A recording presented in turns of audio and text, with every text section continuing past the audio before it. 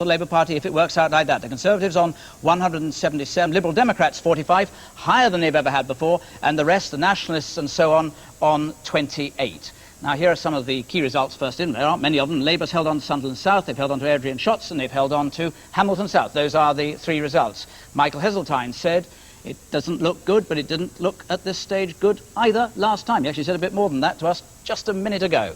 Here's John Prescott. Good political ideas and very strong leadership look to have swung it, he said. Now, of course, these results across the country break down also into regions, and you get different kinds of results in different regions. Alistair can tell us more about that. Alistair. Jonathan, the way Labour's top target seats, the seats on the battleground, are distributed around the country means that to win, they must do well in certain key regions.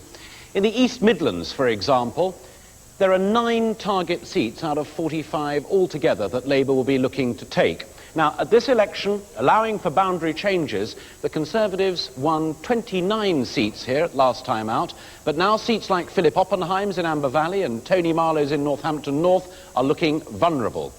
Now, in the West Midlands, 59 seats altogether, 8 target seats. And Labour will be hoping to build up on that to get towards an overall majority. Among the 31 Conservatives who are successful last time in '92 may now be in trouble. They include Sir Ivan Lawrence in Burton and Nick Budgeon in Wolverhampton South West. Further north and finally in the northwest, there are some rich pickings for Labour, 7 target seats out of a total of 70. At the last election, Labour was already well ahead of the Conservatives, but they'll be hoping to build on that lead by defeating Liz Lynn, for example, the Liberal Democrat in Rochdale, and Tories like Giles Brandreth in Chester and Alastair Burt in Bury North. Jonathan. Thanks. Some Tories are beginning to say some extraordinary things. You have to put a health warning around things, Nicholas Winterton says, in the sense that he speaks his mind in the most direct way. He said about Ken Clarke, presuming defeat clearly, he will be remembered, even reviled in history for his actions, blaming Clarke for the Conservatives' performance. That's an astonishing thing to say, even for Winterton. Well, this Mike. is the very great danger now that within the party, that kind of sentiment, not necessarily expressed that way, will come forward. But while we've been on the air, I've managed to get a word on the phone with Gillian Shepherd, the Education Secretary, and she is stressing to me that she very much wants John Major to make his announcement in his own good time, but to go, if he wants to go, with sufficient dignity, but above all, to be the person who holds the party together for a bit. She says that it's very important that Mr. Major should hang on, should take that role. It's up to him, of course, as to whether he decides to do that, but she feels it's very important because of exactly these sort of recriminations which may break out. Meanwhile, we expect, to be surprising, if John Redwood isn't alternatively at the starting block saying, I'm a-running, everyone presuming he's going to. I rather gather that all the indications are that John Redwood is going to have something to say at a very early stage, probably tomorrow morning. But this battle that's already starting, I mean, everyone expected it to have it after three results out. And of course, the problem about this is that the party, I'm told, at grassroots level is already furious, utterly furious with what has all gone on in the past 5 years, all the splits that have been played out in public. If now the party workers feel that this is going to go on after this result, well, you know, it's a sad old party ahead of us, I think. David Butler in the analyst area, what are you making of it? You're hearing what people are saying, you've heard some of it before, and you're seeing this extraordinary result. Incidentally, just to let you know, Labour have held on to Bootle. That's no surprise. Was the largest majority for Labour in 1992. We've had 4 safe seats. They've all stayed with Labour. Where we've seen the swing, it's obviously moving, not so much in Scotland as elsewhere. But the SNP were down. The Referendum Party, the one thing we've seen, got a negligible vote. The Liberal Democrats holding up quite reasonably, even in seats where they haven't a prayer of winning.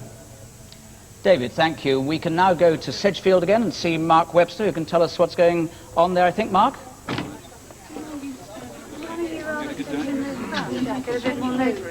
No, he's not there. We will see him as soon as he's ready to tell us. We're waiting, of course, for all the party leaders to see what is happening. We can go, though, to Julia Somerville, who is at the Labour Party headquarters. Julia.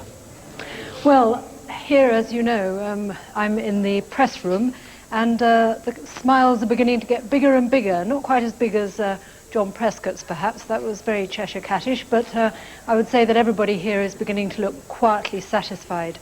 I was talking to Dave Hill, who is one of Labour's chief spin doctors, probably consultant level, I'd say, spin doctor. And he was saying that the whole thing is about Tony Blair. It's Tony Blair's leadership, Tony Blair's magnificent campaign, Tony Blair's ability to persuade the electorate that Labour really has changed. Labour has changed itself in opposition, and it will now go into government and do great things.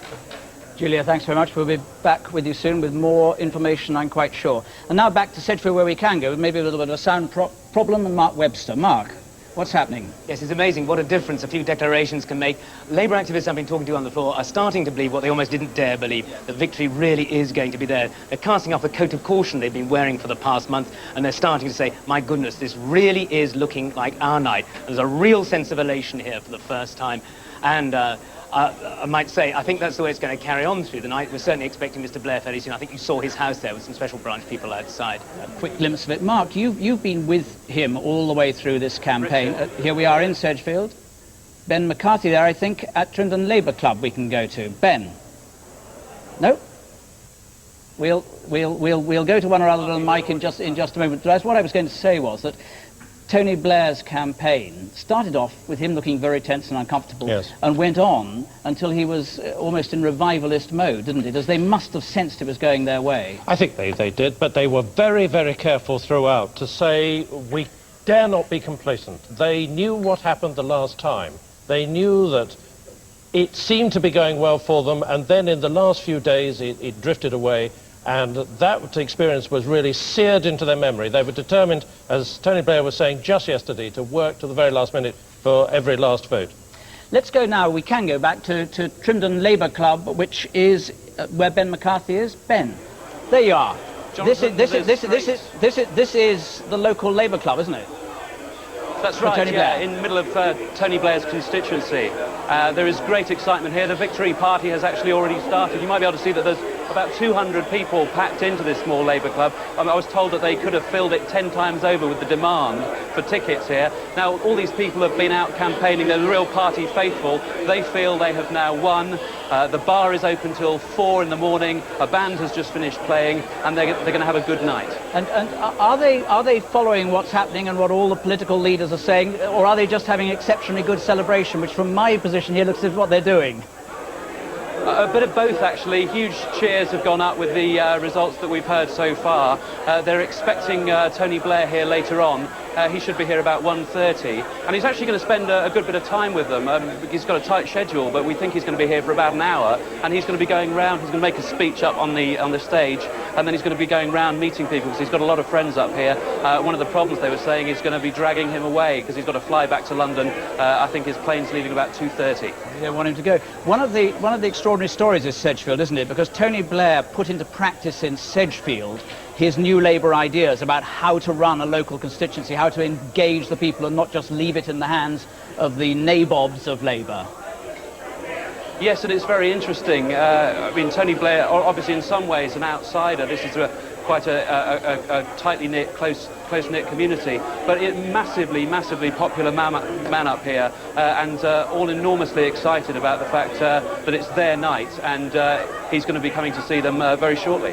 Ben, and we'll probably be back there to see it when he does arrive. Thanks very much. Let's go to Wrexham now, which is a safe Labour seat in Wales. It's a very safe seat, but can't possibly therefore go the other way. We think it's about 5 minutes away from the count. Now, on the figures that we're getting in the moment, it could well be that the Tories are wiped out in Wales altogether. And if what happens here, if the swing here is large, and has been elsewhere in the country, then the Tories could disappear from Wales. The candidate here, John Marrick, is an interesting man who's going to hold on for Labour, isn't he? Yes, he is. The danger, of course, of the wipeout in Wales could actually be very close to happening in Scotland. Interestingly, one of the other facts that is worth reflecting on is if this sort of swing that we're talking about tonight, Mrs. Thatcher's old seat of Finchley, it's now called Finchley Golders Green, but that seat would not be taken by the Conservatives. Can you imagine the idea of Finchley, which used to be the sort of temple of Conservatism and Thatcherism, not actually being Conservative? Listening to what you're saying, Michael Brunson, is Michael Portillo in Enfield Southgate. Mr. Portillo, you've heard the exit poll. I expect you've heard Mr. Heseltine saying how disappointing it is. What do you think about the situation? Well, it would be daft to say that it was anything other than disappointing at this stage, but of course until we have more results, there's really not much more to be said than that, is there? Well, there's quite a bit more to be said, really, isn't there? I mean, you smile bravely, but the fact of the matter is that unless something astonishingly is wrong, you're out of office. Yes, I had cottoned on to that. But my point is that we're getting one result after another. We can comment on each of those. But of course, until one party has got past the magic marker of 330, there is nothing else to be said. Well, just react to Nicholas Winterton, who says of Ken Clarke, he'll be remembered, even reviled, for his actions by history. Now, we know he's outspoken, but that's putting it pretty strongly. Yes, well, I'm very happy to comment on that. What the party has to do is look towards the future. Of course, we have to think about what's happened in the past in order to learn lessons, but we need to look towards the future.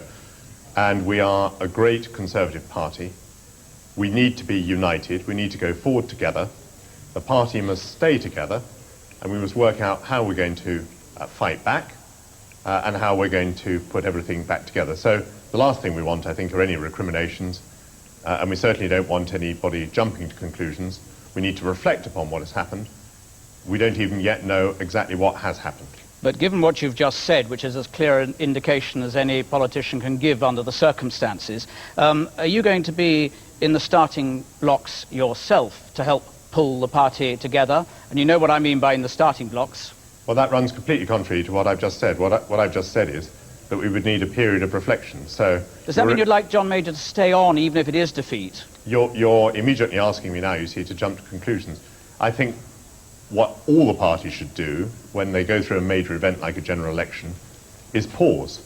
Not just try and work things out within a few moments of the first result, but actually pause and think about it and consider how they're going to go forward, and not jump to conclusions and not say things in the heat of the moment that anybody might regret. That's the way we've got to conduct ourselves, I think. Mr. Portillo, thank you very much for joining us. And now we can go up to Edinburgh Pentlands, and I can see Malcolm Rifkin there. Mr. Rifkin, you've got a broad smile on your face. I always have a very broad smile on my face when I'm about to be interviewed by you. It cheers me up enormously. Well, let me put a question that might not cheer you up. Given the apparently disastrous outturn for you, you have to grin and bear the prospect that you might very well go down. I have represented a marginal constituency all my political career, and each time I've been told that I'm about to lose it, and each time I haven't. So I'm full of incurable optimism. What's your reaction to the evidence, despite your own personal optimism, that your party is down and out? Well, obviously we've always known that after 18 years in government, to win a fifth term was going to be incredibly difficult. That has clearly meant we've had to pursue a very difficult campaign. If the polls are correct, obviously, we will have lost, but I don't accept that at this stage. We have had very, very few results. We've had opinion polls, but very little hard evidence, and until we see the hard evidence, it's all wonderful speculation, which helps pass the time until we get the real results. But Mr. Rifkin, given it hasn't all been wonderful news, what do you attribute the apparent problems that you've faced? Is it that you've been in power, people think, for too long, they're just fed up with you? Is it the divisions in the party? Is it sleaze? Is it what is it? Well, I think it would be unwise to look for one single explanation of why we have very considerable difficulties in this campaign. Of course, there has been a mood of time for a change. That's inevitable after 18 years, though we would argue that you only change if it's change for the better, not change for the worse. The problems within the party, I think, clearly have been a factor. You can't have the appearance of disunity on certain important issues over quite a long period of time without that having some corrosive impact. And therefore, I think we have to assume that may be part of the difficulties that we face. One or two of your senior people are already speaking out. Nicholas Winterton blaming it on Ken Clarke. Norman Tebbit, Lord Tebbit, saying, I don't know who was leading the campaign, I don't think Brian Mulwiney did either. What do you make of all that? Well, I know Ken Clarke very well. He's a man of great integrity, a great honesty. He speaks his mind, and I think that's something which ought to be admired, not criticised or reviled. Malcolm Rifkin, we'll be back for your result and hope we might be able to speak to you later on. Thank you very much for joining us. Thank you. We're waiting for the Wrexham result, which should be with us soon. We were looking earlier on at it. This is the safe seat. It's held by John Marrick, and he's going to be back in there. And once we get that result, we will be over to it. It's interesting, Mike, isn't it, the extent to which these senior figures in the party are willing to talk in realities if they know it's all over. It's extraordinary. They're making just no attempt at all, are they, to hide the reality. They're just going through, if you like, the politeness of saying, well, we've only got a few results. Yes, of course, we understand that. But problems within the party are a factor, the corrosive impact. Malcolm Rifkind is a very astute politician. He knows that the damage that did, because he's heard it on the doorstep, as I think every Conservative candidate up and down the country will have heard on the doorstep, that electorates hate. They hate divided parties. Here's Wrexham again. They're just about to... This often happens at these counts. You think they're about to announce it, and the returning officer chats to all the candidates, but he is just about to come up, if that is he there, in the middle. I don't know whether it is or not.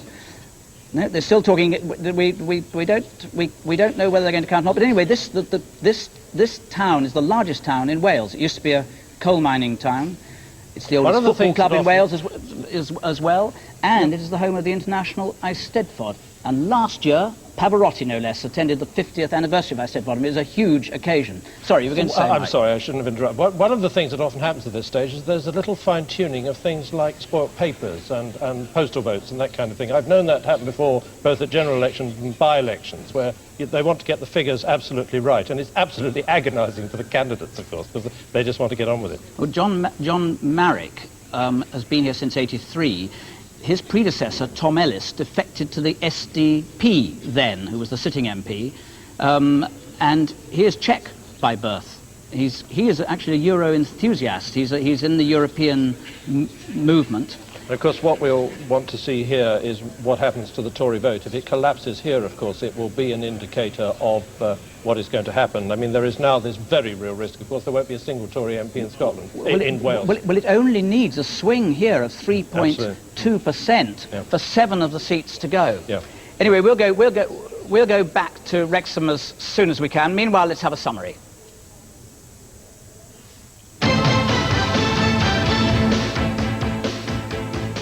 So here's the majority, 159 that we're predicting based on the Murray exit poll. 330 is that winning post. Labour, 409 we're predicting, this massive 409. Conservatives, 177. And the Liberal Democrats on 45, which would be an historic high for them. And the rest they're 28, which are basically the national parties in Wales and Scotland and Northern Ireland. Labour's held on to Sunderland South, as we saw. They held on to Airdrie and Shotts, and to Hamilton South and Bootle. But those are all 4 very safe Labour seats. Michael Portillo said to me just now, we need to work out how we're going to fight back. And he said much more than that in his apparent admission that the Tories are out.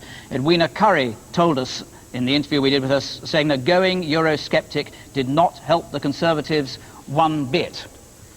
So here we are getting these Conservatives falling out in the face of probable defeat. What's the panel making of it? Let's see with Sue Lawley. Well, we're deep in analysis. Except we're going to go to Wrexham. We'll go back. So this happens all the time, and we will go back. But when you're getting these results, look at what he's doing to us, that fellow. Little does he know that we were about to talk to real live voters in the studio, and what does he do? He walks off the Wrexham stage. Well, let's go back to Sue, and we'll come back as soon as we can to Wrexham. Well, we're on tenterhooks here, Jonathan. We're deep in analysis, though, because, of course, elections are usually won or lost on the basis of the economy. But this time there have been so many other big issues that have mattered just as much, according to our voters here, not least Europe and sleaze. Let's find out what some of them think were the deciding issues here. First of all, you, sir, Ivor Lewis, isn't it? Lee. Ivor Lee Lee, Coventry, yes. I'm interested in seeing what happens at Tann. That's an interesting position to be in. We found in Coventry there was a local issue with the Metrics Churchill affair when the government was prepared to see 2 workers. I'm going to stop you there. I'm here sorry. Is Wrexham. We're back with you, Sue. Here's the result. Returning officer for the Wrexham constituency hereby give notice that the total number of votes given for each candidate at the election was as follows: Andrew Stuart James, Conservative Party candidate, 8,688. Cronk John Edward, the Referendum Party candidate, 1,195. Lowe Nicholas John, Natural Labour Party, 86. Marrick John, the Labour Party candidate, 20,450. Plant James Kevin, Plaid Cymru, 1,170. Thomas Andrew Martin, Liberal Democrat, 4,833. And that John Marrick has been duly elected to serve as member for the Wrexham constituency. So Labour holds safely that seat, Wrexham, with a majority of 11,762, John Marrick on 20,450, the Conservatives 8,688, Liberal Democrats on 4,833, and the referendum party, it's the first referendum party vote that we've seen, on 1,195. The swing from Conservative to Labour there, 7.4%, slightly lower than the national swings that we've been getting so far, the few results we've had in. Here's the share of the vote. Labour on 56, Conservatives 23, Liberal Democrats on 13, and the referendum party 3.3% share of the vote. And let's have a look now at the change in the share of the vote. Labour is up 6.2%, Conservatives down 8.6%, Liberal Democrats down 1.7%, the referendum from a standing start up 3.3%. So that's the Wrexham result, a long time coming, but it finally came. Mike Brunson, your reaction to that? Well, as we saw, the Conservative vote, as we were suspecting, has fallen away there. But that seems, on the face of it as well, to be evidence of this low turnout that we're thinking about. Because I noticed that the actual numerical number for Dr. Marrick there is down by some 4,000. And the Conservative vote, of course, has fallen off very substantially. So it does seem that we might have evidence there of a low turnout. Although the turnout that I've got showing here is just 71, nearly 72%. So it's just down, but maybe down from last time in that seat. David Cowling. Yes, Jonathan. The turnout is certainly down. Another feature. It's the fifth safe seat we've had in, and turnout down in all cases. The swing is below the average that we've seen, but it would still almost certainly eliminate about 7 of the 8 Conservative seats in Wales. And I must say I was a little startled by the referendum party. That's a result we haven't seen from any of the other seats, so that may yet be a surprise to come. I was going to say, that's certainly higher than many people would think they were going to get on the basis of the polls, which have shown them hardly registering, isn't it? Yes, these are very early results and very scattered results, but I was certainly a bit surprised by that, and we'll have to watch out and see what happens in other seats. Put this now into swinging perspective. Alice Stewart. Thank you, Jonathan. Let's go straight across here and look at where the Wrexham swing, which was from the Conservative Party across to Labour, up to 7.4%. Again, remember, this is not a battleground seat, it's not a marginal seat, but that would suggest a majority there of around about 60 if it were repeated in the battleground seats. But the intriguing point to pick up on what was being discussed a moment ago is that swing would imply that there'd only be 2 Tory seats left, actually Clwyd West, which would go on a swing of 8.8, and Brecon and Radnor. Labour wouldn't take Brecon and Radnor, but I tell you who would, the Liberal Democrats. So it does look as if at the end of the evening, on the basis even of that Wrexham swing, the Tories will only have 1 seat left in Wales. Clwyd West, Mr. Rod Richards, who you may remember. Jonathan. Thank you. We can be joined now by 2 leading figures, George Robertson in Hamilton South and his colleague, who's going to be Chancellor of the Exchequer, almost certainly, Gordon Brown. Gordon Brown, first of all, we can see you both, although you can't see each other. You must be feeling extremely pleased by what the exit poll and the first results are suggesting, Mr. Brown. I think George Robertson's more pleased than I am, because he's got his result already. I'm waiting for mine. But it does look extremely good for Labour. And I do think it's not just a rejection of the Conservative Party, it's a vote for New Labour, for a new type of politics, for equipping this country properly for the future, and for tackling the very real social problems. We stood on a manifesto for change, and we will honour that. We'll build a new trust with the British people. Are you surprised by the potential scale of this victory, if the exit poll and the early results turn out to be as high as this? I think we'll wait and see the final result. It certainly looks very good. Our supporters have turned out, and it also looks as if the Conservatives have done very badly. But I think people have been captured by the message that Tony Blair put across, that we can transform the politics of this country, we can break away from the old divisions, and we are certainly determined that we will do that. Can I ask you one thing? But I don't know how you answer these kind of questions, but there you are, you've been fighting for this for a very long time. It looks as though you've got it. Do you not have a frisson, a fear at the prospect that you've now got to deliver on all those things that you said you would deliver on? It is precisely because of the breakdown of trust under the Conservative government that we were very clear about the promises we made. What we have said we will deliver, and I'm determined that that shall happen. We can't ever again have the bond of trust broken between the government and the people. And I am determined, whether it's in the Treasury or elsewhere, that I will play a part in building that new bond of trust. We'll be back to don't go away for a second in case we come back to you. We're actually partly waiting to see Tony Blair, but meanwhile, George Robertson. Mr. Robertson, congratulations, of course, on holding your seat, which didn't surprise anyone. What do you make of the Scotland results? What do you think is going to happen in Scotland on the basis of your seat? Well, I would repeat what Gordon said, and that is that this is not just a rejection of the Tories, and I think it might be a fairly rough rejection in Scotland, but it's an endorsement of a very policy camp. Let me interrupt you for a moment, because we can just see Tony Blair now leaving his house, his home at Trimdon. I think he's there, leaving there to go down to his count. He's got a journey to make. There he is, lights on so we can see him, well-wishers outside. Happy-looking Mr. Blair, happy-looking supporters there. His count is about 12 miles away. He has to go down a motorway and some lanes to get there. His house, if that is his house, I think it is his house, yes it is. His house used to be a colliery manager's house when they had a colliery there. He's just getting into the car now, and it won't take him long, and we'll meet him up again at the count, which is at Newton Aycliffe Leisure Centre, just outside Sedgefield. There's Cherry Blair with him as well, waving. And their eldest son, Ewan, I think, sitting there in the middle of the car as the Jaguar takes them off. He'll get used to Jaguars from now on. George Robertson, sorry, I interrupted you because we had some pictures there of your leaders. I'm sure you'd appreciate. Absolutely. I couldn't possibly stand in the way of the leader of the party, but I was making the point that we fought a very positive campaign, messages that were listened to and agreed to by so many people. And I have to say, having been all over Scotland in these last 6 long weeks, is the most remarkable thing was the determination of people, not just to get rid of the Tory government, but to get a new government of hope and change. And the endorsement of our policies, I believe, is a very important foundation for what's undoubtedly going to be a government of hope and of fundamental change to this country, and change for the better. How quickly now, you made a commitment to move very fast on a referendum for a Scottish Parliament, which of course is the huge sea change constitutionally for Scotland. How long is that going to take? How long for it'll be the referendum, and if it goes your way, will there be a parliament? Well, we're going to move very quickly indeed, and we've said it, and we said it in our manifesto as a warning in many ways to the House of Lords that we intend to have the referendum no later than the autumn, and then we'll move to legislation which will be completed within the first parliamentary year. I expect that we'll have a devolved Scottish Parliament, the first step in the decentralisation of the whole country by the beginning of the millennium, and I believe the union will be strengthened as a consequence. Unbending unionism was going to be fatal for the union. What we are proposing is safe and sensible, thought through, and will strengthen the union, and we'll move very quickly on it, and the country will be the better for it. George Robertson, thank you. Gordon Brown, you're still there in Dunfermline East.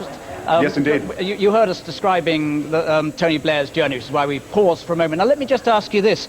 We've got a pretty good timetable there from George Robertson for devolution. When are you going to have your budget? We know it's going to be quick. When is it going to be? Can you tell us? Well, I've said it will be within 2 months, and it's a budget to equip this country for the future. The welfare to work budget that will get young people and the long-term unemployed back to work. We fully intend to keep all our promises, and we will move very quickly on that budget. And does that mean, when you say keep all your promises, you definitely won't be putting up the rate of income tax, you definitely will introduce a windfall tax, and you leave open the option of introducing other forms of taxation as well in this budget? Is that correct? Look, what I did, Jonathan, was I made 4 commitments, one on the basic and top rate of tax, one on cutting VAT on fuel, which we will do in the first budget, so that it can be in by the winter fuel bills for pensioners. Thirdly, we'll not extend VAT to these items like food and children's clothes and books and newspapers. There'll be if there are any increases, they'll be elsewhere, yes? And fourthly, we'll introduce the windfall levy on the utilities. Now, hang on a second, Mr. Brown. Any increases, therefore, will be elsewhere other than there if you have to introduce them. Look, I'm not writing a budget on the programme, but I'm telling you these are the commitments we've made, and we fully intend to keep them. I think the most important thing, you know, is building a new trust between the government and the people. And that is as true of education and health, where we've made our promises, as it is of tackling youth and long-term unemployment, which we will do immediately with the welfare to work budget. Now, I think it makes a change to have a government that's on the side of the people, but we are. Mr. Brown, soon to be Chancellor, we expect. Thank you very much for joining us, and also George Robertson, thank you very much. And now let us have a look at some of the results that have been coming in, which I can have here on my own results computer. There we have Sunderland South. We've seen this is the Labour held with a majority of just under 20,000. That's Chris Mullen. The swing from Conservative to Labour of 10.5% there, 10.5%. Here's Hamilton South. George Robertson seems we've just been describing his majority, just over 15,500. The swing there from SNP back to Labour after 1992 of 5.7%. And here's Wrexham, the Welsh seat of John Marrick, majority 11,762. The swing from Conservative to Labour there of 7.4%. And here's Sunderland North, which has also come in while we've been talking. Majority of just under 20,000 for Labour in this likewise safe seat. The swing from Conservative to Labour, 9.9%. Now, we said earlier that there would be some movement around. In fact, at the moment, the swing, the nationwide swing that we're getting, not the marginal swing, but the nationwide swing that we're getting from those first very early results is about 9.1%. But on the basis of the exit poll, we're still predicting a Labour majority of 159. And now back to the panel, so rudely interrupted, but it will happen a bit, and they understand it, I'm sure, with Sue Lawley. We understand it entirely. We heard just then, of course, the issue of the economy rising swiftly back to the surface as this election night proceeds. But we were in the midst of saying that there were other large issues that affected this result, if the result we're predicting is correct. And you were suggesting, I believe, that sleaze was possibly one of them. Yes, we got as far as saying that I was saying possibly the integrity of the government was brought into question with the fact that they were allowing two men possibly to have a prison sentence. We're not coming clean because they were instrumental in some of the, I think they were in espionage in Iraq, and 600 highly skilled men in Coventry, jobs which we can ill afford to lose, lost their job without adequate compensation. And do you think that's affected people's votes in Coventry? In Coventry, I'm sure it will. Those with long enough memories, yes, yes. I think so. I think John Butcher did his best. I think he should have been Parliament, but of course he's now retired from the seat. There's another candidate in. What about you, Sharon, really? What issue do you think has affected this campaign? Well, my own disenchantment with the Tories dates back to the Lawson years, the large reductions in tax rates that benefited the richest, and no significant corresponding increases in the tax threshold to benefit the poorest. And as I see it, that chasm has only increased over the years. The gulf between the haves and the have-nots, which a lot of people have mentioned over the course of this campaign in the ITV 500, certainly. The rich are now richer than they've ever been, and the poorest are now poorer, and I think that's quite unacceptable in a mature democracy. Right, OK. And I'm just going to nip down here to Pet Whitaker, who starred in our Exeter programme because she took on Stephen Dorrell, the health secretary. Is health, obviously, it's been the biggest issue for you? Very important for me whatsoever, and that's what swung my vote. The two-tier GP fund holding definitely should not be in force at all. Hopefully now that the Labour will sort it out once they get in power. Shorten the list for operations and delays and take complete control, not so much administration. We may get a chance to talk to a new health secretary about exactly that tomorrow. I hope so, Thanks very much for now. Jonathan. Two bits of news in. Richard Branson has arrived at the Royal Festival Hall where there's going to be a Labour celebration, saying this is an historic occasion and I'm looking forward immensely to the evening. But he didn't say, you remember that Tony Blair was on his train going north, the Virgin train going north, he didn't say who he had voted for. And a stage is being built inside there at the moment, we're told, ready for the pop group, which is favoured by some people, called D Ream, and they're going to play Things Can Only Get Better when Tony Blair arrives there in the morning, later this morning, soon to come. And now Tim Rogers is in Cardiff to give us an overview of the Welsh scene. We've had the Wrexham result in, which looks pretty bad for the Tories. Tim. Yes, Jonathan, on this night of shocks and surprises, the only surprise in Wales will be if any Tory MP has held on to his seat. If our exit poll is correct, that would seem highly unlikely. In the run-up to this election, opinion polls here were predicting a Tory wipeout, and that certainly seems to be the case. There are 40 seats in Wales, and if our estimate is right, 35 of them will go to Labour. That's if Plaid Cymru hold their 4 seats and the Liberal Democrats hold their single seat in Montgomeryshire. Have the Tories been pretty gloomy all the way through this campaign, knowing that they were in serious trouble? Well, they've tried to be as chipper as they possibly can in some areas of Wales. There are regional swings and differences which make Wales somewhat different to other parts of the country. It's very difficult to predict. There are three-way marginals. We've already heard about Brecon and Radnor, which will be coming up tomorrow, for instance, where it's possible that the opposition vote might be split down the middle, and Jonathan Evans, the sitting Tory MP, might just sneak home. Tim, thank you very much. The battleground of the Lib Dems, you remember we were saying that we were predicting they might have 45 seats, which would be an astonishing result. But Alistair's got their real target battleground seats, the ones they're after, haven't you, Alistair? Yes, we have, Jonathan. And funnily enough, Brecon and Radnor is indeed the very top one there that we were talking about. Let me explain to you it again. The layout is exactly the same as the main Labour battleground in the sense that Brecon and Radnorshire up here at the top is the easiest one for the Liberal Democrats to take as you go down the list and then across into this second column, so those seats get more difficult. Now, the point I want to make about this is that nationally, on the basis of the votes that we've had in so far, the Liberal Democrat vote is actually slightly down. But the other thing that you'll hear a lot about tonight is tactical voting. And as they say, no party does it better than this lot. And let me just press button B, as it were, and show you what our prediction is of how the Liberal Democrats are going to do. We reckon, although it is tomorrow, Brecon and Radnorshire will certainly fall. Portsmouth South is going to go back to the Liberal Democrats. They held it after a by-election in '84. Oldham East they're going to hold, which Chris Davis took in a by-election. Hazel Grove they take from the Tories. They've wanted that for ages. Conway pops in there. That gets in the way. That is the three-way marginal. But look at that. Great chunks of gold, and that is why, although the Liberal Democrat vote is slightly down, they are, we think, going to have as many as 45 seats, nearly 3 times as many as they had in the last Parliament. Jonathan. Paddy Ashdown has said, we fought a terrific campaign and I'm looking forward to the result with a great deal of confidence. I wonder whether the same will be said by Mr. Buchan up in Banffin-Buchan. Sorry, Mr. Salmond. I'm giving you the name of your constituency. I know you're a powerful fellow in your constituency, but I didn't think you'd name it. Jonathan, maybe I should call you David, and maybe you should call me Banff. We've got a deal, all right? But let me now put to you a serious question, which is this. We are presuming that you might get 6 seats or so. What's your own feeling of how many seats you're going to get in Scotland?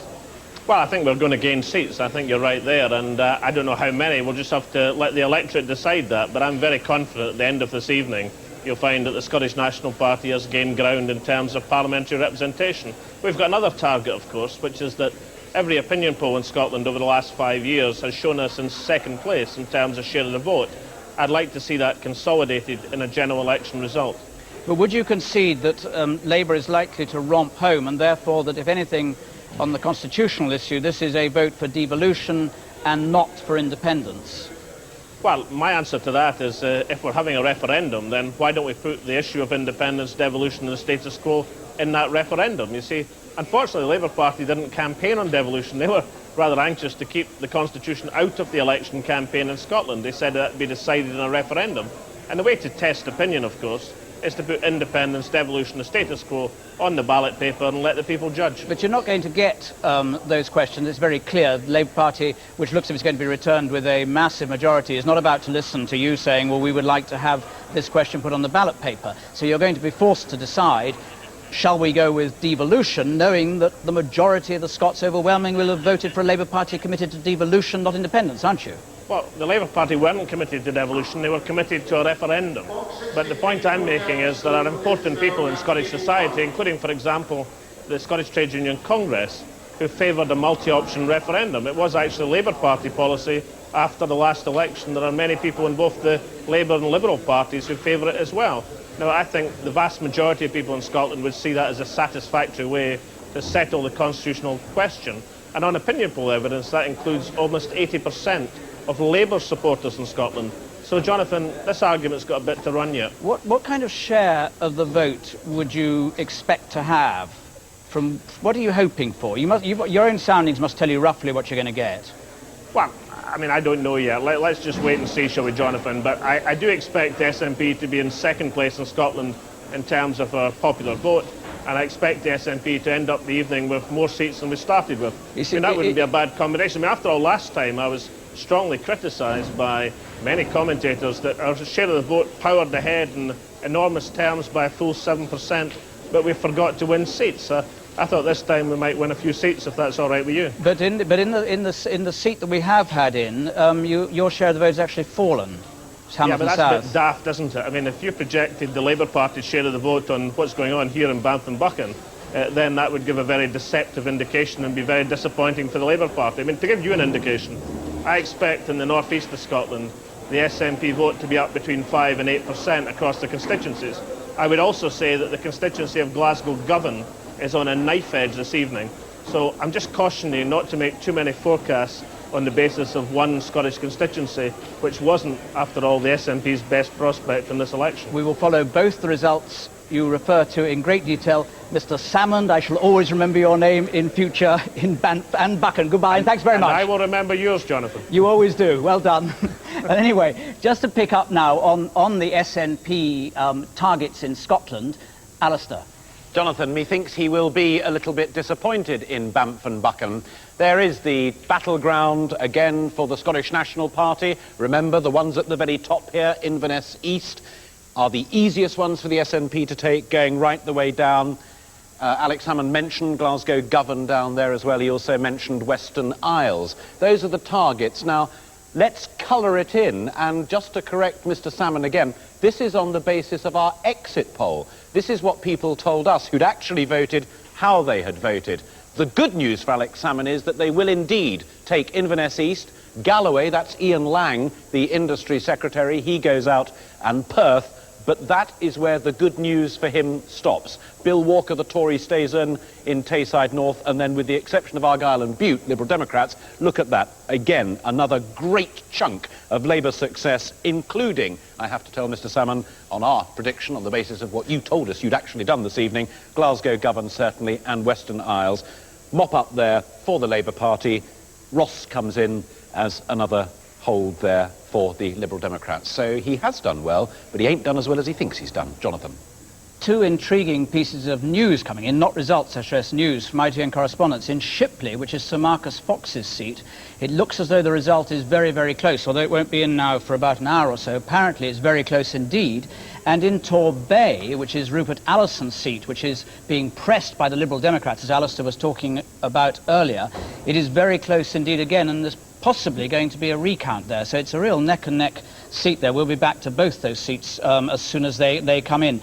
Claire Short is back in Birmingham Ladywood. A safe seat for her. Claire Short, Mike, is a formidable character, but an uncertain future. Well, indeed she is, yes. As you know, there are more members of the Shadow Cabinet than there are cabinet seats available, and there's been a great deal of speculation about whether Claire Short is going to be included in the first cabinet. Much, I may say, to her annoyance, as she has made very plain personally to me, and she also has been pretty unhappy at the way people pick up on her missteps, real or imagined. But it is going to be interesting to see whether Claire Short gets that job. She is, I mean, the thing about Claire Short is, she's one of the most stunningly popular MPs, but here we go to the count, and here is Tony Booth, not Tony Blair, arriving at the count. A familiar face there, with his arm, I think, no, I was going to say his arm was around Cherry Blair, but it can't be, because she's still in the car. But there's Tony Booth, colourful character, Mike, famous to many people in television, and obviously a very cheerful scene there as he waits for his son-in-law and his daughter to arrive. Quite unashamedly old Labour, though of course he'll have to be new Labour now. I remember him back, I think, in the '83 campaign, leading an extremely vociferous demonstration against Margaret Thatcher. Well, there we are. We should be back there when Tony arrives, that Tony Blair arrives. But going back just briefly to Claire Short, she's an extraordinarily popular person in the country. She's one of the MPs that men and women up and down the country love because they think she speaks her mind. And yet in politics, that's not always an advantage if you want to be near the top. She does speak her mind. She wants to speak her mind. The latest word around yesterday and so on was that she will indeed get a job. Let's now have a look. I was going to say let's have a look at our scoreboard. We'll have a look at that in just a moment. Colin Rallings in the analysts area. Give us your latest update on what's happening with the number crunching. Well, Jonathan, we're a little frustrated because we're waiting with bated breath for the marginals to come in. And the problem is that a lot of the key marginals, both Con-Lab marginals and Con-Lib Dem marginals, are in Shire England. And in Shire England, they've got local elections. People had 2 votes on 2 different coloured pieces of ballot paper, and the ballot papers have got to be separated before they can even start their parliamentary count. So we may be a little yet longer before we know exactly what's going to happen in those crucial marginals. But those 2 results that are being argued about, or our correspondents saying might be very difficult, Shipley and Torbay, they don't surprise you on our swing, that they could be very close for Marcus Fox and Rupert Allison, respectively? No, they're absolutely precisely in line. The swing that Marcus Fox was required to be deposed is about 11%, and Torbay's number 21 on the Lib Dem target list. If it won that and everything easier, it would be up to around the 40 or so seats that we're predicting. Colin, thank you. Now let's have a look at our Election 97 scoreboard. And here the prediction still, on the basis of the exit poll, the majority to win 159 seats for Labour. And here is the seats we propose that they will have if this exit poll is correct. Labour with 409, Conservatives with 177, Liberal Democrats 45. Just look at those for a moment. They are extraordinary projections. If they're right, this transforms the face of political Britain, transforms the nature of politics in Britain into the millennium. An extraordinary result.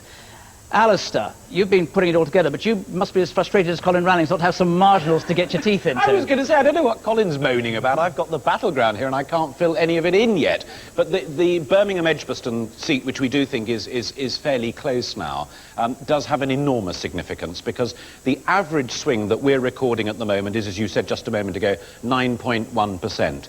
Birmingham-Edgbaston goes on a swing of around about 5%.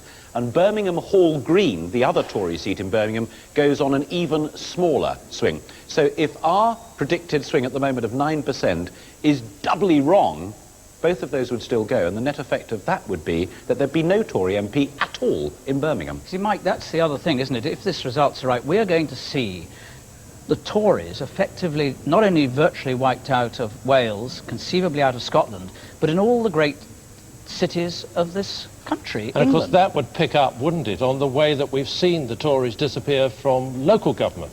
Year on year, just recently, we've seen the Tories having these disastrous showings, and so the local government of the big cities, by and large in England, has slipped away from them, and now it looks as though they might not be having MPs either. Absolutely, yes, because you had the local election results right the way through the Euro elections, which were the worst in terms of share of the vote for the Tory party this century, weren't they, Alistair? Yes, absolutely. There was the slight strange effect of the Green Party there, but that is certainly the case. History being written. Here, Blair now, Tony Blair, the leader of the Labour Party and soon to be Prime Minister, if our exit poll is correct, now arriving at his count at Newton Aylcliffe Leisure Centre. There he is, basking. He must be basking in the pleasure and warmth of the crowd. And there is Terry Blair just behind him. He waves, walking in. That, I think, is his agent there, John Burton, who's a close friend as well as a long-standing political ally. They walk together. It's tradition for agent always to go in with the MP. Goes in, a lot of security there. You can see the security men standing in. Look, and, of course, the media. Up the steps into Sedgefield Borough, Services and Enterprises Leisure Centre. There is a man who knows that he is on the road to victory, on the road to lead his country. That's one of the really key things about Tony Blair, the bedrock that Sedgefield gives him. All the ideas were tried out here, even simple things like the transformation of the Labour Club there with new subscriptions all those years ago.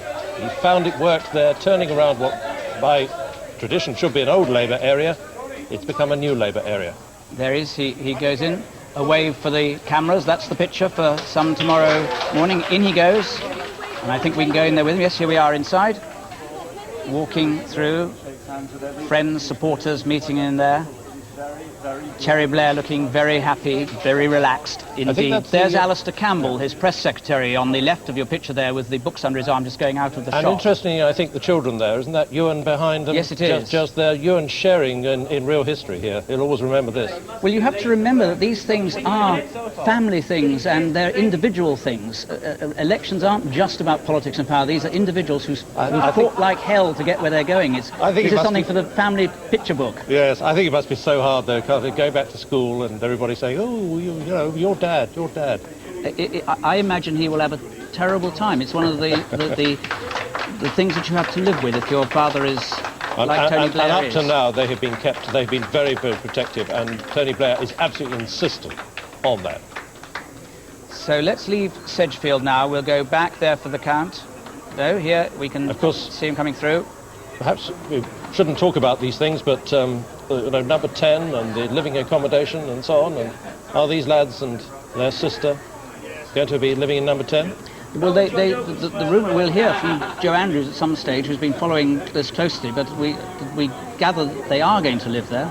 It's not a lot of space at the top of number 10, but they can expand it around, apparently, by moving one or two other people out. But we will come back to Sedgefield, of course, to the count. And now we can go up to another marginal seat in Scotland, where Linda Kennedy is at Galloway and Upper Nisdale, which is the seat of the former Trade Secretary, Ian Lang. What's the mood there, Linda? Well, Ian Lang has just arrived and he is milling around looking, it has to be said, just a little disconsolate, and no wonder. He's walked into a frenetic atmosphere. He knows that the SNP need just 2.8% to take this seat off him.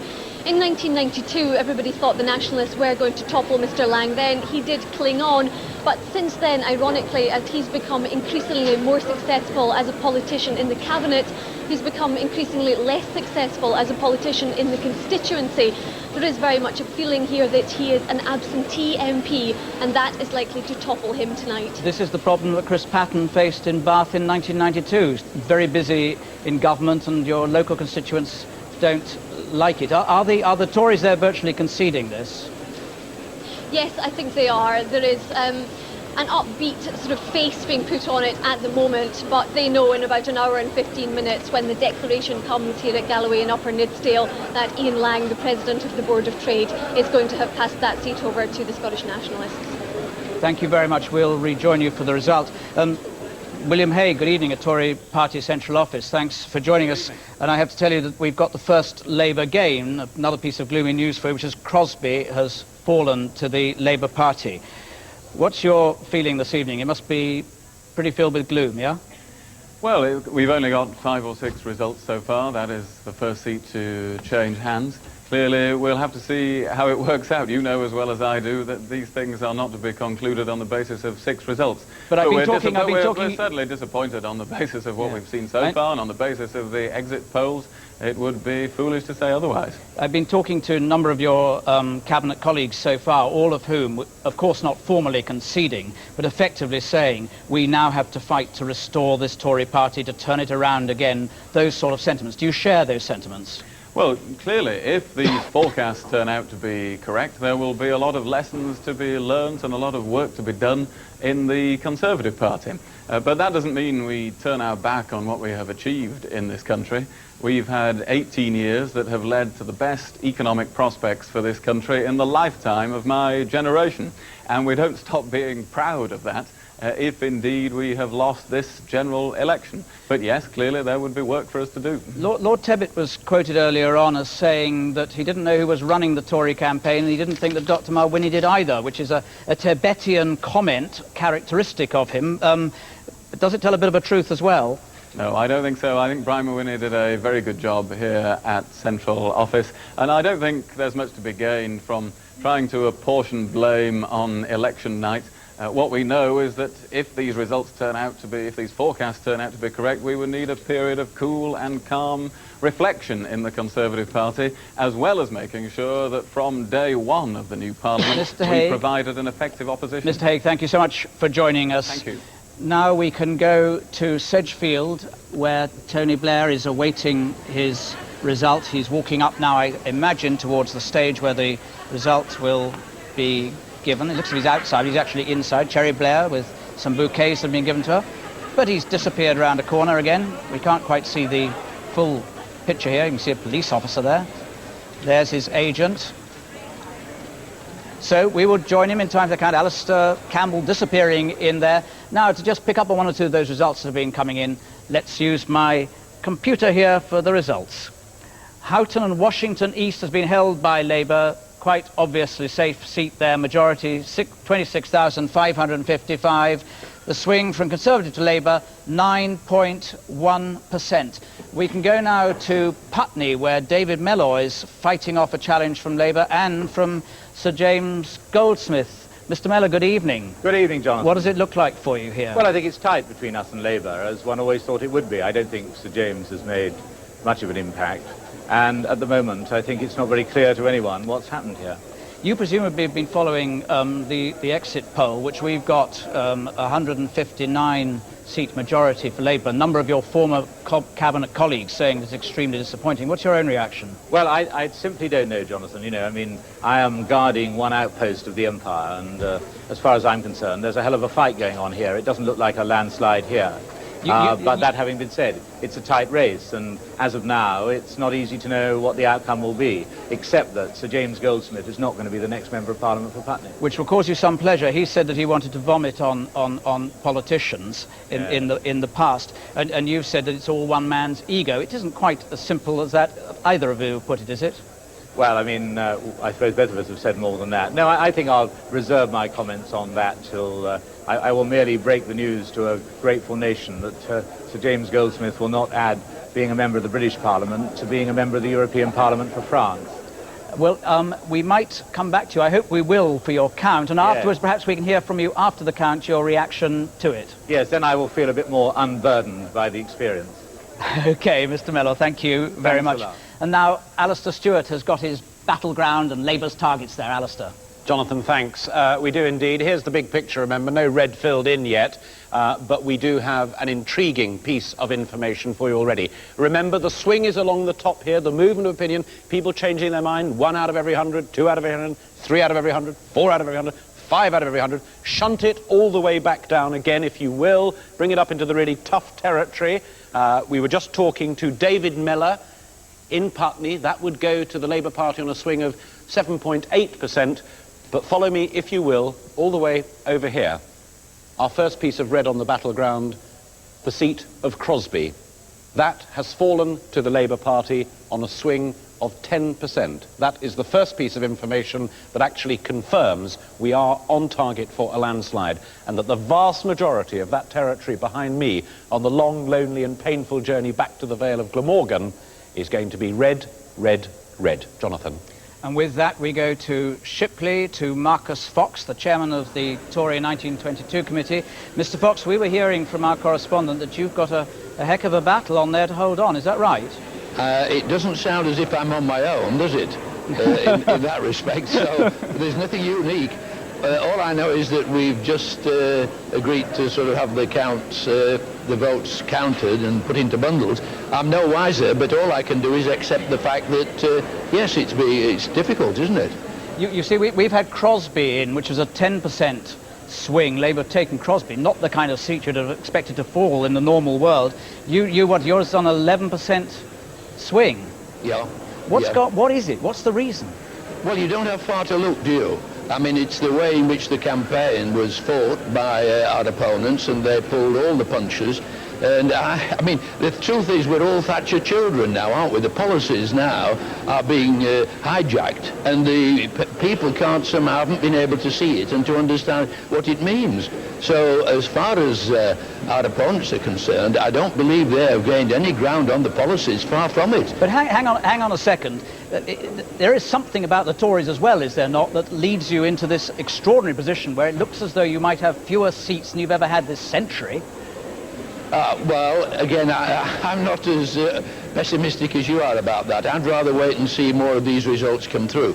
I mean, that would be, I think, beyond anyone's wildest hopes if they were anti-conservative. But we shall have to wait and see. I don't want to take any judgments at this stage, apart from accepting that we have a difficulty or two, a little local difficulty, somebody used to say, if you remember. We will be back to pursue your little local difficulty and maybe talk to you after we've discovered the outcome of it. OK. Mr Fox, thank you very much. And now, we're just about 20 past 12. We're waiting for a lot of these key marginals to come in, which are going to be telling us what's really happening, where the election is being won and lost, and whether it is this massive defeat that the exit poll is suggesting. But at this point, let's have a summary of where we are now. Labour there, still the same prediction, 159 majority for Labour, 12 seats now in. Labour's won all 12 of them, 330, a long way to go, but if the prediction is right, they're going to make it comfortably. Labour's gained Crosby, the first gain. They've held on to Sunderland North, they've held on to Barnsley Central, they've held on to Bootle. And Claire Short in Birmingham Ladywood is back in. George Robertson is back in Scotland. And Chris Mullin, the first in Sunderland South to be in, is also safely back and presumably rejoicing that he's back in the House of Commons. Mike Brunson, they call Marcus Fox the wily fox. They call him the string. What do they call him? Something strangler. They call him the Shipley Strangler. Yes, because he used to be in charge of the candidates. He's being wry and dry, but he's telling us another truth, isn't he? Well, I thought he was actually being quite restrained for his normal comments, because what he says about the behaviour of the Eurosceptics in the last Parliament hardly bears repeating. He's always been very, very angry that loyalty seems to have disappeared within the parliamentary party. Just one thing, Labour has gained Portsmouth North. That needed a swing of 8.8%, just under the 9% we're getting, has gained Portsmouth North from the Conservatives. That's an important win and confirms very much that we're on the kind of target for this very large victory. If my memory serves me right, we've got a marginal, haven't we, at Portsmouth South, I think. Yep, we have too. Absolutely key marginal next door, so if Portsmouth North is gone, then Portsmouth South goes that way too. I think we can go to one of these West Midlands seats. Here's Birmingham Edgbaston, marginal seat. It's never fallen to Labour before. It only takes a 5% swing for it to go. There they are waiting. The Tory majority was halved in 1992. There are 31 Tory seats in the West Midlands, and 9 of them could fall on merely a 5% swing like this. So it's a key seat so far as the Labour victory is concerned, and will tell us that they're on the way. Very interesting. If Labour take this, the candidate, Gisela Stewart, is German-born. Here we're going to get and the from result. an all-woman shortlist as well. Gisela Stewart, the woman-only shortlist. See whether she gets it now as the returning officer prepares to give us the result from Birmingham Edgbaston. The result for the Birmingham Edgbaston constituency is as follows. Derek Lawrence Campbell, the British Democratic Party candidate, 443. James Young, known as Jock Gallagher, Liberal Democrat, 4,691. Andrew Marshall, the Conservative Party candidate, 18,712. Jonathan Paul Oakton, the Referendum Party candidate, 1,065. Gisela Stewart, the Labour Party, 23,000. Well, there it goes. Birmingham Edgbaston falls to Labour for the first time in the history of that seat. Although there was a large boundary change. Look at the delight on Gisela Stewart's face there. She got in on the woman-only shortlist. She's now going to be the MP for Birmingham Edgbaston. And of course, by an incredible irony, this is Dame Jill Knight's old seat. Dame Jill Knight, perhaps the face of Tory womanhood. 554. This represents a majority of 4,842. Well, that's a tremendous swing, and it's on target. The majority, 4,842. Labour, 23,554 for Gisela Stewart. The Conservatives on 18,712. Liberal Democrats way down. Referendum Party again, just over 1,000 there, but the swing from Conservative to Labour, 10%. Above the swing that we've been getting so far as the results have come in. The share of the vote there, Labour 48.6%, Conservatives 38.6%, Liberal Democrats on 9.7%. Here's the change in share. Labour up 9.3%, the Conservatives down 10.7%. There is the story being told very clearly. Labour 9.3%, Conservatives 10.7% down. Mike Brunson, that's telling us it's right on target, and Absolutely. there we have a new Labour woman in a new Labour seat.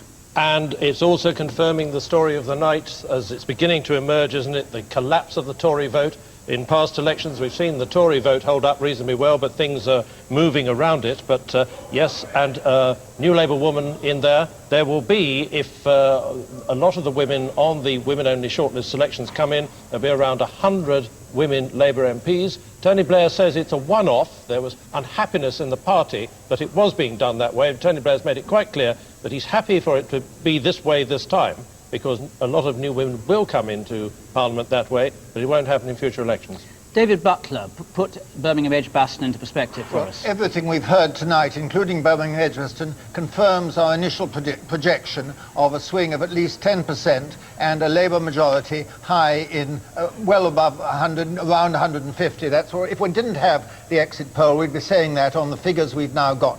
It's worth noticing that the Referendum Party has been getting around 3%. It had nobody saved their deposit from any minor party.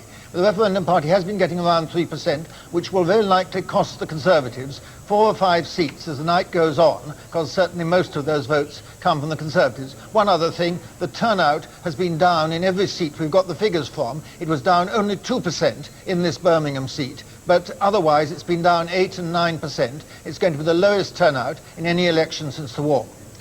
David, thank you, and I can see Alistair's got his battleground ready to put Birmingham Edgbaston into it for us. Thank you, Jonathan. There it is. Look at the big picture. There it is. Birmingham Edgbaston sitting there just at the beginning of the 5% swing column. Let me remind you of what that means. Gisela Stuart only needed a swing of 5% to take that seat. Labour now hold it for the first time ever. Just look to above it.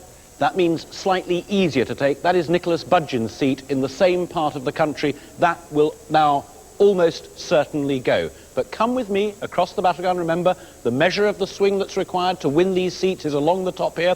6 out of 100, 7 out of 100, 8 out of 100. There's Portsmouth North. Peter Griffith out there in Portsmouth North. Over here, 9 out of 100 people changing their mind. Here's the 10% column. This is the column of victories that the Labour Party would get if the Birmingham Edgbaston result way back there was to be repeated. And it is already being repeated, albeit in a different part of the world. Crosby.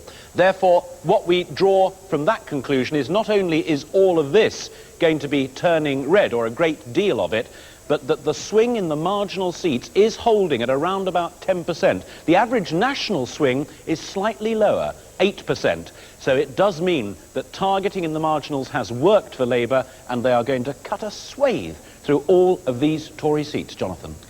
Mike Brunson was talking then about women candidates. There's one famous women MP who's going to be back in, Harriet Harman, in her seat in Camberwell and Peckham, which is about as safe a seat as you can have. We were hearing Birmingham Edgbaston, Gisela Stuart's back in for the first time, one of the new women elected on the all-women shortlist. All the women that you've always said you wanted look as if they might be getting into the House of Commons. Well, I think the Edgbaston result is absolutely tremendous, and Gisela will be an excellent MP. But I think that if we do stand on the brink of a tremendous election result tonight, I think we have to remember how far we've come. To win Edgbaston, when in 1983 people said that the Labour Party and all our ideas of social justice were dead and buried, I think is an enormous tribute to the leadership that's brought us back from the brink, starting with Neil Kinnock, through John Smith, and now in Tony Blair. Because you turned the party on its head, basically. Well, he's modernised the party. I mean, people here in Camberwell and Peckham never gave up on the ideas that we could end the divisions in society and that we could have opportunity for all. But the party wasn't trusted. But your people, Harriet Harman, in your area, which is a very deprived area of London, one might expect that they would be frustrated by New Labour and might say, why can't we have more taxes in order to fund better services? Why can't the rich be soaked so that we can have more resources here? You don't get that at all? People here say they want Labour in government, and our pledges on unemployment, on hospitals and on schools, and to cut VAT are exactly the agenda for people here. But it was the modernisation of the party that was necessary to bring those pledges into action. That was what was necessary, and that was what the leadership we've had has provided, I hope. Harriet Harman, one thing, that if there is a Labour cabinet, as you know, there are only 22 places available in the Labour cabinet, and there are at least 26 members of the shadow cabinet and lots of others who might want to get in. Are you ready to fall on your sword if necessary? It's far too early to discuss the appointment of the cabinet. We're still looking at the results coming in, and I can hear some enormous cheering from the people watching television, so I assume there's another result. Do you know what it is? Well, we'll get it as soon as we can. We're getting all the results in here pretty fast. Perhaps they've just got Birmingham Edgbaston and just picked up. It's another one we had at Birmingham Edgbaston. Well, we'll get it as soon as we can and pass it on, unless they're just cheering the fact that they're having a good night. Might be more clapping. Thank you very much for joining us, Harriet Harman. Now we can go to the three leaders' counts. First of all, Mark Webster is in Sedgefield. Mark, what's going on? Well, Tony Blair is now here. He's with his father in a room just over there. He's got his mother-in-law here too. He didn't actually say anything to me on the way in. I did shout a couple of questions at him. But I mean, they're looking obviously very pleased, very relieved. I think it has been a really long, hard campaign, you know, 5 weeks of slog, more than 9,000 miles. But even Labour is saying still that they're astonished at the sort of figures that they're coming up with. And they're still well ahead, the early indications, of any of their early polling. So they're doing a lot better than they ever anticipated that they could have. Thank you. And now in Huntingdon, Tom Bradby, can you tell us what's going on at your count? Jonathan, you can probably see behind me, all the boxes are now here, counting is going on. It's very difficult to predict when this result is going to come because of the boundary changes, so we're not quite sure, but sometime between 3 and 4 in the morning. Mr Major is at home. Apparently he's had fish and chips for supper. His mood is said to be quiet, perhaps not surprisingly. His family are around him. His son, James, and his daughter, Elizabeth, are all there. We haven't got any further reaction from him. I spoke to one of his advisors only a few minutes ago. She said, look, we've only got some of the results in, and I don't want to get into talking about the big picture at the moment. Thank you. And Caroline Kerr now in Yeovil. They're counting away very busily, I can see that. Yes, Jonathan, but the result is still some time away. Paddy Ashdown's still at home, watching, no doubt, the results on television. At the moment, the Liberal Democrats remain quite cautious. They are, of course, encouraged by the exit polls and the first results that are coming in, and they say that their tellers are producing good results and predicting good results for them around the country. But so far, they're still cautious. Caroline, thank you very much indeed. Incidentally, I've just been told that the people around Harriet Harman who were cheering the result of Portsmouth North, which we had just given you the result of. So you can be pretty confident we are in front of all the news that's coming in. So just stick with us. And now we can go to the Conservative Party headquarters, Labour Party headquarters, where Julia Somerville is, and she's with Richard Branson, and perhaps she's going to find out from him how he voted. Julia. Well, I'm going to try. Actually, we're at the party on the river in the People's Palace that I was telling you about earlier. And as you say, I've got Richard Branson with me now. What they all want to know is which way you voted. But as I know you might be a bit delicate about this, shall I put it this way? Are you celebrating tonight? I presume you are, or you wouldn't be here. I've been kind enough to accept Tony Blair was kind enough to invite me here tonight, and I've been delighted to accept. He's embarking on 5 very important years for this country. And do you feel you're among kindred spirits? Can I put it that way? Well, I think there's a lot of issues that he believes in that I believe in. I think that things like diverting some of the lottery money into health and education, things like trying to stamp out cigarette advertising and encouraging young people to start to smoke. There are things that the Tories have done in the last 15 years that they've given the country a lot of tough medicine that the country needed, like bringing in the privatisation programme, and I think economically they've got the country back on a sound footing again. So he's got a tough task ahead. I was going to ask you really, as a representative of big business, whether you feel just as confident with the prospect of a Labour government. Well, I think in a business sense, everything he says makes sense, and I think he needs every business person's support to try to push things through. I mean, I think he could be here for the next 10 years, and it's up to him now to deliver what he said in his election manifesto. I asked that question because obviously I think a few years ago you might have given me a different answer, would you not? Faced with the Labour Party before Tony Blair, and I suppose before him John Smith started to push through the reforms that they have pushed through. That's true. I mean, I think what they have both said is that they will take all the best Tory policies forward, and they will also refine some of those policies. And I think that the country has obviously tonight endorsed that. And I think what they need now is for the whole country to rally around and make sure that they get the country's support. And I think the election's been had, and now we need one nation going forward to try to make a success of it. Richard Branson, thanks very much indeed. Back to you, Jonathan, now. Richard Branson sounding more like a politician than a politician. Anyway, we've got Kenneth Clark now in Rushcliffe and his constituency there. Mr. Clark, good evening. I know your result isn't in. Good evening, Jonathan. It won't be for some time yet. But you've been hearing what's been happening, and some of your former cabinet colleagues have been speaking in gloomy tones about it. What's your own feeling? Well, it looks as though we've lost. I mean, that is quite clear, and I share the general disappointment of everybody who's been working for the Conservative Party over the country.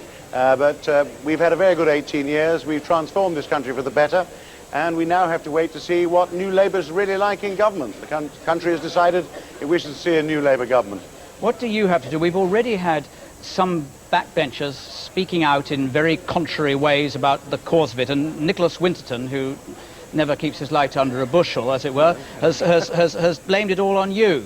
Well, I think there are plenty of people working with the party up and down the country who will hope that those backbenchers in the next Parliament on the Conservative side behave a little more sensibly than the backbenchers on the Conservative side did at times in the last Parliament. And my own advice I give to Nicholas is that to start bursting out into recriminations within 2 hours of the polls closing is not the right preparation for opposition. My own view is I would have liked to have seen more about the economy in this election. I'd have liked to see heard more about the economy over the next 5 years. I'd have liked to have heard a lot less about Europe, and obviously I'd like to have heard a lot less about sleaze. But no party can completely control the agenda. The modern media, the modern election has a life of its own. And you can't just suddenly leap instantly to decisions about why the electorate have decided as they have. Ken Clarke, are you saying that your campaign was effectively, because you're a very key player in this, it was driven off course by Europe, by sleaze, and that you couldn't keep it on the economy? Well, I think sleaze, as we saw, sort of wasted 2 weeks in the early stages of the campaign because sleaze was not relevant to the issues in the vast majority of constituencies all over the country. I mean, it simply wasn't relevant in well over 650 of them.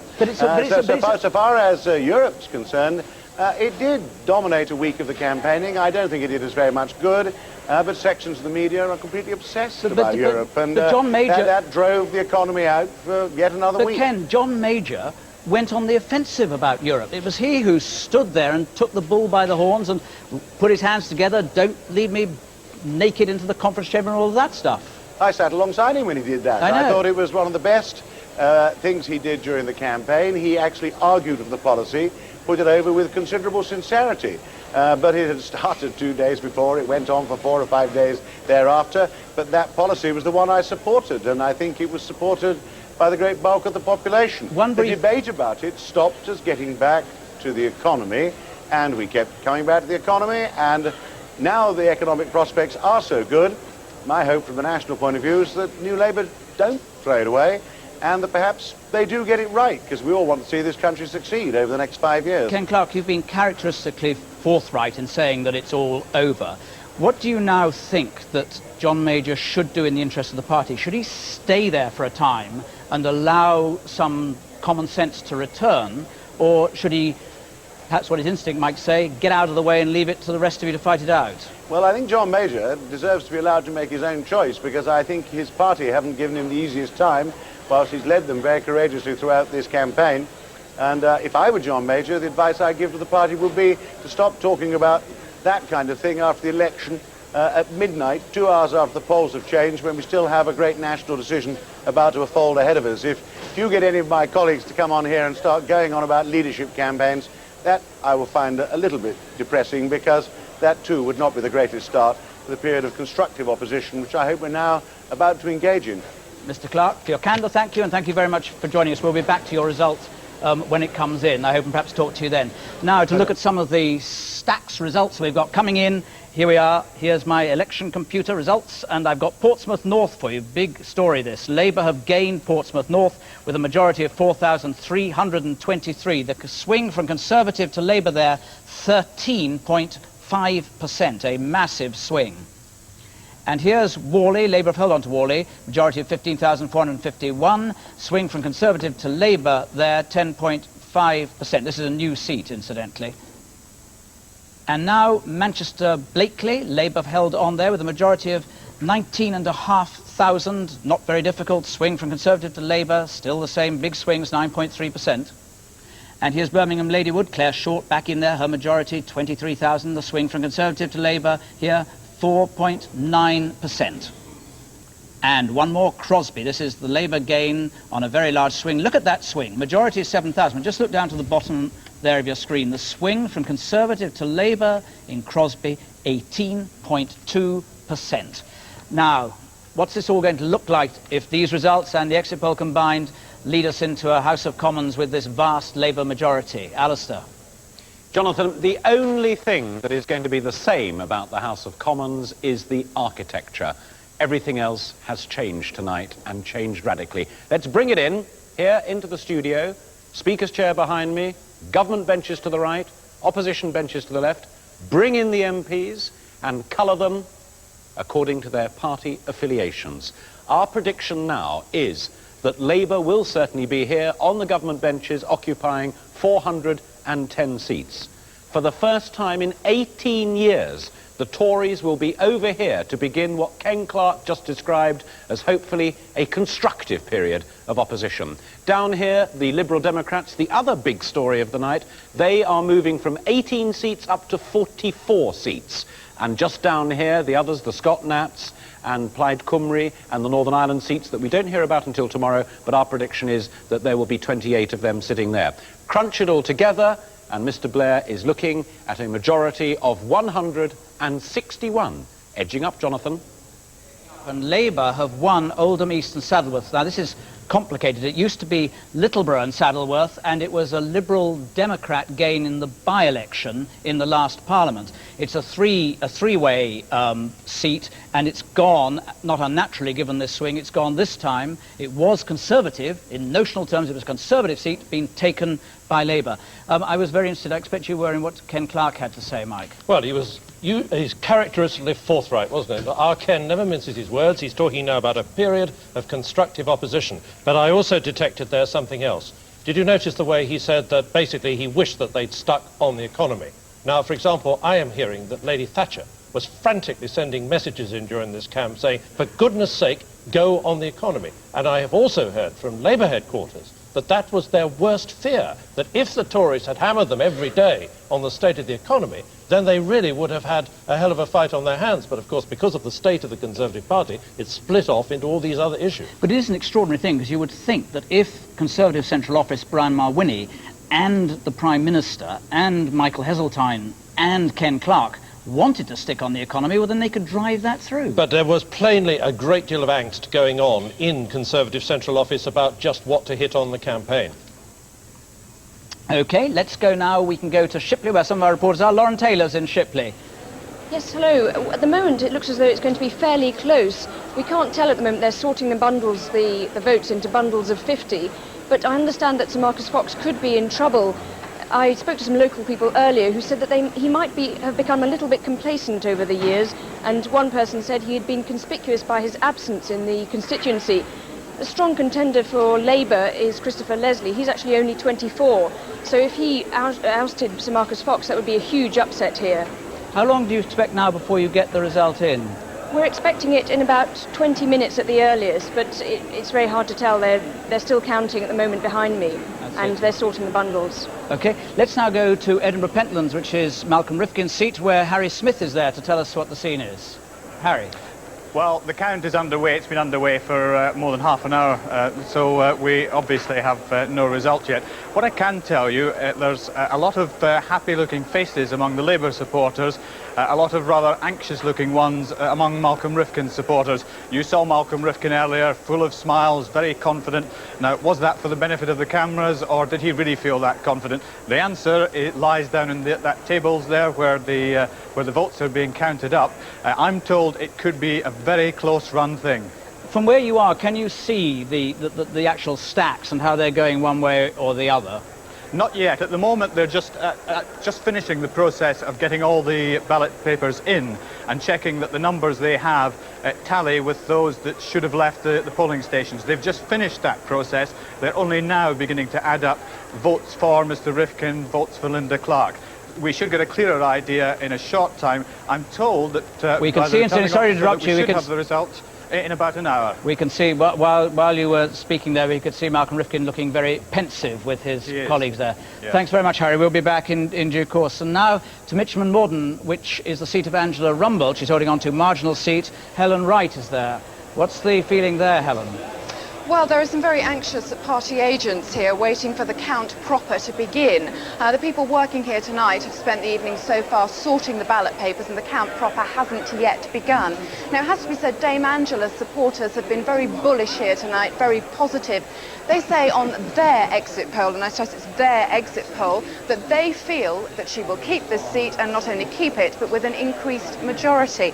Now, Dame Angela herself, I have to say, isn't quite as positive. She has told journalists she's not quite so sure about her own chances of keeping this seat. Well, it would be astonishing, wouldn't it, if she were to keep it? It's only a 1.7 swing, and we're getting 9s and 10s. it would be a fantastic personal victory. But I'll leave it there because we're now going up to Southport.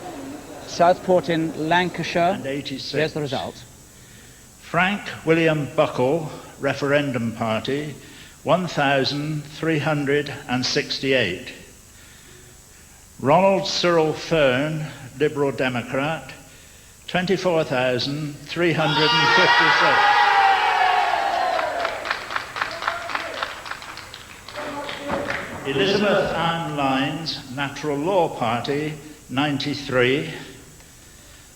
Michael Jeremy Middleton, National Democrat Party, 92.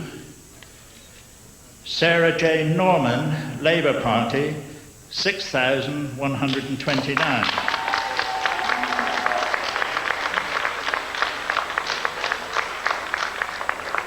I hereby declare that Ronald Cyril Fern has been duly elected. So there, the Liberal Democrats have gained Southport. They had it up until 1992, and Ronnie Fern was the MP there, and he's won it back again from the Tories. He was about to say his usual words. They say thank you very much to the returning officer and the police and all the rest. That's been one of those seats that's gone backwards and forwards, isn't it, Mike? You get these yo-yo seats like that. It's always been marginal, close, or in recent years it's been marginal. Matthew Banks, the Tory, had it for the last Parliament. Now Ronnie Fern gets it back again. And that puts the Liberal Democrat campaign, if you like, on course. They had to take that. Now Birmingham Hall Green. 952. This is a marginal. It's never fallen to Labour before. Stephen James McCabe, the Labour Party candidate, 22,000.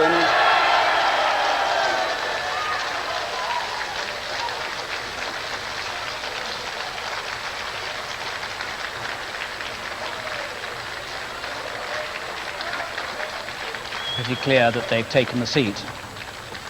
22,372. This represents a majority of 8,420 for Stephen James McCabe, who is duly elected Member of Parliament for the Birmingham Hall Green constituency. So Labour have gained the other marginal in Birmingham, Birmingham Hall Green. He's going to go and make his speech now. Steve McCabe, who's taken into Birmingham Councillor. I'd like to begin by thanking you and your staff. So that's the two Birmingham marginals confirming the impression that in the West Midlands Labour is sweeping all before them, Mike. And that means that, I stand to be corrected, but I believe that means there is now no Tory MP in Birmingham. This is what we were talking about earlier, with the council having slipped out of control, and what was once a very notable Conservative stronghold, Birmingham, for some time, no Tory MPs there. Let David Cowling, can you confirm that? That certainly seems the pattern. There are other seats in the West Midlands, Jonathan, which are coming through where the swing is still very, very high indeed. So there doesn't appear to be any holding on by the Conservatives there. But some of these other results are quite extraordinary. Southport, the 11th of the target seat for the Lib Dems. They've taken it. They obviously must be pleased by that. But in Crosby was quite extraordinary. You commented upon the size of the swing. If you remember, 15 years ago, the Labour Party was utterly crushed there when Shirley Williams took the seat from the Conservatives, and 15 years later they stormed back with the most remarkable swing. This does seem to be on line for the projection that we started off the programme with. We've seen little to actually reverse our judgment so far. Absolutely. Thank you, David. And now to put Birmingham Hall Green into its battlefield, Alistair, can you do that for us? Yes, we can, but there's... It is a swing just of up to 4% was required. To put it into its fullest context and to pick up upon that point that Mike and Jonathan were just discussing, let me bring in for you the West Midlands. There it is. There are 59 seats in all in contention.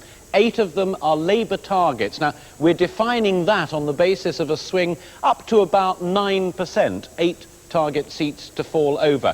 But fascinating to see how people have actually been voting so far in this general election in the West Midlands. 59% have been voting for the Labour Party, just 24% for the Conservative Party, and 12% for the Liberal Democrats, 4% for the others. But how do we work out swing? We compare it with how people voted in 1992, and just look at that, the second column. The Conservative vote in the vital West Midlands battleground is down a full 11.5%. Labour have gone up by 8.6%. Jonathan. Basildon here. Craig Barry Marginal Robinson, Referendum Party, 2,462. Angela Evans-Smith, Labour, 29,646.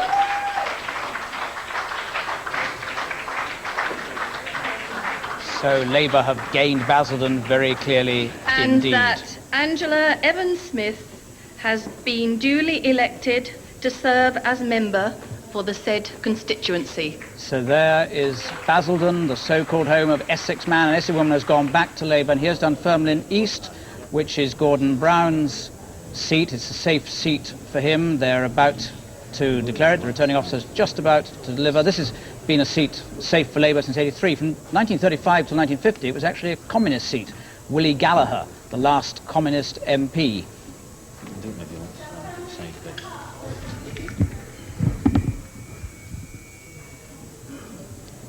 This is the result of an election held yesterday, 1st of May 1997, for a member to serve in Parliament for the Dunfermline East constituency.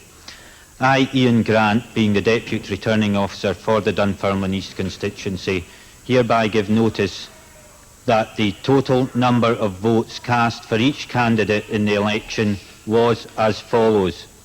Gordon Brown, the Labour Party candidate, 24,441.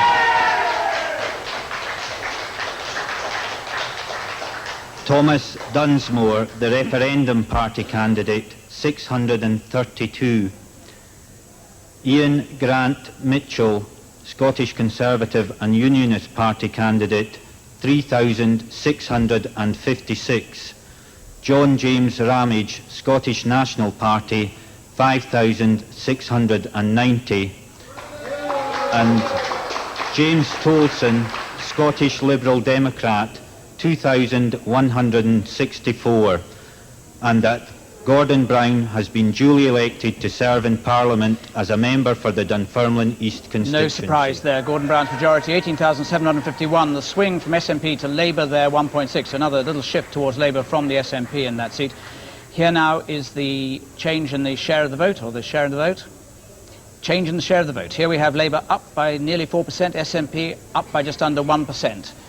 There is the figure. Conservatives yet again down by 6.3%. The Referendum Party from nowhere up by 1.7%. But I want to go back to this Basildon seat, which we'll get the full result of in a moment. This was the seat from which David Amess fled in after 92, saying the boundary changes have done for me. It was bound to go back, but it is symbolic, isn't it? Because it was the Margaret Thatcher people. Carry on telling us about that, Mike. We can see Tony Blair arriving at his count, but carry on with Basildon. Basildon was the key seat the last time. A lot of people say, for example, Worcester will be the key seat this time.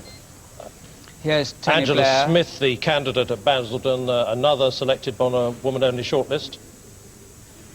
Tony Blair waiting at his count. It's still not ready. He's walking around. It's the traditional thing to do. He's got a lot of people to say thank you to. A lot of people who've worked for him there, who are delighted to see him, know that they're looking at the next Prime Minister. Well, all of those people up there have given him tremendous support. I've been up to his constituency, and they really do work their guts out for them up there. All right, from Sedgefield, let's go to our own analyst now, Colin Rallings. Can you give us, Colin, your thought on the Basildon result, which we were looking at just now? Yeah, I've just been crunching the numbers, Jonathan, and an extraordinary turnover in Basildon. Remember, it was the symbol of the Conservative victory in 1992. Well, it could equally become the symbol of Labour's triumph tonight. Alphabetical order and the number of votes which they have polled, and will then declare the name of the candidate who has been elected. Mr. Mayor. West, Nick Budgeon's marginal seat. Nick Budgeon holding on here if he can. Swing of 4.7% would put him out. Wolverhampton South West. I declare that the total number of votes given for each candidate at this election was as follows. Nicholas William Budgeon, Conservative, 19,539. Matthew Roger Green, Liberal Democrat, 4,012. Michael Stephen Hyde, 713. Jennifer Grace Jones, Labour, 24,600. So that looks like it. Labour have gained Wolverhampton South West. Nick Budgeon, you can see his face there with disappointment. He is out. He's been there since 74, right-winger, Eurosceptic. His majority is gone. Majority for Labour is 5,000. A woman-only shortlist as Jenny Jones is in, 24,500. Nick Budgeon on 19,500. His Euroscepticism did him no good. He is out, and the Tories are out of Wolverhampton South West. Here is Jenny Jones. Now, there's just a couple of very interesting results that have come in. Labour have gained Norwich North, and Liz Lynn is out of her seat too. She's out. It was a marginal seat in Rochdale, and she's gone.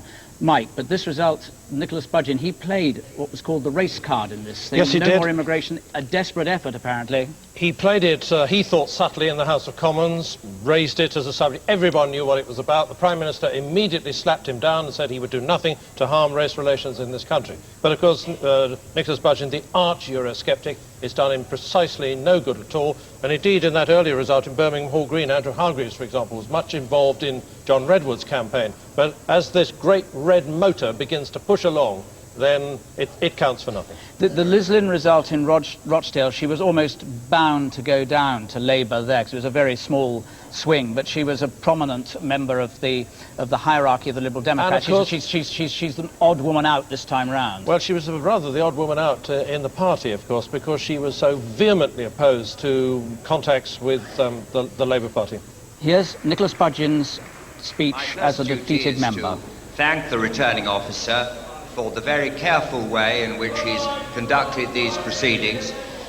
My second is to congratulate the Labour Party and Mrs. Jones for a hard-fought battle in which, on this occasion...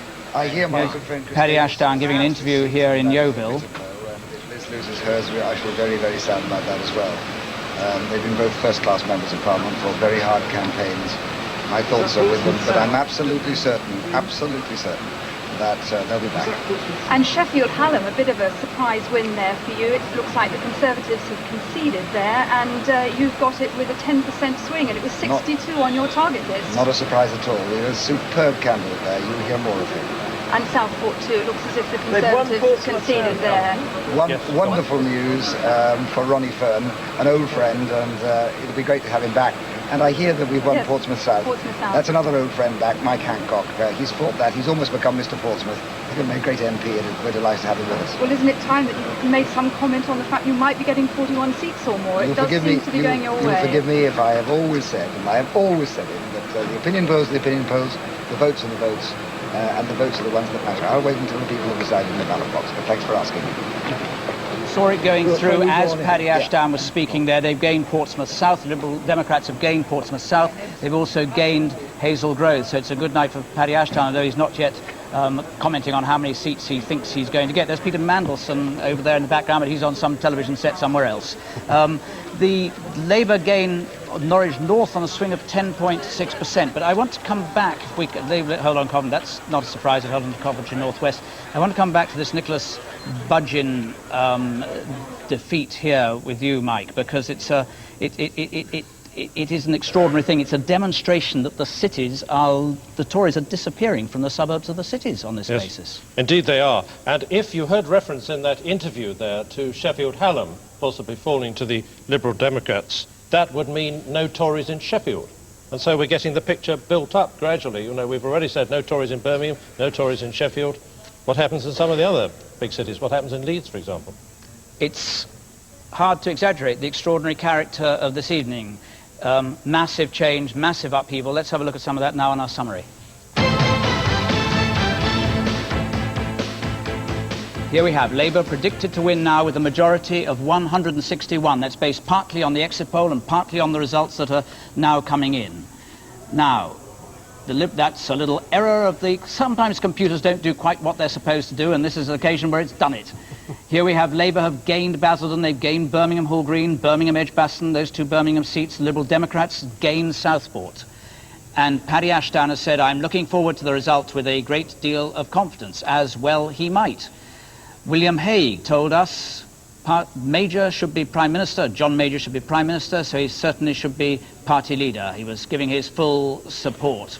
So there is Kenneth Clarke telling us there should have been more economy. He was telling us more economy in this election and less about Europe and sleaze, obviously expressing his intense frustration at the way that the campaign went because he thought the economy would do them a favour. Now we can go up to Stirling, where David Rose is there, watching the result that we're waiting to see from Michael Forsyth's seat. David, what's going on? Michael Forsyth arrived about 20 minutes ago, and he's, well, about 10 yards below me, below the balcony here, looking brave, I suppose, but looking, the whole group around him looking distinctly glum. I'm as certain as you can be before a declaration that he's lost by about 2,000 votes.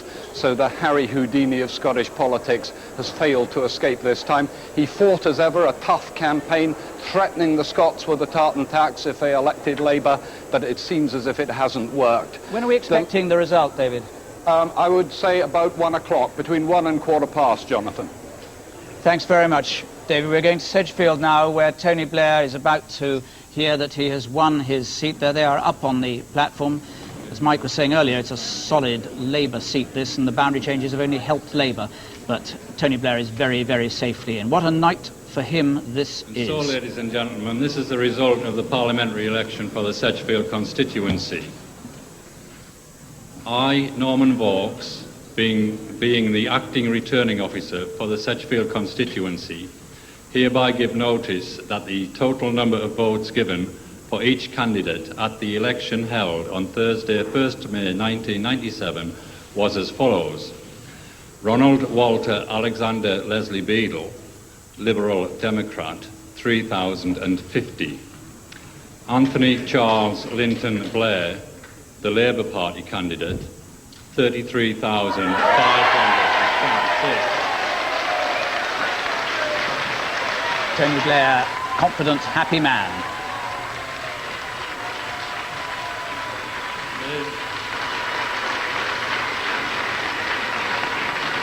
Never a doubt about that. Husband looks at wife with delight.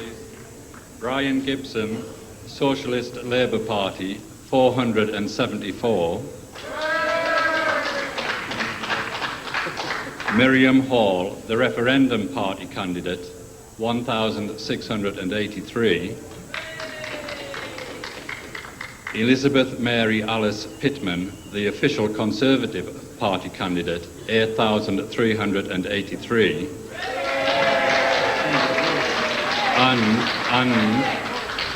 And I do hereby declare that Anthony Charles Linton Blair has been duly elected. The result. Tony Blair's majority, 25,000. The swing from Conservative to Labour, it's a very safe seat, but even that has swung by 9.6% in support of Tony Blair in Sedgefield, squeezing that Conservative vote a long way down.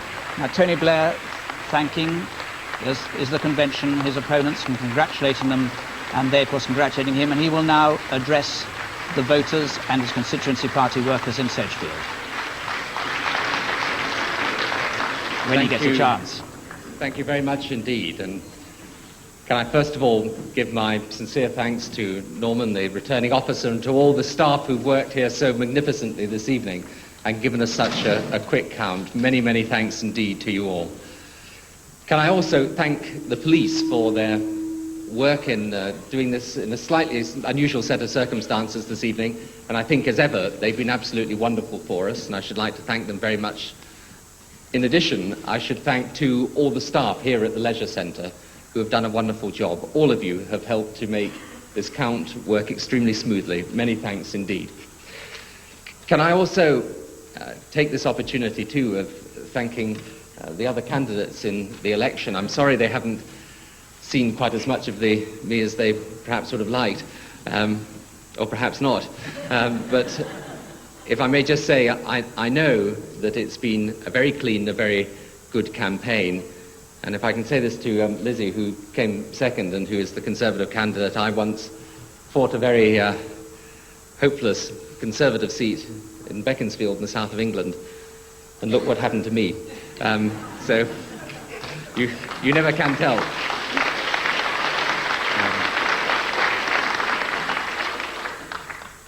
I would also, if I may, here pay a special word of thanks to those people that have returned me as the Member of Parliament for Sedgefield for these last 14 years.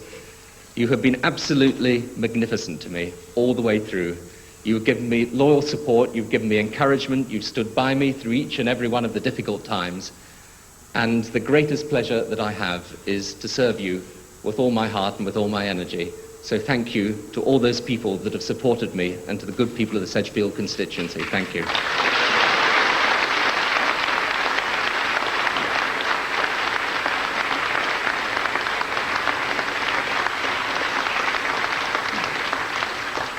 Perhaps you will allow me too to say a word of thanks in particular to my family that is here this evening, to Cherie, who's been such a wonderful source of strength to me all the way through the last few weeks, and indeed all through my political life, and all my family who are here. If I could say a special word of welcome to my father, who came and was with me when I was first elected to the Sedgefield constituency in 1983, and who has just been magnificent to me all my life, and I would never ever have done what I've done without him. And if I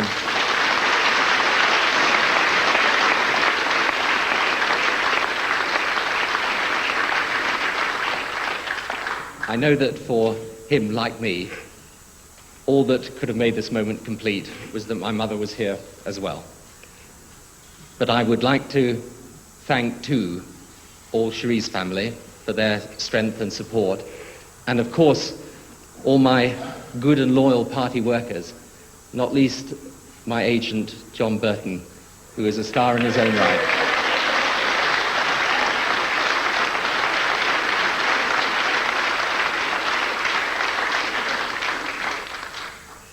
If I can just say this to you all, it is an honor to serve you. And I feel this evening a deep sense of honor, a deep sense of responsibility, and a deep sense of humility. You have put your trust in me, and I intend to repay that trust. I will not let you down. And when I think back over the last 14 years that I've been the Member of Parliament for this constituency, it's an area that's undergone the most dramatic and extraordinary change. And all through those difficult changes, there has been a spirit in this constituency and in the community surrounding it. And that spirit has been the spirit of unity, of determination to take on the challenge of change and overcome it, and work for the good of all the people of this constituency. And that is actually the spirit that our country needs now. Because if we have been as successful as the indications are that we have been, and you know me all the way through, I've been against complacency, and I'm still against it until those results finally come through. But if we have done well, then I know what this is a vote for. It is a vote for the future. It is not a vote for outdated dogma or ideology of any kind. It is a vote for an end to divisions, an end to looking backwards, a desire to apply the basic, decent British values of common sense and imagination to the problems we all know we face as a country today. And it is with a real sense of pride that we have created a Labour Party today capable of offering that unity of purpose, that vision of renewal that our country needs. So that with those decent values in place, we can tackle the problems that our country faces. In our schools and our hospitals, on the crime in our streets, the jobs for our young people, the industries of the future, the very basic things that determine whether a country succeeds or fails. We are a great country. The British people are a great people. There is no greater honour than to serve them, and serve them we will. Thank you. Well, that was the speech both of a victorious candidate and of a Prime Minister, gracious to those he had defeated, spoke personally about his father particularly, and then went on to talk about serving his community there who had given him such support, and then as effectively Prime Minister, how he hoped to serve the country. with decency, common sense. He spoke of the spirit of renewal. To his supporters around the country, it will be seen as a gentle, I suspect, but inspirational speech as he spoke of the great honour that he now had to lead Britain effectively into the millennium. We'll leave that there, but meanwhile there are a number of other results that are coming, important results that are coming in. David Hunt is out in Wirral West. He was the former cabinet minister, but we can now go up to Hartlepool where Peter Mandelson, who will doubtless have been listening to that. Peter Mandelson, that was the kind of speech you must have been waiting to hear for a very long time. All my adult life I have been waiting and working for this moment, and to see it in such an inspirational speech from such a great man as Tony Blair just fills me with enormous pride and such pleasure that I can hardly describe. You are thought to be the cold, tough man of politics, but you're not actually cold and tough at this moment. No, I'm far from it, I'm afraid. I just feel exhilarated. I feel relieved it's all over, but I think like Tony Blair, as we all do, I feel a tremendous sense of responsibility and humility that the British people have placed once again the trust in us that we forsook so many years ago, and we've come back from the dead. We're a live, invigorated, new, reborn party, and that's what this election has been all about today. Peter Mandelson, and incidentally, you've just got your seat back, we saw, so congratulations to you, and we'll leave you there. Thank you very much for joining us. Thank you very much indeed. And now some of the results are beginning to pour in. We're going to get, over the next hour or so, 250 results or more. Let's have a look at some of them. They've been coming in on my results computer here. Norwich North, a Labour gain. This was a marginal seat, majority 9,470 for Labour. Ian Gibson, incidentally, is a cancer specialist at the University of East Anglia, and he is the oldest new candidate in this campaign. 27,346 votes he got. The swing from Conservative to Labour, 10.5%. In that seat, 10.5%, this figure we're getting all the time. Oldham East and South West we had before as a Labour gain, majority of 3,389. Swing from Liberal Democrats here to Labour, 5.2%. And North Avon, a surprise Liberal Democrat gain here. It wasn't on their target list, but they've got there. Forcing out Sir John Cope, was a senior Tory backbencher and in the government for a time, majority of just over 2,000. The swing from Conservative to Liberal Democrat here to Liberal Democrat of 10.4%, a huge swing to Liberal Democrat. And here's Hazel Grove, another Liberal Democrat gain with a majority of 11,800. The swing from Conservative to Liberal Democrat, 12.8%.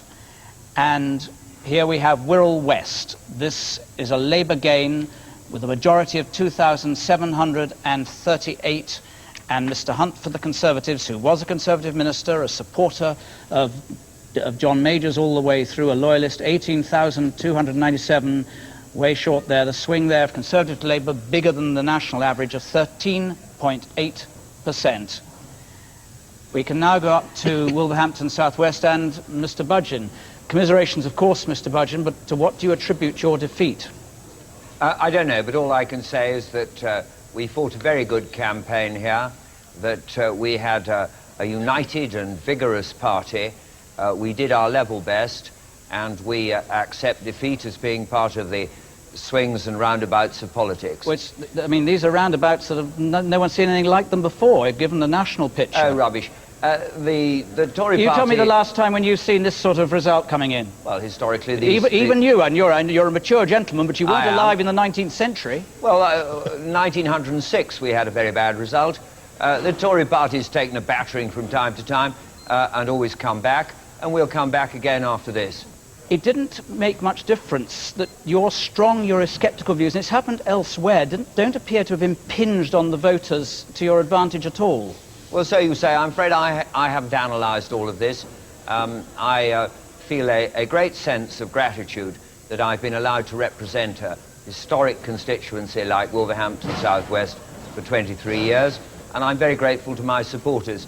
But I'm afraid looking at the entrails is not something that I've had time to do, and nor am I employed to do it. Perhaps you gentlemen are better at it than me. Well, we'll see. But you've been there now for a long time, since 1974, serving your constituency. Is this the end for you of party politics? I've no idea. But I've remained very interested in politics. I've enjoyed it very much indeed. And and I accept that this is what from time to time happens in politics. Mr. Budgen, thank you so much for joining us. Not at all. And now let's go to this extraordinary battleground that Alistair's got in front of him. Jonathan, thanks. It's beginning to fill in rather nicely. Just want to pick out one or two of these particular stories to help Nicholas Budgen with the analysis, which he said we could do. Well, we've already done it. Basildon, for example, would have gone to the Labour Party on a swing of just over 2%. It actually went on a swing of 14.7%. Come with me over here, if you will. Down here, Battersea, this is into Labour majority building territory, the seat that until recently was held by John Bowis, a minister, high-profile candidate. Significance of Battersea, though, is that it really did signify the Labour Party not being able to dig its heel into London and suffering all of those problems of old Labour. Not tonight. Tories are out in Battersea, Labour are in. Help Mr Budgen on Wolverhampton South West, his own seat. That would have gone to the Labour Party on a swing of just over 5. It went on 10%. Jonathan. Sedgefield, look at the happiness there as he hugs, I suspect, one of his children down there. I can't quite see from here. I think that was Catherine, yes. And there's his father on the left that he left. spoke of so touchingly, and saying how he wished that his mother could have been there as well. His father who had the stroke, which he said was the turning point of his life, or one of the most important seminal events of his life. Happily signing autographs of his admirers and supporters there. The man who will be the new Prime Minister. He's not yet, of course, Prime Minister. That won't happen until John Major moves out of Downing Street and sees the Queen, and he goes and accepts the job of Prime Minister at Buckingham Palace sometime tomorrow, probably in the late morning. Here he's walking away. We leave Tony Blair there and go to Putney. This is the result. We heard David Mellor saying that he might have difficulty holding on against Labour. There was a tight fight, but he was hoping to do so.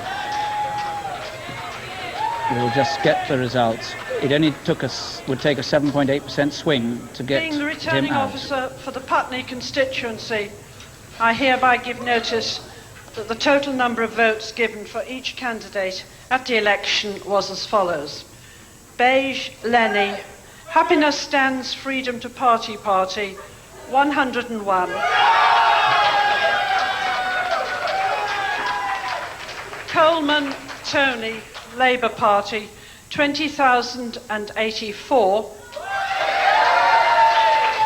Goldsmith, James, Referendum Party, 1,518. Jemison, William, UK Independence Party, 233.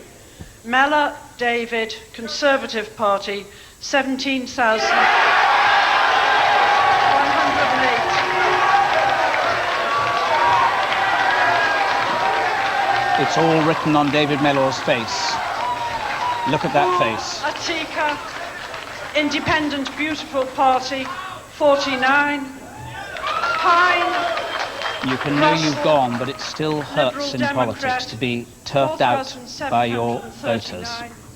Small John, Natural Law Party, 66. Van Braam, Dorian, Renaissance Democrat, 7. All those will lose their Yardley, deposits. Michael, Sportsman's Alliance, anything but Mellor, 90.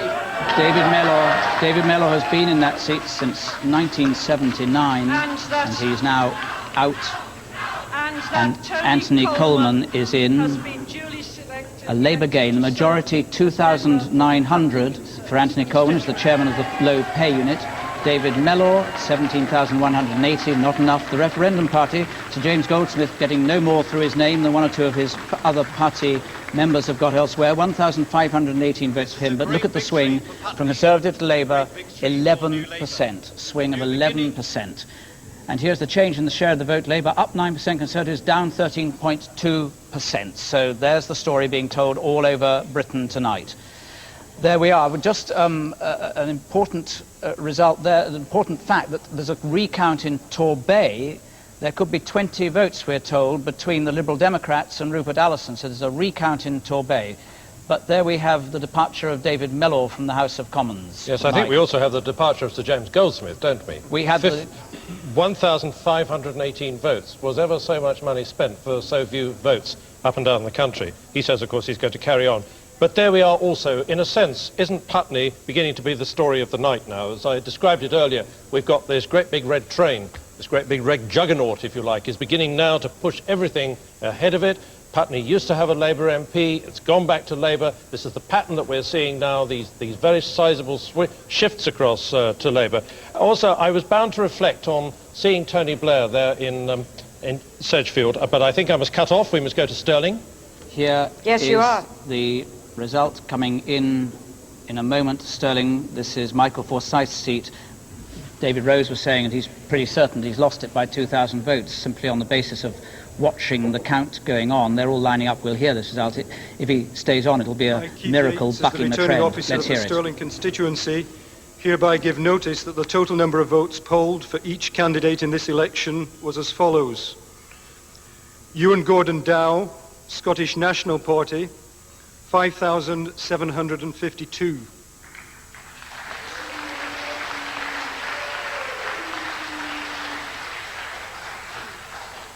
Michael Bruce Forsyth, Scottish Conservative and Unionist Party, 13,971.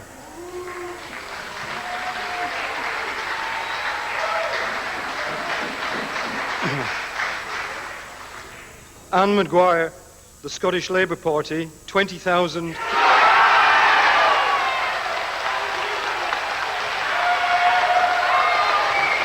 So Michael Forsyth is out as expected. He had really practically no hope.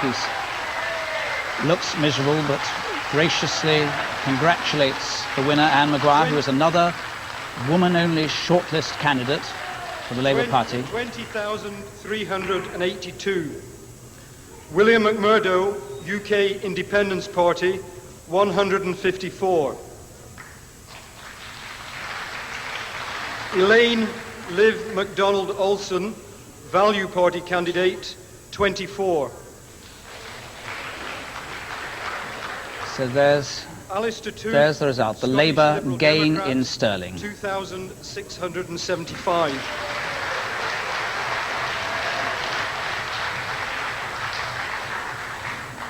And there is the full result. Majority of 6,411 for Labour, 20,382 Conservatives. Michael Forsyth, 13,900. And the swing, he held it down a little bit from what was the national swing elsewhere. The swing from Conservative to Labour, 7.7%. And here's the change in the share of the vote at Stirling. Labour up 8.8%, Conservatives down 6.7%. The Scottish National Party down 1.1%. So there's the story continuing. He held it a little bit down, but he was almost bound to go in this night where the big faces from the Tory front benches and back benches are disappearing in a way that no one really thought would happen. Mike. And of course, as you know, the Prime Minister made an enormous point during his campaigning about the dangers of devolution. I have reason to believe that he privately hoped that he would actually pick up seats in Scotland this time, as he did last time. No hope of it at all now. And the argument that he put forward so forcibly that devolution would mean, in the end, the breakup of the United Kingdom. The United Kingdom has done nothing. The red train is motoring north of the border. Well, and just to confirm that, after the Putney result, Wandsworth, that famous Tory flagship council, all 3 seats there, including Battersea, which has gone to the Labour Party, Putney gone to the Labour Party, the Conservatives are out there. David Butler, what's your thought? Well, it really has been remarkable. Though it's 2 or 3 outlying seats, the Conservative Labour Party has winning in Liberal Democrats winning in Hallam and North Avon. They were not seats that were in the target list. By and large, the swing has been remarkably even across the country. Every minor party candidate we've noticed so far has lost his deposit, except in West Bromwich, where they were fighting the Speaker without major party opposition. And every big city now, it seems, except possibly Bristol, is going to have no Conservative representation whatsoever. Thank you, David. And we've got another Conservative minister who's gone, Sir Nicholas Bonser, the Foreign Office Minister. He's out in Upminster, and that needed, for him to be dislodged there, it needed a 12% swing to Labour, which they got.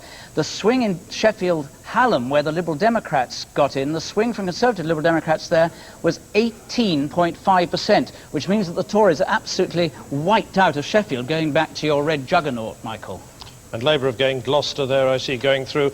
Yes, I mean, this is an absolutely massive turnaround. There aren't all that many occasions, are there, in British political history, where you find people are simply switching right from one party to the other. It often built slowly, even with Mrs. Thatcher. You know, it started with a reasonably small majority, 43, and then built up to the massive one. But now, this time, you've got this really historic moment in British political history. And people are simply saying no to Conservatives, yes to Labour. You switch straight across. It's as though the country effectively is saying we insist on a whole new, fresh start. And another result from Scotland, that the SNP have gained Perth. They actually gained Perth in a by-election, but the new seat, they've gained it from the Tories. It was theirs notionally, given the boundary changes, and Rosanna Cunningham, therefore, is back in that seat. Let's now, as the results are pouring in, let's have a summary of where we've got to. So Labour, we're now predicting still to win with a majority of 159, but this is, as you see at the top there, this is based on the results so far. So this is now exclusively on the basis of the results, and of the 126 seats in, Labour's got 111 of them, Liberal Democrats have got 7, Conservatives have got 4. And here's Michael Forsyth in Stirling. By acknowledging that reports of my political demise were not in fact exaggerated. It's a good night for the Labour Party, there's no doubt about that. The only kind of silver lining I've been able to discover was that there were 1 or 2 members of the Scottish media who put bets on me winning, so I can take some consolation from that. It has been a great privilege for me to serve as the Member of Parliament for Stirling since 1983, and I would like to thank the electors of Stirling for having given me the opportunity to do so. They've decided tonight that they wish to replace me with Anne Maguire, and I congratulate her on a splendid victory and on a campaign which, as she said, was fairly fought, cleanly fought, and was an example for others to follow. It is a fact of politics that we live by the ballot box, we live by the sword, and we die by the sword.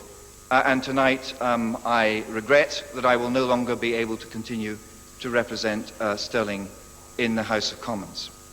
I'd like to thank you, Mr. Returning Officer, for the splendid way in which you've carried out the count, and for the excellent way in which all the officers... Michael Forsyth there, gracious in defeat. Tony Blair coming away from his count on his way out. You know, it's worth reflecting. This man is going to be 44 years old, just 44 years old in a few days' time. Youngest Prime Minister this century. Youngest Prime Minister this century. He's been an MP just for 14 years. And he's going to be the Prime Minister of this country. It underlines, doesn't it, the change that's going on. He's actually leaving the count here, and he's going to fly down to London to join the party in the Festival Hall where Julia was and we were before. So he's leaving there saying... Lots of thank yous as he goes on his way to celebrate in the Festival Hall. You can imagine the reception he's going to get there, and we'll be there to see that reception. Please, thank you. Congratulations. Thank you very much. An emotional evening, I assume, for you.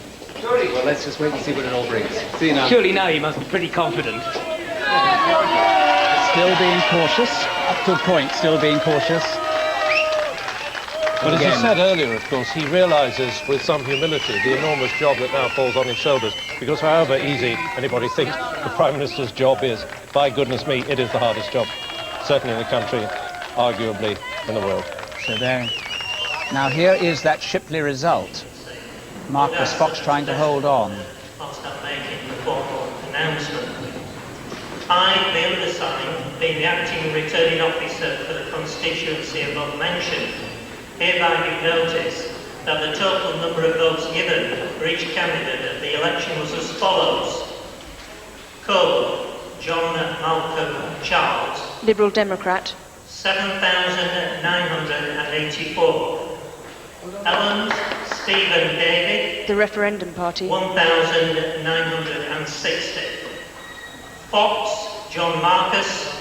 19,000. Conservative Party. 966. Leslie, Christopher Michael. The Labour Party. 22,000.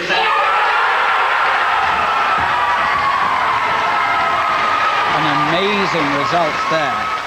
It needed an 11% swing, and he's comfortably in.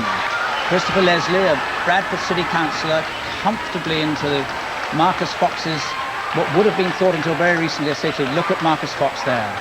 these Tory faces tonight. His opponent, you know, is just 24 years old. And Marcus Fox has served Shipley since 1970.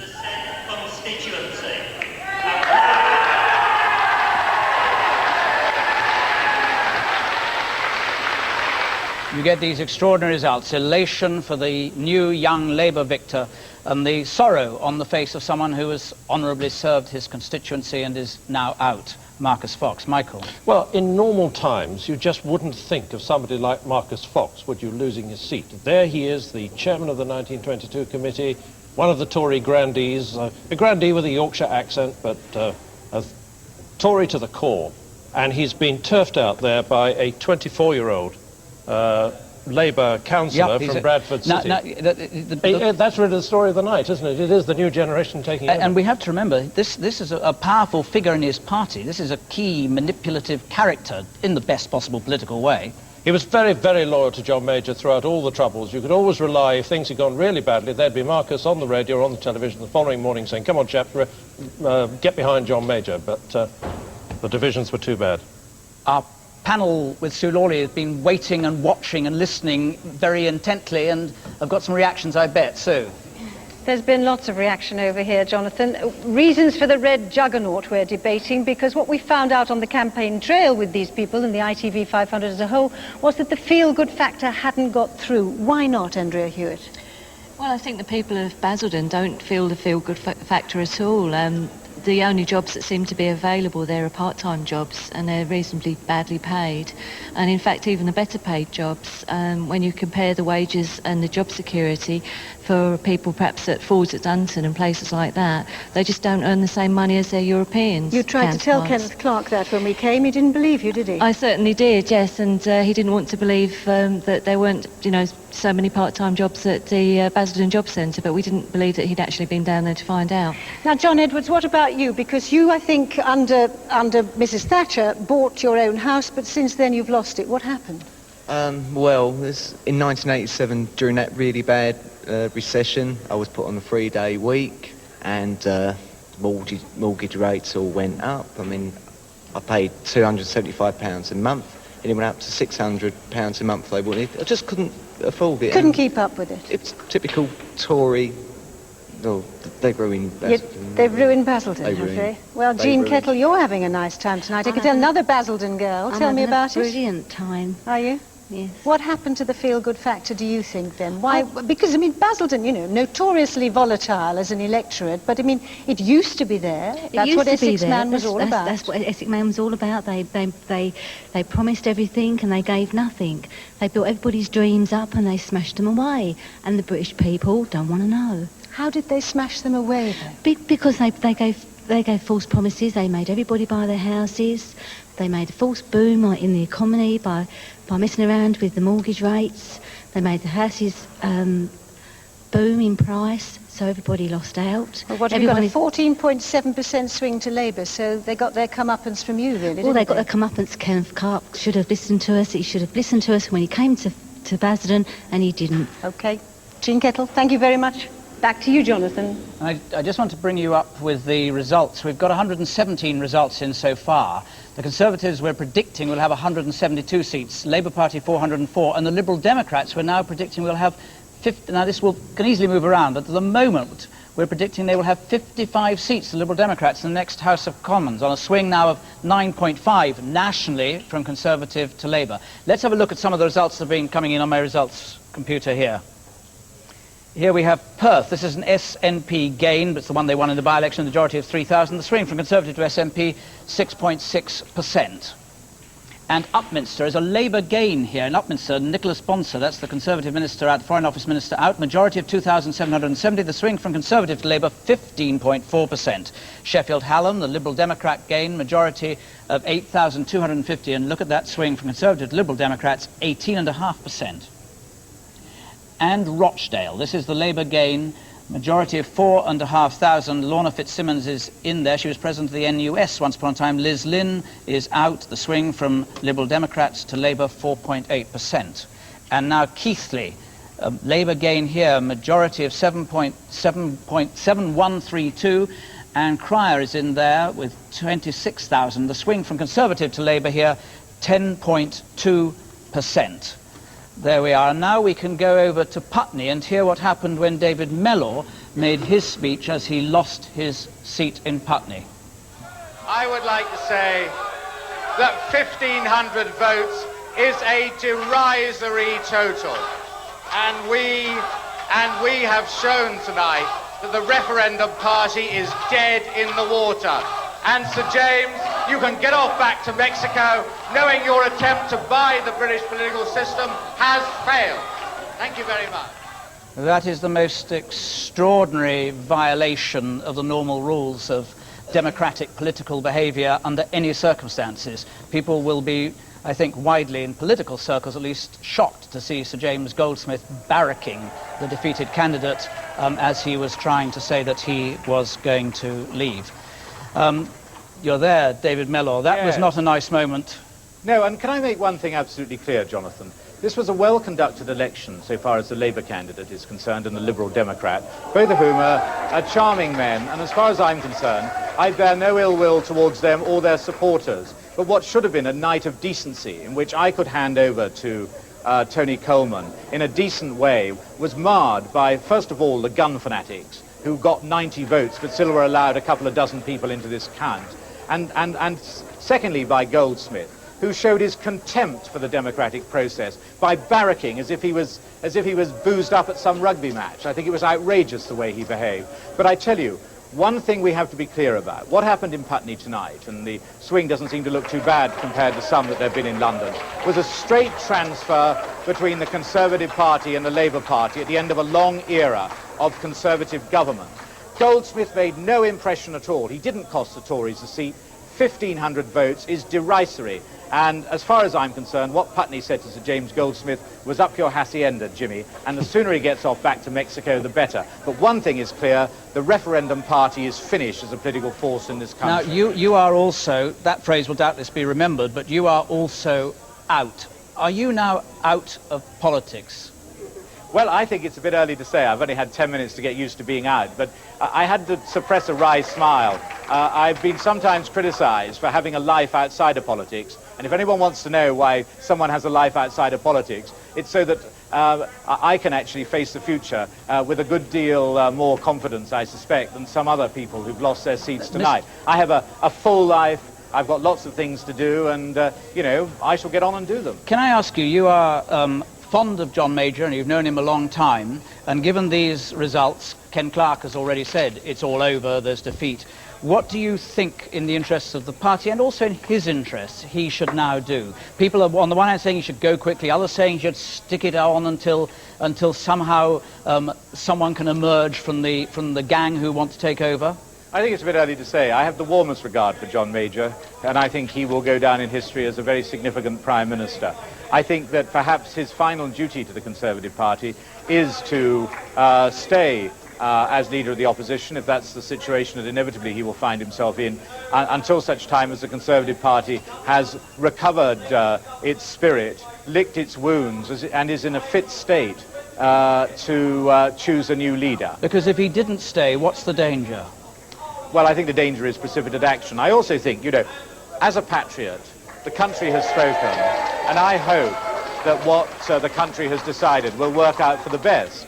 The danger, of course, is that the Labour Party will move back to its bad old ways. If it does, it needs a Conservative Party that is a party of the centre as well as of the right, and a party that can immediately recommand public confidence. That, I think, requires a mature judgment on the part of the Conservative Party as to who should lead it in the future. And I don't think that mature judgment should be taken in a hurry myself. Commiserations for losing your seat, David Mellor. Thank you very much for joining us. And now Julia Somerville in the Festival Hall, where the Labour Party is in celebratory mood, I bet, Julia. Absolutely. I mean, I'm hoping you can hear me, because the noise in here is absolutely deafening. The place is filling up with people. They've been pouring in over the last couple of hours. I'm gathering around the large screens to have a look at the results. I have to say the biggest cheer of the night was for the defeat of David Mellor.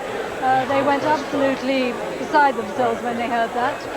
I suppose the second biggest cheer of the night was obviously for Tony Blair. And in fact, when he made his speech, it was noticeable that people stopped and actually concentrated on what he was saying, and there was a tremendous feeling that he was really speaking to them and to the nation at large. And of course, he's now on his way down here, and outside this place, the massed ranks of the press are gathering, and we expect the scenes to be absolutely tremendous when he arrives. And, Julia, we can only... the largest cheer of the night. Julia, we could just about hear you. We'll be back to you when Tony Blair comes, if not before. Thanks very much. Meanwhile, perhaps you're allowed to have a little glass of something yourself. I don't know, perhaps professional Maybe I duty. already have, but I'm not telling. Right, OK. And now to put the results that we're getting into the battleground perspective, Alistair. Jonathan, thanks very much indeed. I think the colour tells the story on the main battleground, if you just take a look at that.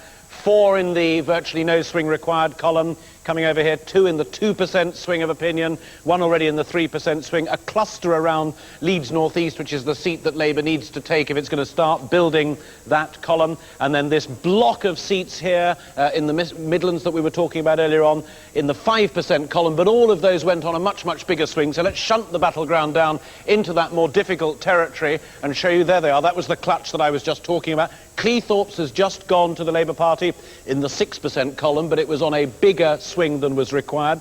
Pudsey has just gone. Putney we talked about a little bit earlier on. Leeds North West down here in the 7% column. But let me take you over here to an intriguing point. Crosby we talked about earlier. Wirral West, that's David Hunt's seat up in the northwest as well. That went on a 13.8% swing. It only needed to go on just short of 11.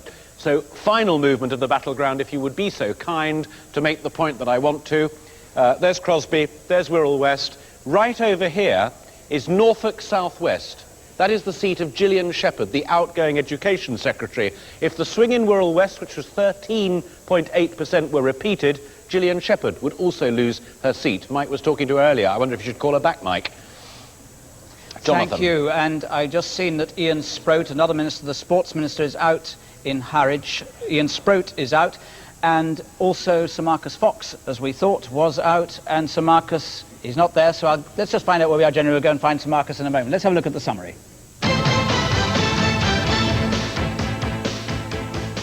And here, we're now predicting Labour to win with a majority of 161, 2 up on the original exit poll prediction. 173 seats now in, 330 is the winning post. Labour's got 152 of them. Liberal Democrats on 8, Conservatives on 8, but they've got a lot more, of course, to come in, particularly the Conservatives, and the rest have got 5.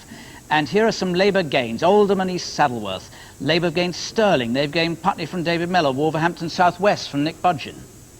And here are some Conservative results of the few that have come in. They've lost Perth to the Liberal Democrat, to the SNP. They've held on to Aldrich Brownhills. They've held on to Chingford and Woodford. They've held on to Poole, but it would be surprising if they hadn't held on to any of those. And here are some Lib Dem results. They've gained Sheffield Hallam. They've gained Hazel Grove. They've gained North Haven, extraordinary victory there. They've just gained Portsmouth South, a terrific night for the Liberal Democrats. And here are some of those who are out. Michael Forsyth, John Boyce and David Mellor. And we can go to Sedgefield here, and Tony Blair, I'm searching for him. I can't quite see him there, but he's somewhere in the middle of that. Hasn't quite arrived. This is the Trimdon Labour Club where we were at before. We were waiting for him. They're all there.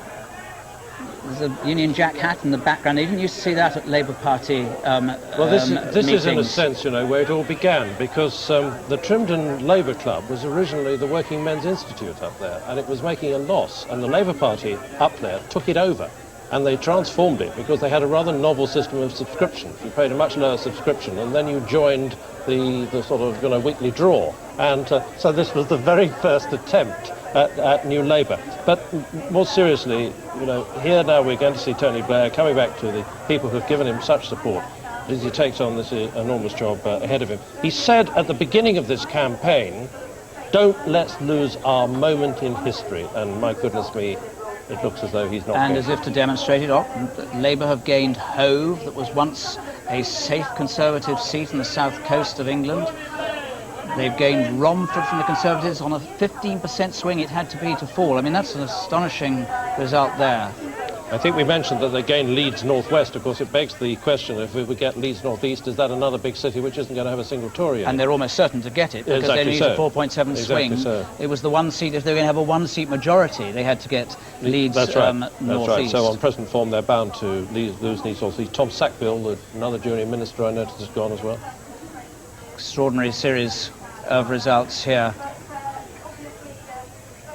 I can see Marcus Fox there in Shipley. Sir Marcus, commiserations, of course, after serving your seat for a long time.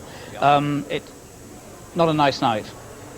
Well, I've had 27 years as the Member of Parliament here, and it's become quite a habit. But, you know, I have to accept the verdict, because after all, we do live and work in a democracy. The only thing that disappoints me was that I didn't lose to the Labour Party that I know and knew. I've lost to one that has stolen so many of our clothes. I don't really feel it's, you know, in any sense, we've been defeated on the policies that we've always pursued. You've lost to a Labour Party that is clearly electable on a vast scale. Isn't that in part because you've been there an awful long time, in part because, not you personally, but there's been huge sleaze allegations, in part because the party's been stricken by humiliating divisions and rows, and people have just had enough? Well, obviously, you can find all sorts of reasons, and the fact we've been there for 18 years is a major factor. The other points were exaggerated, I must emphasise. I don't think that the behaviour of a few colleagues should have brought about the publicity that it obtained. But I can't disagree with the wishes of my constituents. Sir Marcus, thank you very much. Thank you so much for joining us, Sir Marcus, and commiserations again.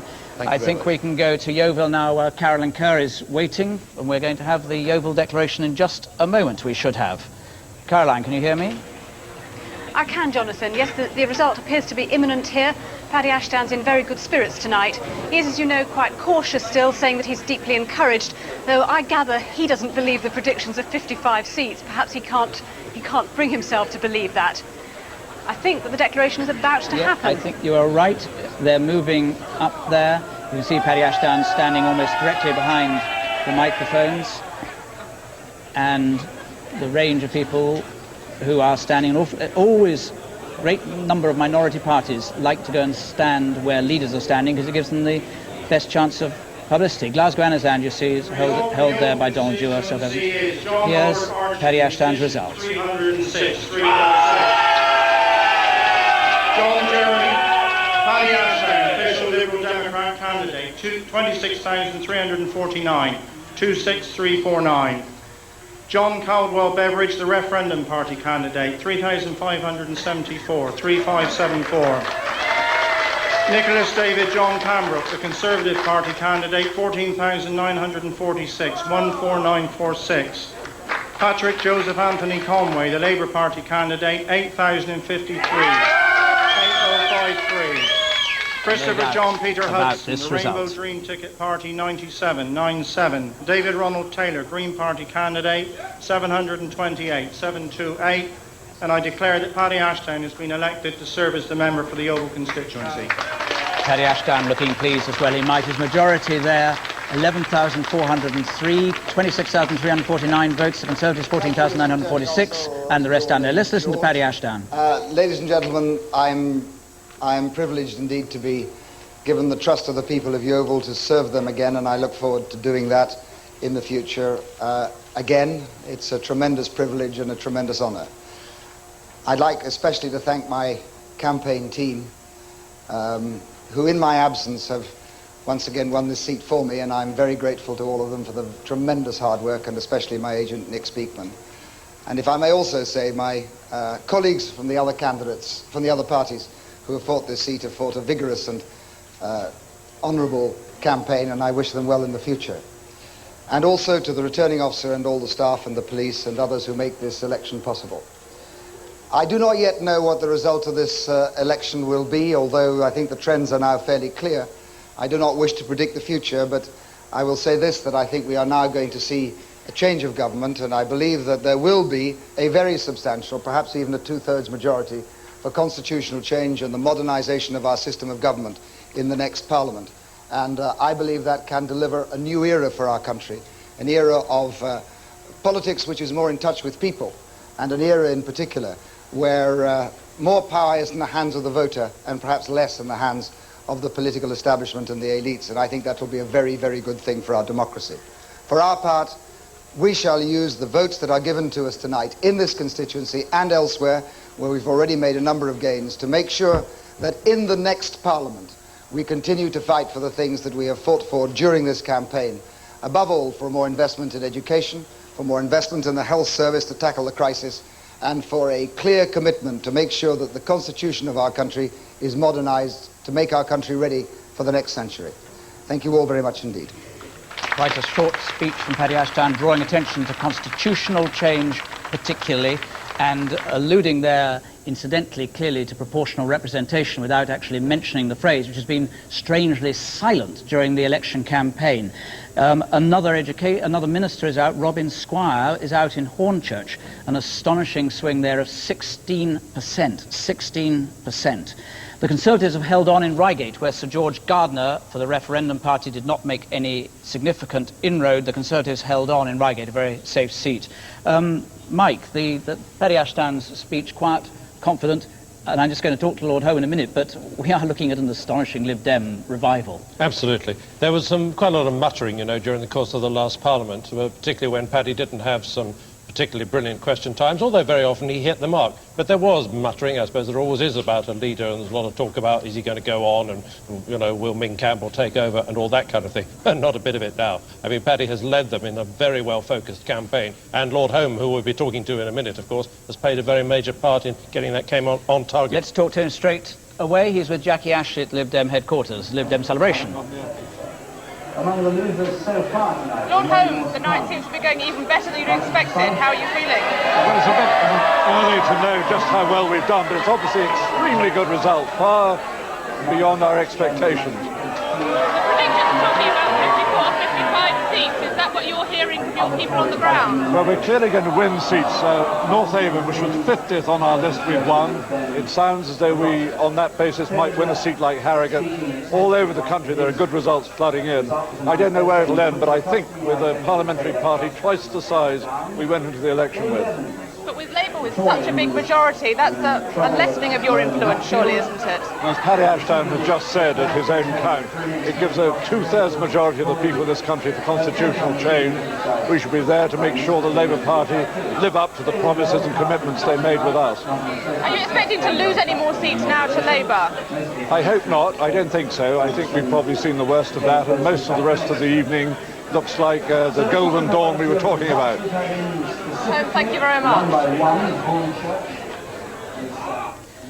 Well, we've lost Lord Home. There is terrific noise and inevitable excitement at the Liberal Democrats as they power towards, well, it may not end up as 55, but at the moment it's looking like 55 seats. You're getting this extraordinary picture, this great switch from Conservatives to Labour directly, and in some places the Liberal Democrats just coming in because the Conservative vote is collapsing. We can now go and back to hear Michael. We heard Michael Forsyth make his speech in Stirling, but afterwards he had a few words to say to our reporter. I think we can hear them now. What has happened is that the country has decided that they want to have a change, and we saw that in 1945. Winston Churchill won the war, but he was still kicked out, and a Labour government came in. And I think it's particularly hard lines for John Major and the many people who've brought about real prosperity for our country. But after 18 years, I think the electorate just decided, well, let's let the other side have a go. Michael Forsyth out there. And incidentally, I've just seen the referendum party, which has lost its deposit everywhere, including Putney, actually held on to its deposit in Yeovil. We can now see Paddy Ashdown again, fingers up there in Yeovil, looking very pleased, going off the stage now. And of course, he must have considerable hopes about picking up some other unexpected ones. I mean, North Avon on that huge swing, so they must have hopes of places like Twickenham, perhaps even Richmond Park next door. There he is. He's just on the edge. No, he's got his back to us there on the left, looking back into the count. But saying his farewells, I think. Did you see Labour gain eastward? Labour have gained eastward. Well, that's an extra, and they've gained Dumfries. That suggests Labour has gained eastward. We've seen they've gained Dumfries in Scotland. This suggests a dire night in Scotland for the Tories if they remain there at all. But let's now have a look at some of the results, because we've had now 178 results in, and they're now coming in at a rapid pace as you see them going across your screen. Let's have a look at some of them in a bit more detail on my computer here. Here we have Hornchurch, this Labour gain, a quite astonishing Labour gain here, a swing from Conservative to Labour of 16% in Hornchurch. Labour gained Sittingbourne and Sheppey, majority of 1,929, sending out of there Roger Moat, who's a senior Conservative backbencher. Look at that swing, 14.5%. And Cleethorpes, Labour have gained a majority of 9,176, the swing from Conservative to Labour, 15%. This seat never won by Labour before, a safe Tory seat as was. Hove, of which one might have said the same thing. Labour have gained Hove, a majority of just under 4,000. The swing from Conservative to Labour here, over 16%. And here's Harwich, another Labour gain, majority of just over 1,000. Ian Sproat thrust out into outer darkness. The swing from Conservative to Labour, 14.6%. And let's now have a look at Alistair and your battleground. Jonathan, thank you very much indeed. And it is beginning to fill in even more fulsomely. Here's a new one that's just cropped up. Amber Valley. Philip Oppenheim was the Member of Parliament there, the son of a former Conservative Member of Parliament, Sally Oppenheim. Let's shunt it down through all of these red seats. We still haven't got Leeds North East, but I'm sure we won't have to wait much longer there. There's Hornchurch, which Jonathan just picked up upon a moment ago.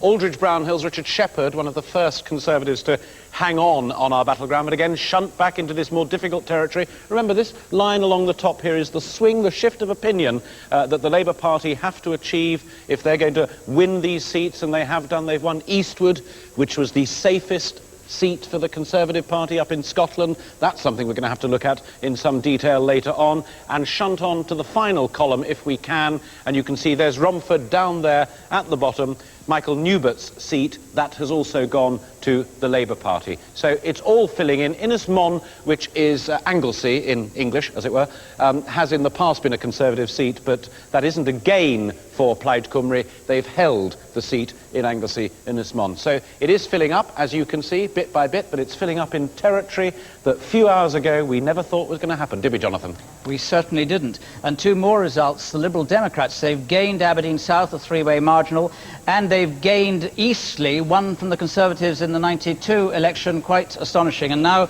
here is Mr. Ashdown. I didn't know I was going to see you. Congratulations, of course, on your victory, Mr. Ashdown. Thank you. You are getting, on the face of it, some astonishing results. Do you reckon that the predictions that we have over 50 make sense? Now, if you're really straight with us, you'll tell us that you targeted about 20 or 30 and hoped you might get 25 or so. No, we targeted a lot more than that, but no party reveals its targeting list. Look, it looks like a stunning night. It isn't in the bag until it's in the bag, and we don't know that yet, and I'm hesitant and reluctant to comment on the basis of predictions, but I can say this, that we fought a campaign that was tightly concentrated on the messages. We were saying the things that people wanted. By the look of it, it looks to me as though we have doubled our vote. We have by far and away gained the most out of the election campaign, and the reason for that is that what we were saying, people believe. And that means that we are saying that we have to invest in education, we have to invest in health, and armed with the vote they've given us, we'll now use our strength in the next Parliament to make sure that those two key messages are part of the agenda of the next Parliament. Sorry to interrupt you, but in your acceptance speech you also talked about constitutional reform, and you thought maybe a two-thirds majority in favour of that. Now, amongst your constitutional passions for reform is proportional representation.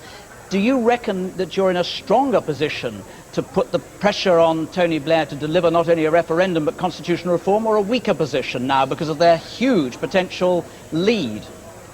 Well, Labour has made an agreement with us about how we might advance the cause of constitutional reform. I anticipate and believe that that agreement will be honoured. I do not believe that Mr. Blair is a dishonourable man. He's made that agreement, and I expect him and believe that he'll carry it forward. What kind of timetable? What kind of timetable? But what is clear, if I may, Jonathan, what is clear is that the stronger the Liberal Democrats, the more that's likely to happen. And it looks as though we'll end up tonight very, very much stronger. The timetable is the one laid down in the agreement between us. A commission will start as soon as possible. It will report within a year, in my view, substantially within a year, and that'll be followed by a referendum. Do you think that it's possible that this election is the last to be held on first past the post, therefore? It is possible, and it would be a very good thing, because it puts more power in the hands of the voter and rather less in the hands of the political establishment. And I can just tell you one thing. I can tell you one thing. We have got now. Sorry, I just wanted to tell you that we know that you've just held on to Cheltenham, which has put you. You've now got 12 seats in, and you're going up. I thought you might like to hear that. I'm delighted. Nigel Jones is a very good member of Parliament who served that constituency very well, and he will continue to do so in the future. If I may just return, the important thing about this election is that the mandate that we have received, the vote that we have received, is for the things that we fought this election on, and we will carry that fight now, armed with those votes, into the next Parliament. And it will be about investment in education, and it will be about health, and it will be about constitutional change, and those are crucial. And I hope that opens the way to a new era of politics for us. The really big task that politicians must all, of whatever party, address is how we rebuild the links between people and politics, between government and governed in this country, and constitutional reform is one of the means by which we'll do that. Mr. Ashdown, thank you very much for joining us. And now John Suchet, Conservative Party headquarters. John Suchet, I can see, just looking behind there is a chill in the air. Well, yes, sort of. I hope you can hear me, Jonathan. Easily, yes, easily. There's a lot of noise in here tonight, but I have to tell you, not a politician among them. Those are journalists literally from the four corners of the globe. We haven't set eyes on a Conservative MP here for something like 2 to 2.5 hours. I have spoken to a senior official here tonight, and he gave me a very interesting line. He said, what we're suffering from tonight is a suppressed swing from the last election. In other words, in 1992, a lot of people wanted to vote Labour. They couldn't quite bring themselves to do it. This time they've done it. So he said, in a way, we started on the back foot, even back in 1992. What an extraordinary thought. John, we'll join you again later. Thanks very much. Okay. And now it is just about on the hour. Let's have a look at our election scoreboard. And here, Labour we're predicting to win now with a majority of 177, considerably 20 higher than the exit poll. Labour, 206 seats in so far, Liberal Democrats on 13, Conservatives on 13, the rest on 7. And here is the prediction of the Labour majority. Labour, 418 seats in the new House of Commons we're predicting. The Conservatives, 156, Liberal Democrats, 57, and the rest, the Nationalists, on 28. So, Mike Brunson, what do you make of it? Well, I think we now ought to be thinking our thoughts forward a bit, because with a majority of this side, of course, I mean, it's stating the obvious to say that the Labour programme will go through. So hold on to your hats is the answer, because they are going to change things. For all that people say that they're copying the Tories, there is all the business of constitutional change that we've talked about. There is a great deal else that they want to change. Let's not forget what they want to do about the House of Lords, for example. All of that agenda will now go through. And, of course, all their plans on altering the spending, the windfall tax, the budget that we're going to have. Gordon Brown earlier was telling us that he said it's going to be within 2 months. He's obviously going to keep to that. End of June, we have a budget, windfall tax comes in. So, you know, we're set now. We're getting used, aren't we, after, what, 3 or 4 hours of it. You know, it's going to be a Labour government. Yes. But thinking through what it's going to mean. And, of course, the way the country has swung to the left with this big vote for the Liberal Democrats as well, going to be a very different country. We've got also news. The first Sikh MP is now going to be in the House of Commons in Bradford West, because Marsha Singh has held on. It is a safe seat, but Marsha Singh has held on for Labour and joins the first Muslim MP in Glasgow Govan. And I see we've also... Who is a Labour millionaire called Mohammed Sawar, and he has held on for Labour in Glasgow Govan, which SNP thought it might get. Now let's have a look at Alistair with his swingometer. Jonathan, thanks very much indeed. Let me remind you of what this does for you. It starts off at 0. Nobody changes their mind. Well, we know that people have changed their mind in a truly massive and historic way. As the swing moves across along the top column, it measures that proportion of swing. The average swing in the country, marginal seats and the rest of them, is 9.5. That would suggest a relatively modest majority for Mr. Blair of around about 120. But the targeting in the marginal seats, the fact that people know that they are in seats that really will determine the outcome of this general election, is fully up here at 12.8%. And that is why we're predicting a majority now of 177 for Mr. Blair. We've just got some extraordinary news in that the fourth recount is now underway in Torbay. The fourth recount. The analysts will tell us sometime whether this is a record or not, but it must be very tight indeed. There have been, in the past, victories by 3 seats. There's one in 1966, but a fourth recount. And also, Alistair Burt is out. The Tory Social Security Minister is out in Bury North. That has fallen to Labour. So another Tory scalp for the Labour Party. We can now, let's go up to Tatton, where Paul Davis is there, and we are waiting to hear whether Neil Hamilton's been ousted by Martin Bell. Paul, can you tell us? We still are waiting, and we're likely to have to wait for half an hour, but if the pile of voting slips down below me is anything to go by, then Martin Bell has indeed recorded a remarkable victory. There are something like 3 votes for Bell for every 2 of Hamilton at the moment. I have to stress it is at the moment. There are still votes being counted. But when Martin Bell walked into this hall about 10 minutes ago, his supporters were already celebrating victory. There were handshakes all around. Neil Hamilton does not look a happy man, and at the moment it's looking very good for Martin Bell. And you see how long before we're going to get it, do you think? It's another half hour before we get the result, but it's looking increasingly as though it's going to be Bell, and it could even be by some margin. Well, we will come back there, of course. We hope to catch the result, if not to hear it very soon. Thanks very much, Paul. Now, where shall we go now? Mike? Well, that, if it came off, would really be the story of the election almost, wouldn't it? I mean, it's a pretty extraordinary story anyway, but as you know, I was very much in the thick of it in the famous Battle of Knutsford Heath, where this challenge was mounted. I think we should not forget this picture, actually. It's a rather important picture. There were you as a sort of ringmaster as Neil Hamilton came up and interrupted Martin Bell's press conference, and you were standing orchestrating it. Let's not make too much of it, because the extraordinary thing was these 2 characters coming together. There was Martin Bell, who'd been in politics, what, 2 days, 3 days, coming face to face with this man.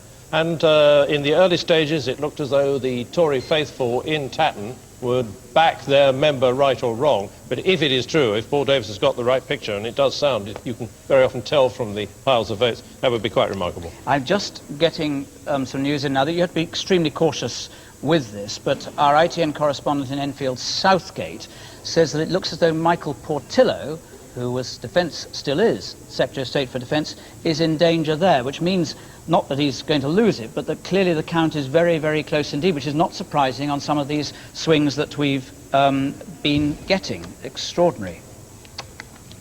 So, let's go to David Cowling for David. Can you give us, you've been crunching these numbers furiously over the last half hour or so. What are you getting? Well, as with my colleagues, I'm just stunned by this. It seems virtually every piece of paper that's put in front of us, there's a new sort of record being broken.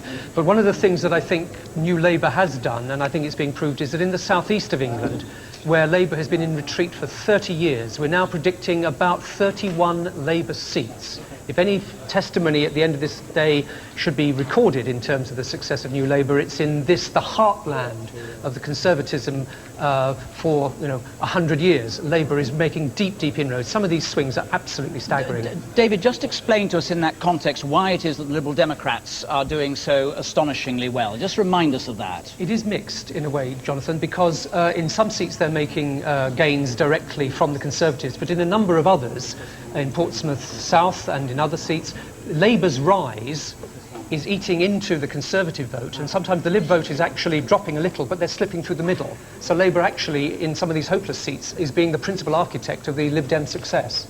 Just shows how complicated it can be. Thanks. And now, because we were just talking about these extraordinary swings and gains in the regions and the different way it goes, Alistair, you're going to tell us about which region? London. London. For the very important reason, A, that we were talking about Michael Portillo in Enfield Southgate, but also, if tonight is quite as historic as we do all believe that it is, London is at the very heart of the story. 74 seats in the capital, 8 of them Labour targets. That's, as John Prescott said many hours ago, on their traditional target seats. It's now many, many more than that. This was always a difficult area for Labour to convince people that they could be trusted. But just look at that. Labour have now achieved 50% of all of the votes cast in Greater London in this general election. The Tories are on 35%, the Lib Dems down on 11%. Compared with 92, the Labour vote is up 13.6%. The Tory vote is down by 13.6%. Very simply, that means that the swing directly from the Tories to Labour is 13.5%. Labour have already picked up 7 seats. If Enfield Southgate, Michael Portillo's seat, was to go, that would require a swing of 15%. But if they've decided they really don't like him, they're not far short of it even now. It could happen. Jonathan. 223 results so far in. Let's have a look at one or two of them now on the results monitor.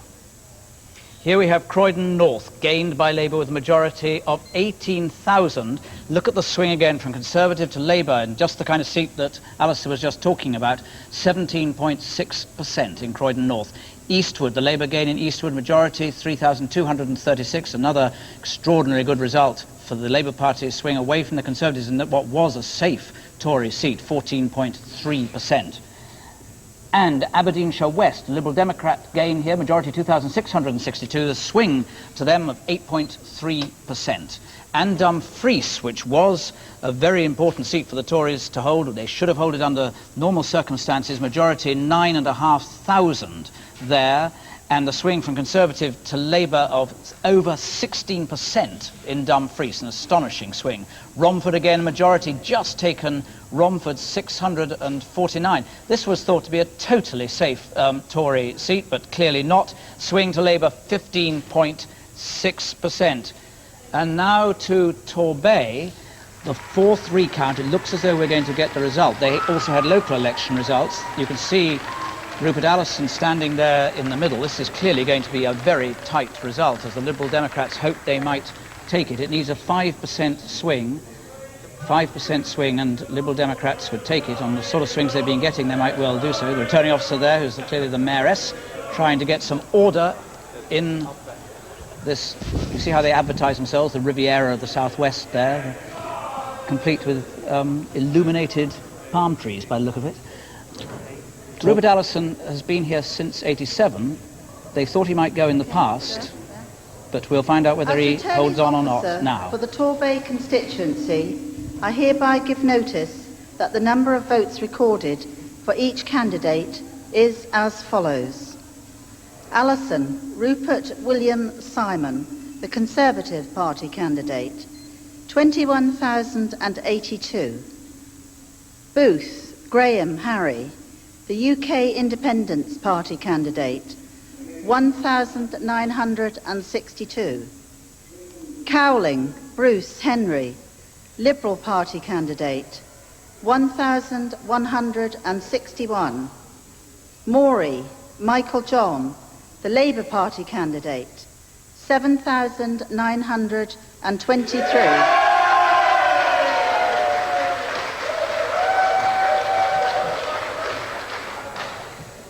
Sanders Adrian Mark, Liberal, Democrat leader Paddy Ashdown, 21,094. So there is the result. Rupert Allison in defeat there. The Liberal Democrats have gained. Adrian Saunders has won the seat for the Liberal Democrats. An extremely happy man he is. It has fallen on a swing. It needed 5%. Trying to get them to quiet down to get the rest of the results in.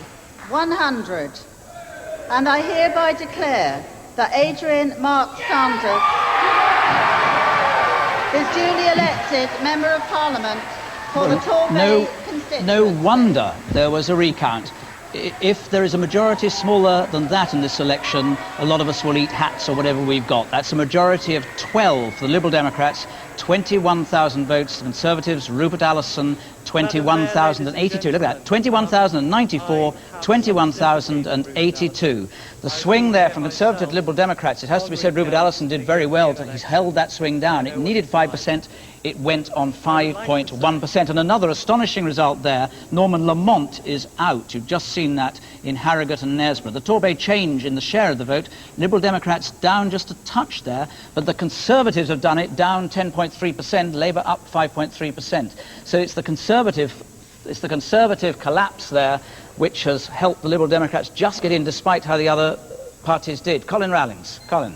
Well, what a nail-biter. A little bit below what the Lib Dems would expect in the southwest, but they've won the seat. And personal note, really, about Adrian Sanders. You remember in the 1994 Euro elections, the Lib Dems narrowly lost a seat to the Conservatives because of the candidature of a literal Democrat. It was Adrian Sanders who was the victim there, and he's obviously been biting his nails again tonight. But he's back, 12-vote majority. Thank you, Colin. We can go up to Enfield South, where there's another nail-biter going on. Lawrence McGinty's there. Lawrence, what's the feeling in the Conservative camp? That Michael Portillo can make it, or that he's likely not to make it? Well, he's actually standing just below me at the moment. You can't see him on the camera because he's under the balcony, but there are some very glum faces there. And the two tables of ballot papers you can see show why. Because the one on the left is for Mr. Portillo, and the table on the right is for the Labour candidate, Stephen Twigg. And it looks very much as if he's won. That the table, sorry, Lawrence, the table on the left, as we look at it there, is for Michael Portillo. You can see it's not reaching the end of the table. And on the other side, it's stacked heavily. Quite to the end, but on the other table for Stephen Twiggs does. We can count them at about 19,000 votes for Stephen Twigg and about 18,000 for Michael Portillo. Mr. Portillo arrived about 5 minutes ago. He's in a huddle with some of his party workers, all looking very glum. And Stephen Twigg is looking very excited and has just gone into another huddle with some of his party workers. We will be back for that result. Now, if that is the case, if Michael Portillo is out there, that is really a shattering result, because he's the person that a large proportion of the Conservative Party would look to lead the party out of their present veil in the shadow of the valley of death, isn't it, Michael? Yes, I don't know where this evening's going to end, do you? It's extraordinary. The high hopes, of course, among those in this shattered Tory party that Mr. Portillo would, in fact, be a leadership contender. If he's out, if it's out, it's a swing of 16% against him. Yeah. And these London swings are absolutely massive. I mean, the Eurosceptics have plainly had an absolutely dreadful night. Norman Lamont not making it in Harrogate, for example. Michael Portillo out, the Budgeons have gone. You know, Euroscepticism has stood for absolutely nothing tonight. And it makes it appear to be insignificant that Leeds North East has now just gone to Labour. The one that a few months ago everyone was saying, well, would Leeds North East fall? Could it deliver this 4.7%, either one seat for victory? It goes through, and you say, oh yes, Leeds North East has fallen. And indeed, as we were saying, no Tory MPs in Leeds now. Another city without any Tory representation. Let's go and join Theresa Gorman now in Billericay. Theresa, can you hear me? Can you hear me, Theresa Gorman? It's Jonathan Dimbleby here, trying to have a word with you, Theresa Gorman. Oh, really? Well, that's sweet of you. Yes, I know it is. I'm a very sweet fellow. And it's always nice to talk to you, Theresa Gorman, even when you face the, not yourself, because you'll probably stay in, but one of the few who will, by the look of it. It's an unbelievable night, isn't it? Well, you know, you please some of the people some of the time, and some of the people not all of the time, and I'm afraid it's one of those occasions when our policies have not been what the Conservative voters in the country wanted. The Labour Party have taken over most of our policies, and on the doorstep, in my constituency, time and time again, people said that they were going to support me because of my views on Europe. Well, we'll have to see whether that comes through in the ballot. But we've had lots of your colleagues who've been just like you on Europe, even more outspoken on Europe, than the Nick Budgeons, hosts of people who've gone down the tubes despite being Eurosceptic. I didn't know there were many people more outspoken than me on Europe, but well, I'll take all your right, word for that. Rivaling you. I mean, there is another view that the problem for the party, amongst others, is that it's people like you who've been in ferocious battle inside the party that have driven people to despair, saying, how can that party possibly govern when it's split from top to bottom on Europe? No, the issue that we refused to acknowledge in this election, but which kept on rising to the surface, was Europe. Europe is the issue of how our country is governed, perhaps for the next 200 or 300 years, and people are very concerned. I'm going to leave. Thank you very much indeed, Mrs. Gorman. Here's the result in Ian Lang's seat. Of Galloway and Upper Nithsdale in 1 minute. Could I ask for total silence whilst I am speaking? Could I ask you to be courteous? 2.8 swing to the SNP, which would drive him out. He's seriously at risk, very clearly. I will commence to read the result in 30 seconds. A very disciplined returning officer wants silence, as he quite rightly has the right to demand, before he delivers the verdict of the people of Galloway and Upper Nithsdale. I'm now about to announce the result for the Galloway and Upper Nithsdale constituency. This is Ian Lang, I, James President of the Maguire Board of Smith, being the Trade. returning officer for the parliamentary election in Galloway and Upper Nithsdale, hereby give notice that the total number of votes polled for each candidate in the Galloway and Upper Nithsdale constituency was as follows. Katie Clark, the Scottish Labour Party candidate, 6,861.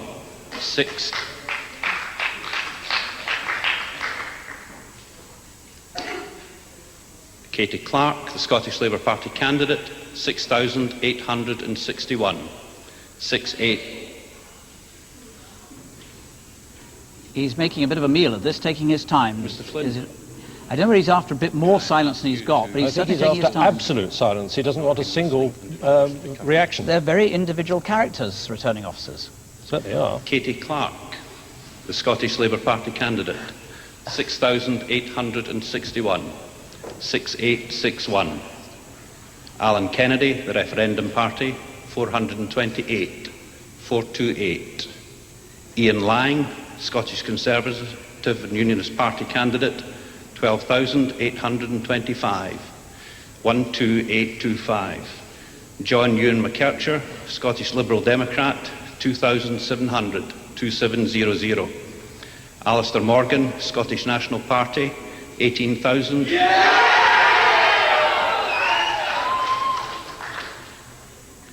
Alistair Morgan, Scottish National Party, That is it, isn't it, there? 18,449. Ian Lang is out. You can see him on the left of your screen there. Joseph And Smith, he UK is Independent down Party, to the SNP. 189. Rog Wood, Independent, 566. 566. We'll get the full I results in a hereby minute. This is declare the that Alistair Neil third Morgan Scottish has been duly elected Cabinet to serve as a Minister Member of to Parliament leave for Parliament. Galloway Joining the and host now, Upper is here is the majority for the SNP, Alistair Morgan, of 5,624. Swing 9.5%. And now to Sedgefield, where Tony Blair is about to address the members of his club, and they're going to love it. That's one thing you can be sure of.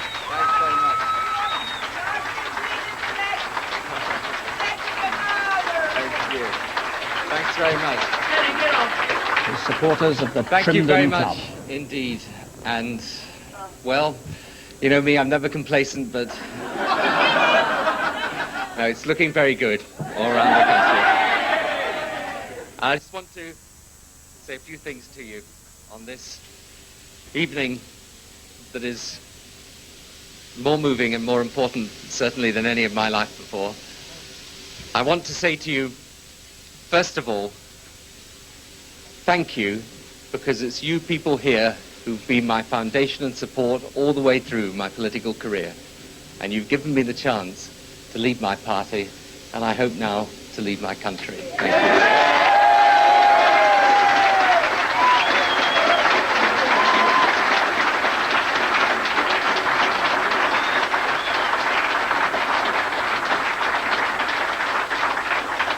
And you know, it was here in this constituency that we created New Labour.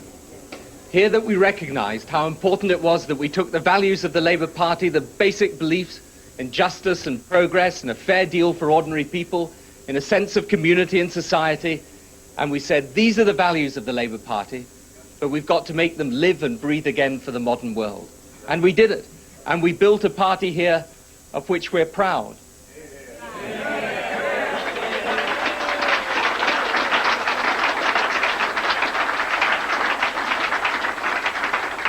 Proud because we knew that all over this country there were people that were crying out for a sensible, mainstream, moderate alternative to the Conservative Party. A party they could support and look up to and respect. A party that would set about changing the things in British society that people know need changing. Decent schools for all our children, not just a few. A national health service rebuilt as the pride of the nation again.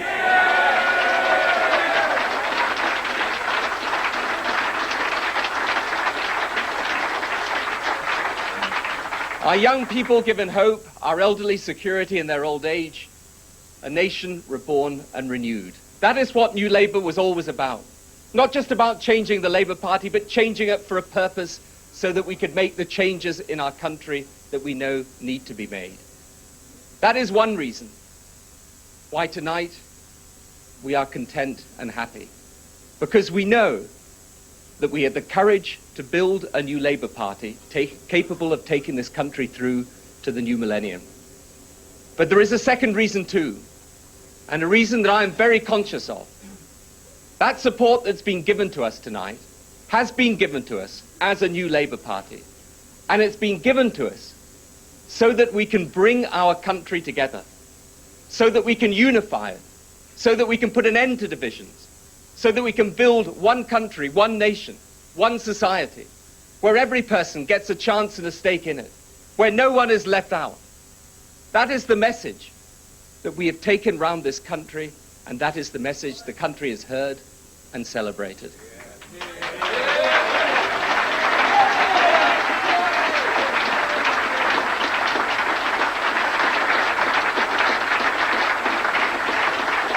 Dissident voice in the Trimdon Labour Club when he speaks like that to them. And it's a great thing, is it not, to think of people from all walks of life, all classes, all sections of society coming behind a party that wants to unify this country. A party that will govern this country, not on the basis of sectional interests or vested interests, not on the basis of paying off this deal or that deal, but on the basis of bringing this country together and giving it unity and purpose for the future. We can do that now. And I learned those simple lessons and values here in this constituency.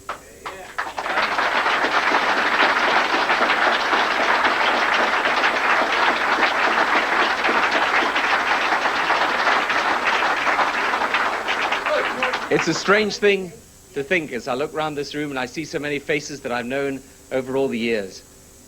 So much good and decent and loyal support. And through all those bad and sad times in the Labour Party when we were trying to build this party into a modern party of the future, and sometimes it seemed difficult to do, but we persevered.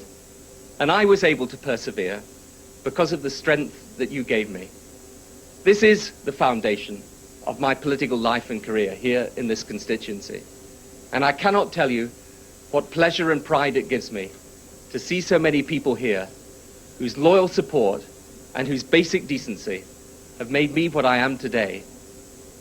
And my greatest pleasure will be to repay the trust that you've put in me.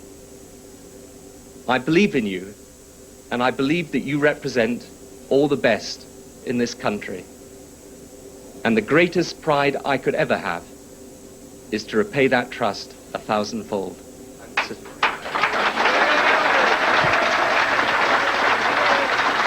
Thank you very much indeed. Well, I bet he's brought a tear or two to the eyes of his supporters there who've been waiting for that. They stand to greet him and to say, right on, Tony, you're our man. The Trimdon Labour Club, which was the seat, the source of New Labour, as he said, and indeed as Mike Brunson was telling us before. Meanwhile, a lot of other results are coming in of enormous significance, which we might go to. He's going down amongst his people. Lots of happiness there.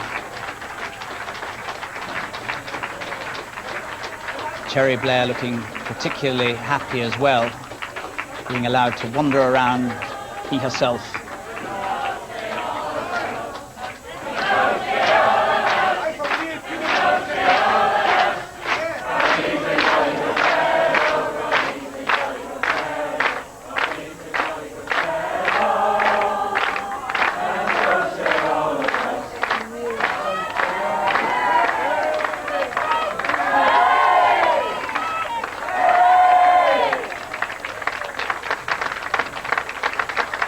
He's a jolly good fellow, say the supporters in Trimdon Labour Club. And they'll probably want to go on saying it all night as well if he stays there, but he is actually going to be on his way down to London soon to join a whole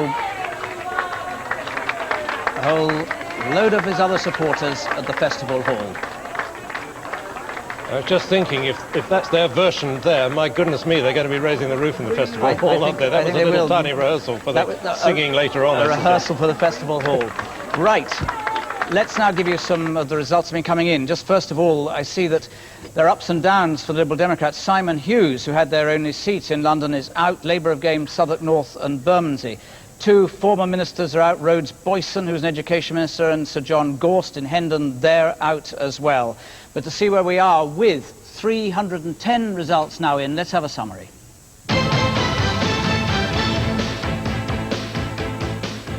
Labour, we are now predicting to win with a majority of 179 seats, just edged up on the results in so far.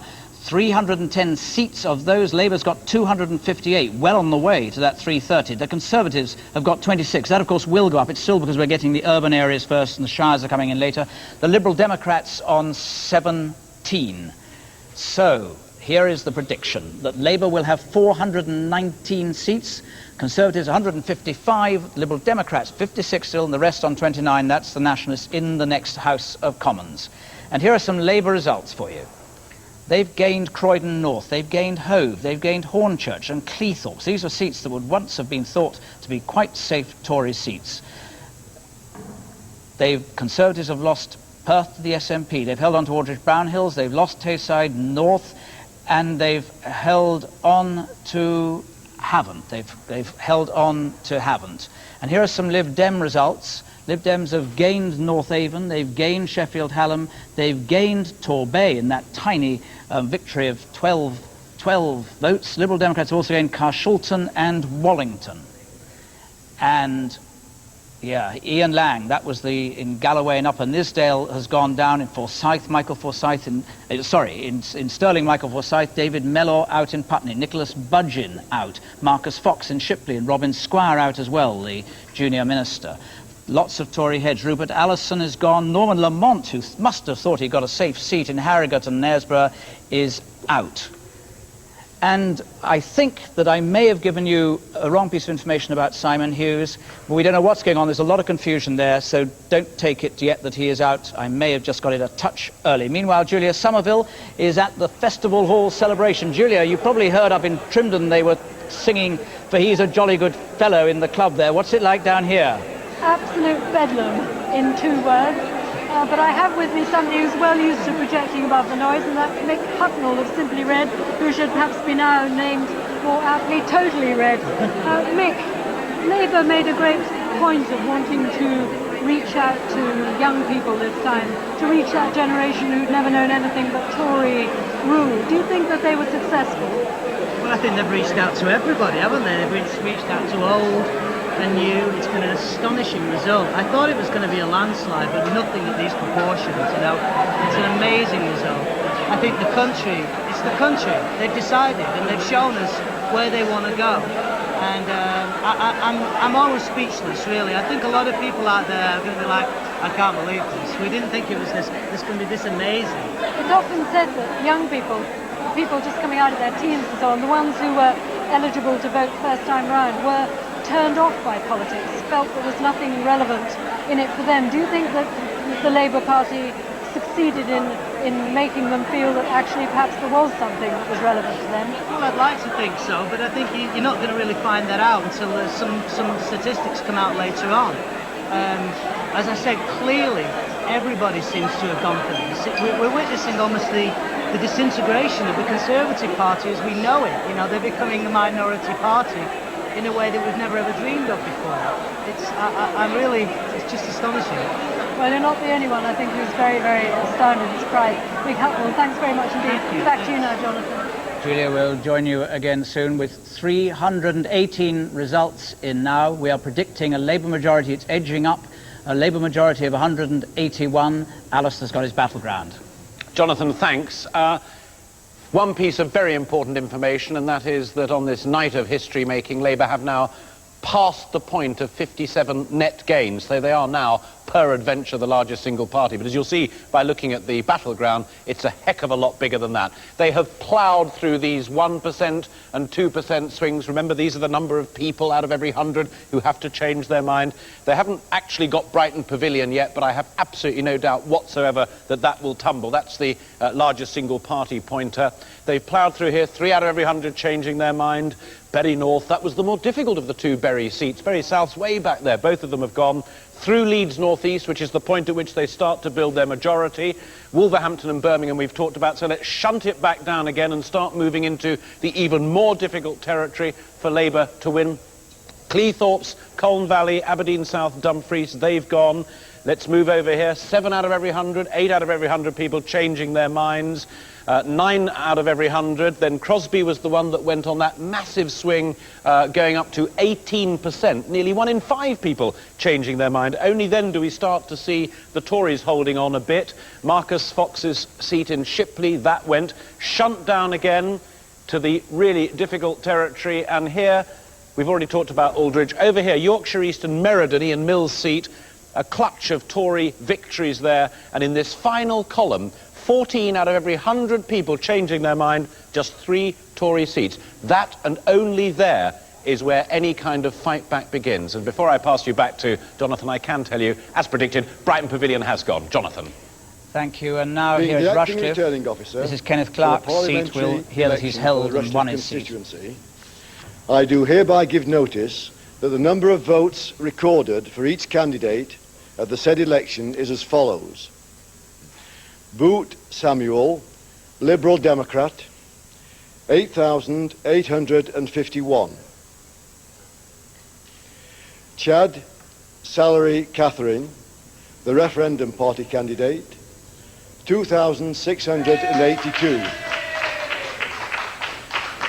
I'll repeat that, 2,682. Clark Kenneth Harry, the Conservative Party candidate, 27,558.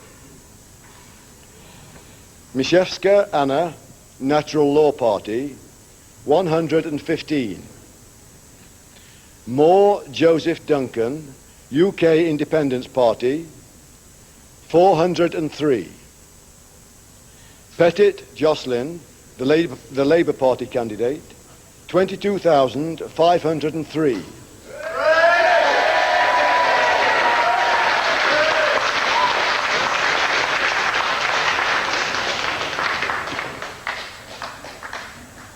And I do hereby declare, I'll repeat that, and I do hereby declare that the said Kenneth Harry Clark is duly elected Member of Parliament for the said constituency. Thank you. Not a surprise there. Kenneth Clark holds that seat, one of the few Tories to be happily back in there. Here he's going to speak to his electors. Well, Mr. Returning Officer, ladies and gentlemen, firstly I'm very grateful to the people of Rushcliffe for returning me to represent them again, which is a privilege I've had for 27 years, and I look forward to representing all of them to the best of my ability for another Parliament which looks set to go well into the next century. For 18 of those years I've had the pleasure of serving in government in many posts as a much reshuffled career. I'm extremely proud of what we've achieved in that 18 years, and I believe we can look back on a period of office in which we have transformed this country to make it a much more successful, self-confident and proud state. And I trust in the national interest that those who are now going to take responsibility for our affairs take good care of them and achieve success themselves. I particularly hope that in terms of jobs and prosperity and growth of the economy we do well. I also hope we continue to improve the quality of our public services and demonstrate to the world that the quality of life in this country is one of the finest that you can find anywhere, and I hope they enhance what we have achieved over our period of office. On this occasion, when we are facing a tremendous change in the country, obviously we're reaching the end of a long night that people will analyse tomorrow, and then we see how the Conservative Party will shape up an opposition constructively, I trust, using our experience to the best, seeking to ensure that the ideas we put forward forcefully in this election are pursued forcefully in the next Parliament. We continue to make a worthwhile contribution to our national affairs. For this evening, I would only say, as everybody here has made a political speech to our electors and against each other at mass meetings and so on, firstly, I'm very grateful to you, Mr. Returning Officer, for the great effectiveness with which you carried out the count. I said you wouldn't finish before 3 o'clock. I won't repeat the time at which you said you would finish. You have beaten my dire forecast, and I'm very grateful to all those who've done a long night's work on the count. Kenneth Clarke encouraging the Conservatives to be constructive in opposition. He is going to be a very big player in this broken party. That was, I think, only just this side of a bid for the leadership. He would hate me for saying that, but it is quite clear that Kenneth Clarke now believes that he has got to do his bit in shaking the party back into, getting the party back into shape. That's the second time this evening. Earlier in our interview, now again, he's going to talk about constructive opposition. And, of course, we await to hear the fate of Michael Portillo, which we heard about earlier, and Malcolm Rifkind and so on. It may be that... And indeed, Let us go now up to Roskilde and Inverness. This is the Charles Kennedy safe seat for him, or should be safe seat for him, for the Liberal Democrats. Les Durant's Referendum Party, 535. Alan Hopkins, Scottish Green Party, 306. Charles Kennedy, Scottish Liberal Democrat, 15,472. Mary MacLeod, Scottish Conservative and Unionist Party, 4,368. Donnie Munro, Scottish Labour, 11,453. Margaret Patterson, Scottish National Party, 7,821.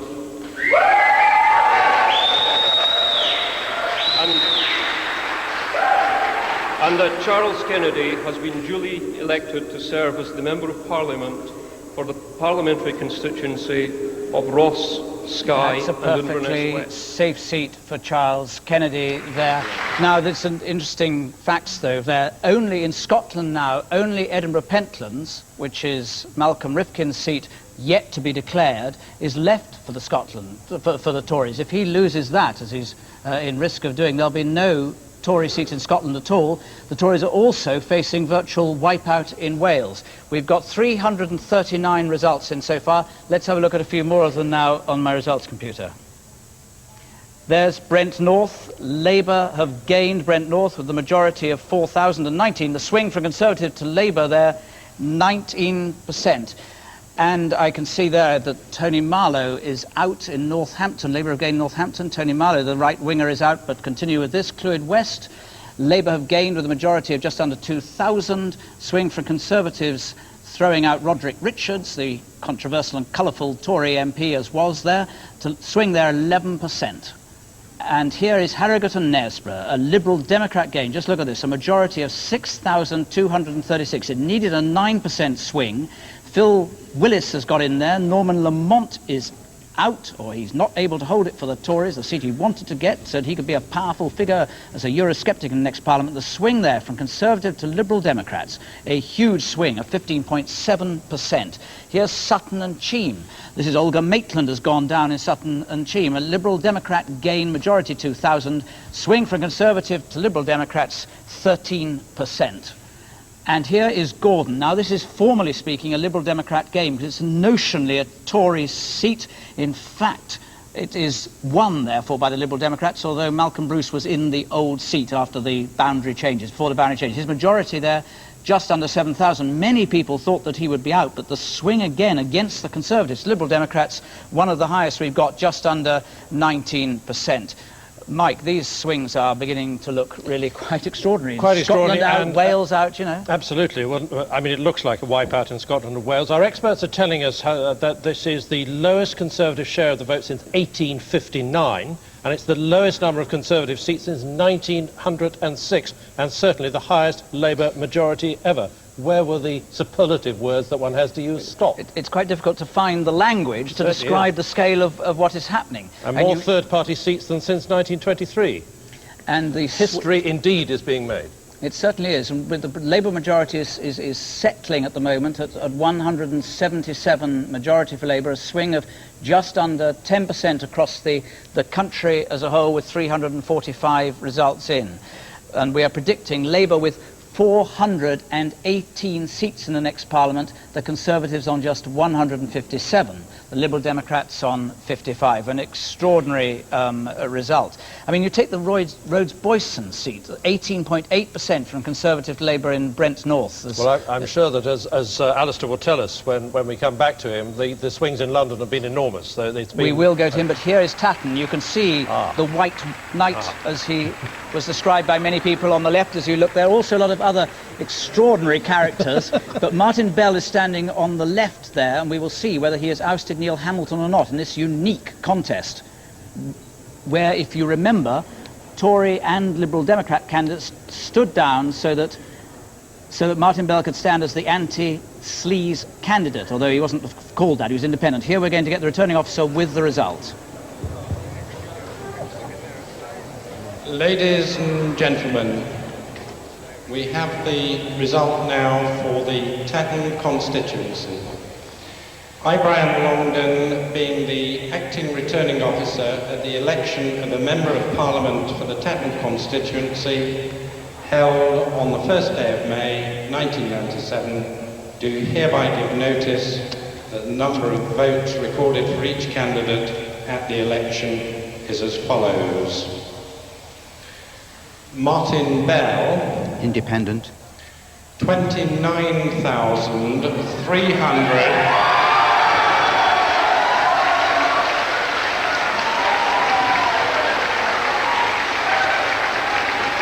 Puts his hand in his pockets, quite abashed by what looks like the scale of certain victory.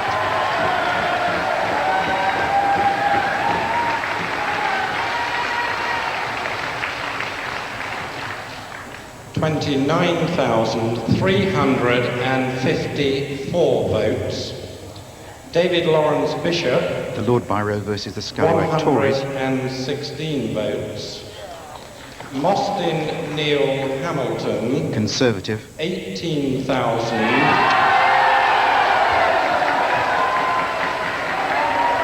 So there it is. 18,277 votes. Sam Hill, Independent. 295. Michael Paul Kennedy, Natural Law Party. So there are a lot of minor parties here who've come up to Tatton for the publicity and to make their views known. But this extraordinary result, Martin Bell standing there in victory. The television reporter asked or decided he'd stand against Neil Hamilton, who was under a great cloud of allegations, financial sleaze allegations, which are still unproven. And Martin Bell has done it. He's walked in, never been in politics before.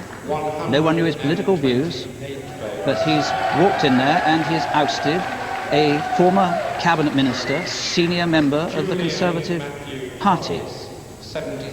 And it's difficult to think of any parallel for this astonishing result. He simply campaigned saying, effectively, I am Mr. Clean, vote for me. And here is the full result. A majority of 11,000 for Martin Bell, just under 30,000 Conservatives, 18,000, and we'll hear him speaking now. The swings make no sense here at all because he's an independent candidate. Here is Martin Bell in the most extraordinary victory of this election.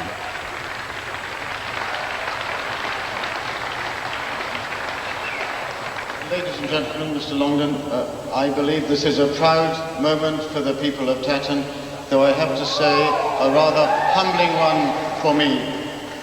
I did not do this, you did it. It was not my victory, it was your victory. Though maybe there was a time when I received the endorsement of Sir Alec Guinness that I knew the force was with us. I believe you have lit a beacon which will shed light in some dark corners and illuminate the Mother of Parliament itself. It is a strong signal to the rest of the country which will be heeded. My thanks go to the returning officer and his staff, to the police, of course to my own staff, Kate Jones, my publisher and agent, Melissa, my daughter and spin doctor, Nigel Bateson, my former cameraman and close friend, to Kate H. Dave Dean and many others. What you have accomplished here has been to me some kind of a political miracle. I shall be and shall remain independent. I shall take no party whip. I shall serve for one term only. I am deeply grateful to all of you, and may I just repeat for the last time a couple of lines from G.K. Chesterton that I used during the campaign. Smile at us, pay us, pass us, but do not quite forget that we are the people of England, and we have not spoken yet. You have spoken tonight magnificently, and I thank you from the bottom of my heart. An eloquent political speech from the non-political victor in Tatton, Martin Bell. What do you make of it, Mike? I mean, you don't know what to make of anything tonight, but that is an astonishing thing to have happened. Absolutely extraordinary. I was at Martin Bell's, as we all were. I was at Martin Bell's opening press conference. He sat there behind the table, and he really didn't know what he'd taken on, but had been forced towards it, and people had said, that was 3 weeks, I worked it out, it was 3 weeks and 3 days ago. He entered this whole thing as a political virgin 3 weeks and 3 days ago. And I had the sense up there, you know, that somehow or other, because that is true blue country up there, Tatton, and I thought to myself, you know, are these people really ever going to do it to that extent? And my goodness me, they have. I think the Conservative Party has been punished for a lot of things tonight, and that was the punishment that they have doled out the electors to them for sleaze, for all the things that have gone wrong. That phrase he used, "you lit a beacon," clearly he touched people who would not go naturally out of the Tories. But we can now go to Edinburgh Pentlands for this last Tory seat in Scotland to see whether Malcolm Rifkind has held on or not. It's only a 4.5%. Here is the result of the election swing in the Edinburgh Pentlands constituency. And he would be out, the Foreign Secretary. The percentage poll was 76.65%. The votes cast for each candidate were as follows. Linda Margaret Clark, Scottish Labour Party, 19,675.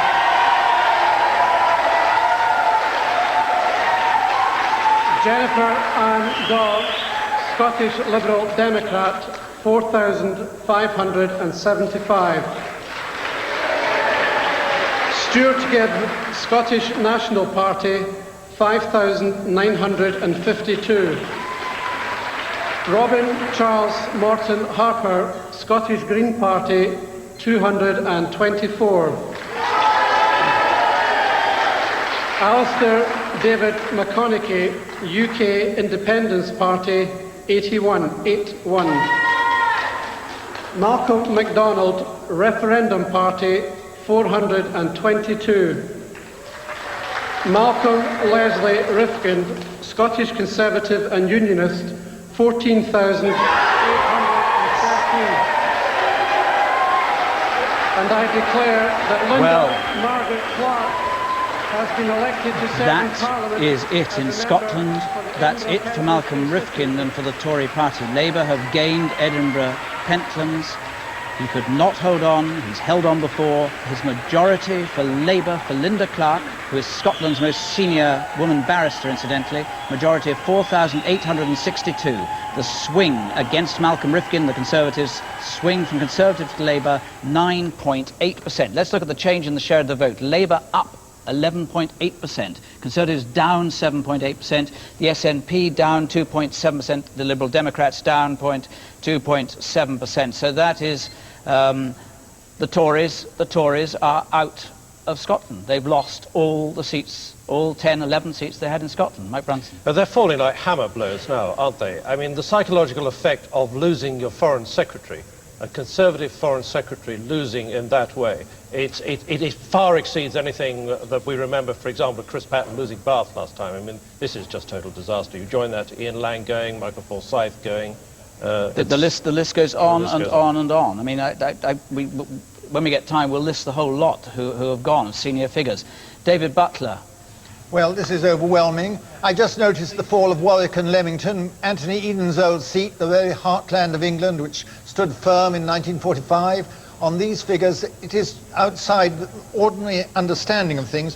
In 1906, Scotland and Wales were almost Conservative-free, but they weren't completely Conservative-free. Now you have a situation when 3 of the 4 parts of Great Britain have no Conservative representation whatsoever. And the other thing I'm noticing is how extraordinarily big the swing has been in the outer fringes of London. It looks as though Michael Portillo is out in the whole of that area. Okay, David, thank you very much. Labour have gained, imagine it, they've gained Finchley. It looks as though, it only looks as though Michael Portillo might be out in Enfield Southgate. We heard that they were very gloomy. We haven't yet got that fully. We'll bring it to you straight away. Meanwhile, David Rose is up in Stirling. David Rose, well... Scotland a Tory-free zone, Jonathan. And this is all the more important, apart from the humiliation, because how on earth do they mount a shadow Scottish team to scrutinise Mr. Blair's devolution plans? I've been asking myself, why has it happened? I think 2 points occur. Mr. Blair's appeal, which we thought was aimed at Middle England, has really played big in Middle Scotland. Secondly, Mr. Major and Mr. Forsyth's attempt to damn Labour's devolution plans haven't played at all in England and have rebounded totally on the Tories in Scotland. Thank you, David. And we can go up to Edinburgh. Pentlands again from Malcolm Rifkin's speech. I have been privileged to have worked with a marvellous team of colleagues in Pentlands during this campaign, and I am naturally very grateful to them and to the many thousands of people who have supported our candidature. Neil Derrick, Scottish Liberal. Oops, something's gone rather wrong there. We'll try and recapture that, but the importance of that fact cannot be overestimated. We can go back to it. Hold on, Michael, I was going to ask you a few things. One feels has been a very worthwhile experience. I'm conscious of the fact that for all my fellow Conservatives, north and south of the border, this is a very... Here is John Major arriving at his count in Huntingdon.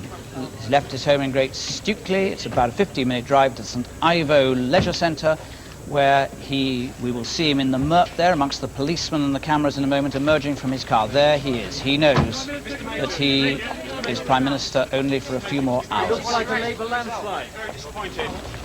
He's not answering any of the questions as he wouldn't expect him to do from reporters as he goes in, but he looks extremely serious.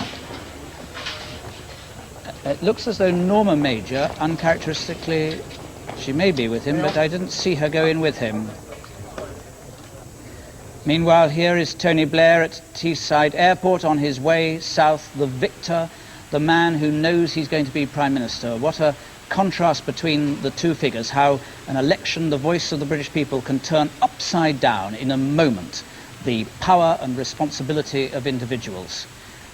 Cherie Blair going up into the aeroplane that will take them down to London, where they will then go to the festival hall. He seems reluctant to go. He's going to say goodbye, doesn't like the plane. What might it be? No, I think he's found a friendly hand he wanted to shake. He wanted to say thank you, I suspect, to the people who are responsible for looking after his departure there at the airport. Prime Ministers have to do a great deal of this, incidentally, of remembering to thank all the right people who are in official positions, whether it's his, but those are his party supporters as well. There's a double thumbs up there, you noticed. Yep. And shall we just underline that result from Finchley? Finchley, of course, Margaret Thatcher's former seat, a bit changed, but the thought of Finchley going to Labour is truly astonishing. So off goes Tony Blair. The engines of his jet will soon be starting. The door will close. And he will be down amongst even more admirers. Those are the press corps who've presumably been accompanying for most of his campaign so far. Some of them get on board. There'll be pool photographers to take the pictures that other newspapers, magazines all around the world will buy when the story of Tony Blair's victory is told. Labour have gained St Albans, where they leapt from third place to take it. It was Peter Lilly left safely and wisely for another seat. You can there's Tony Blair, sitting there relaxed, jacket off now. We're still waiting, of course, to find out whether or not Michael Portillo has managed to hold on in Enfield Southgate or not. Simon Hughes, I think we have some news about him. Look at the journey that this man has made. He's made it in such a short time. If you think that he was a Tory candidate at his school in 1966, that he was a barrister from 76 to 83, that he met Cherry Booth then in the chambers of Alexander Irvine, who's almost certainly to be the new Lord Chancellor.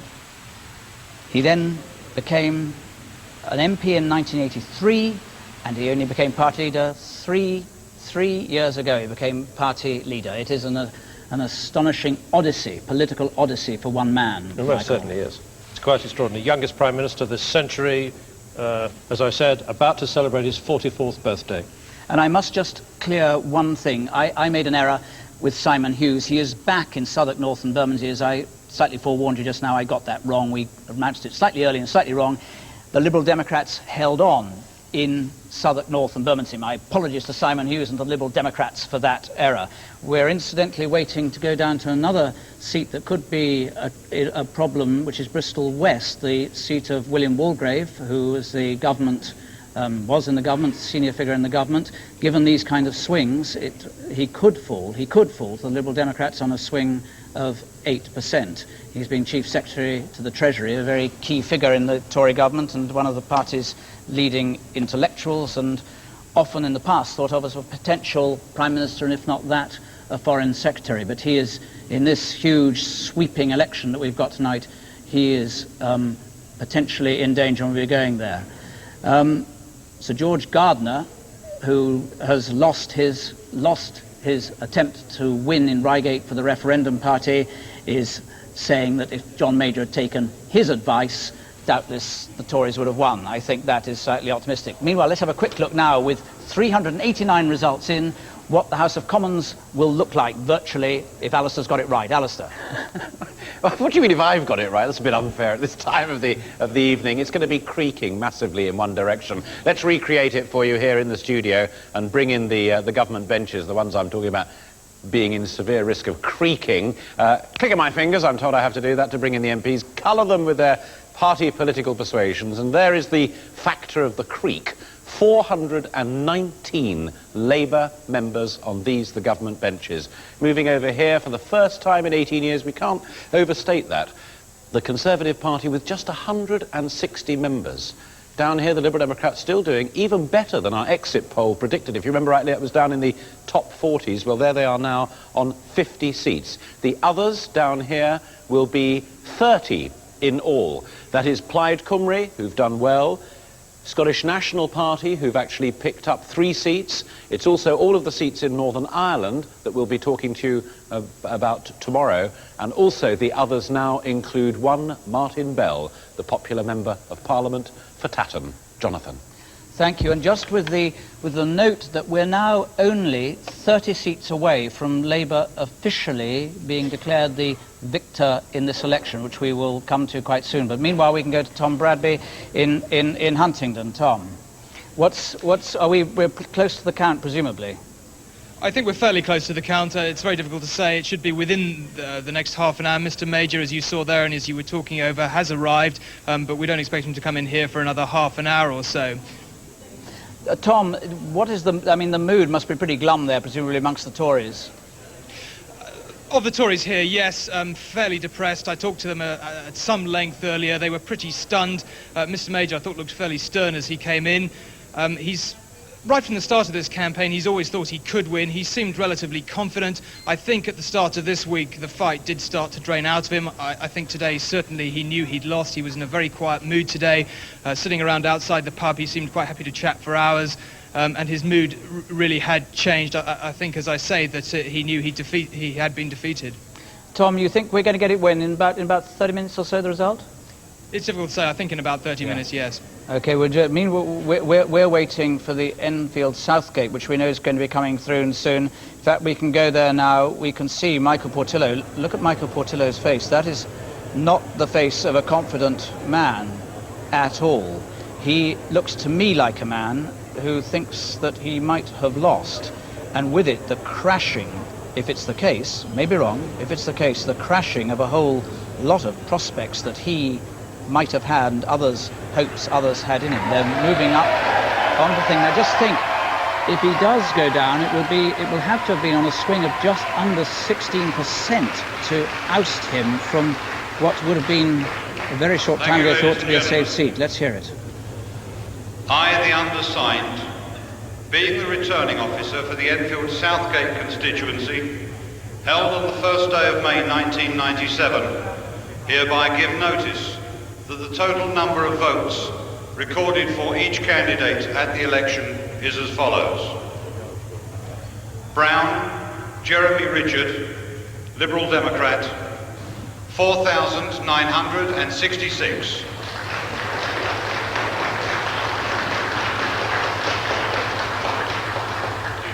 Luard, Nicholas Lammett, Referendum Party, 1,342.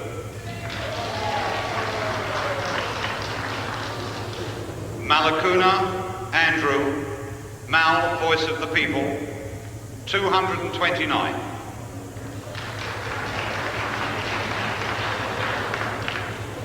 Portillo, Michael Denzel Xavier. Thank you, members. Conservative Party, 19,137.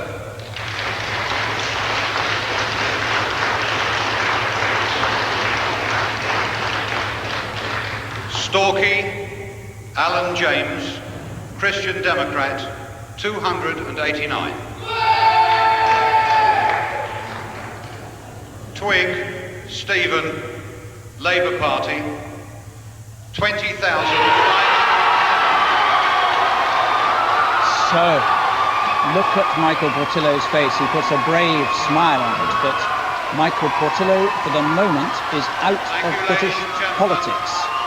He is defeated in Enfield Southgate, the most astonishing result. Ladies and gentlemen, please. Labour wins Enfield Southgate, the majority 1,370. Stephen Twigg, who is the General Secretary of the Fabian Society, 20,507. Michael Portillo, 19,137. The swing from Conservative to Labour, 17.3%.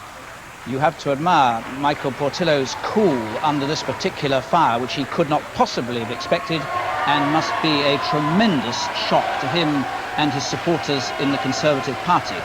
Everyone over the last few days has been assuming that he is going to be the key figure, if not the future leader of the party. That will be a serious shock. Absolutely. I was having conversations with people, albeit on a private basis, 2 or 3 days ago, and they were openly saying, well, it looks as though we're going to have to rally around Michael for that side of the party. Well, now we're going to have to wait to see, for example, what happens to Michael Howard. But for tonight, you know, all the signs are that it's going to be in the hands of people like Kenneth Clarke and Michael Heseltine to have to rebuild the party. Let's now, it is just past the hour, let's tell you about the Labour gain in Worcester. You remember the talk about Worcester woman? Well, Worcester woman, Worcester man. I always think those Worcester women and men stuff is a bit of nonsense. But anyway, Labour has gained Worcester, and Worcester woman is new Labour. Labour have also gained Harlow. Jerry Hayes, who had a bit of adverse publicity over allegations about his private life in a marginal seat, is out. Jerry Hayes is out in Harlow. Virginia Bottomley, didn't see much of her during the campaign. She was kept on the back burner, but she is back safely in what has to be a very safe seat, Surrey South West. Labour have gained Gillingham, that was safe, was a safe Conservative. I say safe, you can't use the word safe any longer. Safe Conservative seat in Kent. So we've got a lot of results coming in now. So, Alistair, what are you making of this? Your battleground, in rehearsals before this, we were on 0%, 3%, 4%. Look at us. No, I'm not this. Sure. Look at this, we're very nearly there. Labour on 328. Conservatives on 52, Liberal Democrats on 26. When that graphic there goes to 330, officially and formally, Labour has won this election, and officially and formally, the other parties acknowledge the defeat that they have already privately acknowledged. It will come any moment. Having said that, it'll probably, like kettles boiling, it'll wait a bit, but we will... One of the staggering things about that number is, and Stephen Twigg in Enfield Southgate's a very good example of it, there are a huge number of young men and women who are entering that new House of Commons for the Labour Party who thought they were out for a trial run. Twigg never thought for a moment he was going to win Enfield Southgate. It was a good blooding, and he'd then get a decent seat next time. This House of Commons is going to be full of people who thought they were just out for a blooding. They could be in government. Absolutely astonishing thought. Well, exactly. I mean, we'd said earlier, the 24-year-old who ran against Marcus Fox, it's going to be a total new generation. It's going to be a very different House of Commons, not quite the stuffy old place we had in the past. Make life a lot easier for whoever ends up being the chief whip. We are on 329. Labour have gained Norfolk Northwest. Labour have gained Norfolk Northwest, which has popped them up one more. They've gained Hemel Hempstead also from the Conservatives, another of these seats around the London suburbs that have gone. 329 there. It's going to come up in just a second. Just Look one at other that thought figure. while we're waiting for it, Jonathan, and that is that the Liberal Democrats look like having a third of the total of the Tory seats. The ratio on the opposition benches, staggering, 3-1. Liberal Democrats are a real force to reckon with. Incidentally, the seat they won in Worcester has never been won before, never thought to have been won before, although it was a marginal seat. First time Worcester has gone down, and all these towns, shire towns, Yes. the cities, Both as of the well as Brighton the countries of Wales and Scotland, obliterating the Tories.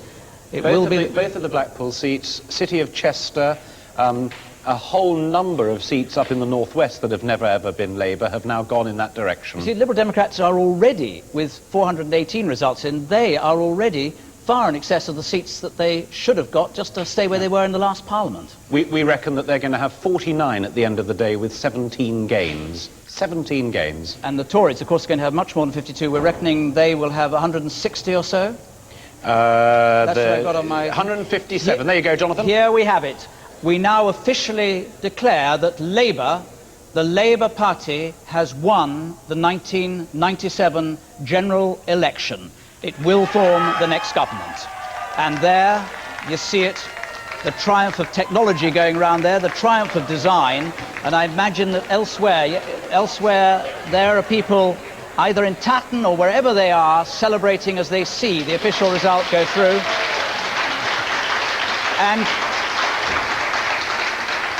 And it has to be said, some of the Labour supporters amongst our studio panel who've been watching it here also joining in that applause.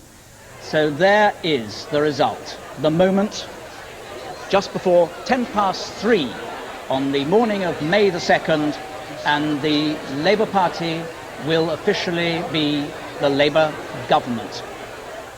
There. They've done it.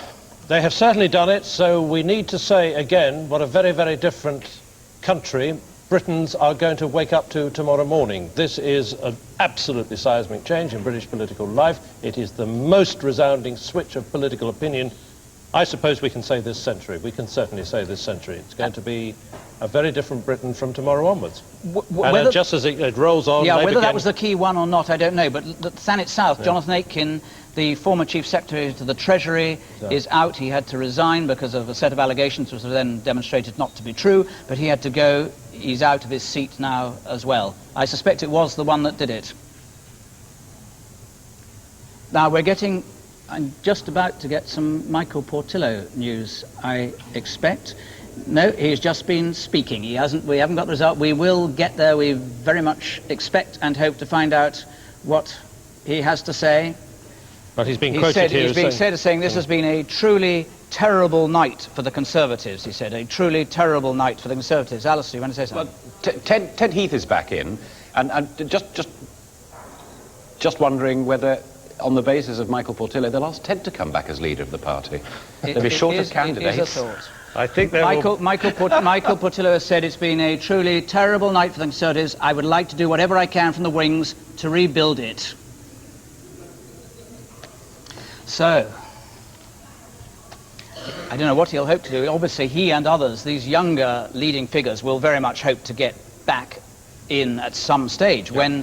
When a by-election comes up, they will hope, Mike, that they will become the candidate. Yes, and what we now have to think about probably is what happens tomorrow, because Tony Blair is not going to hang about. The cabinet making will begin tomorrow. The plan is that he's going to call in, as it were, the senior people tomorrow. John Prescott will be the first going into Downing Street. He will have a long conversation with him. They've got the bones, obviously, of what they're going to do, and then the Robin Cooks and the Jack Straws. And I'm told Margaret Beckett also will be among the very first people called in, and these will form, as it were, the board of directors. That's the phrase that's being used. We shall have that announcement, we reckon, by 5 or 6 tomorrow evening. That's the plan. Then Saturday and Sunday we get the junior ministers, because they all...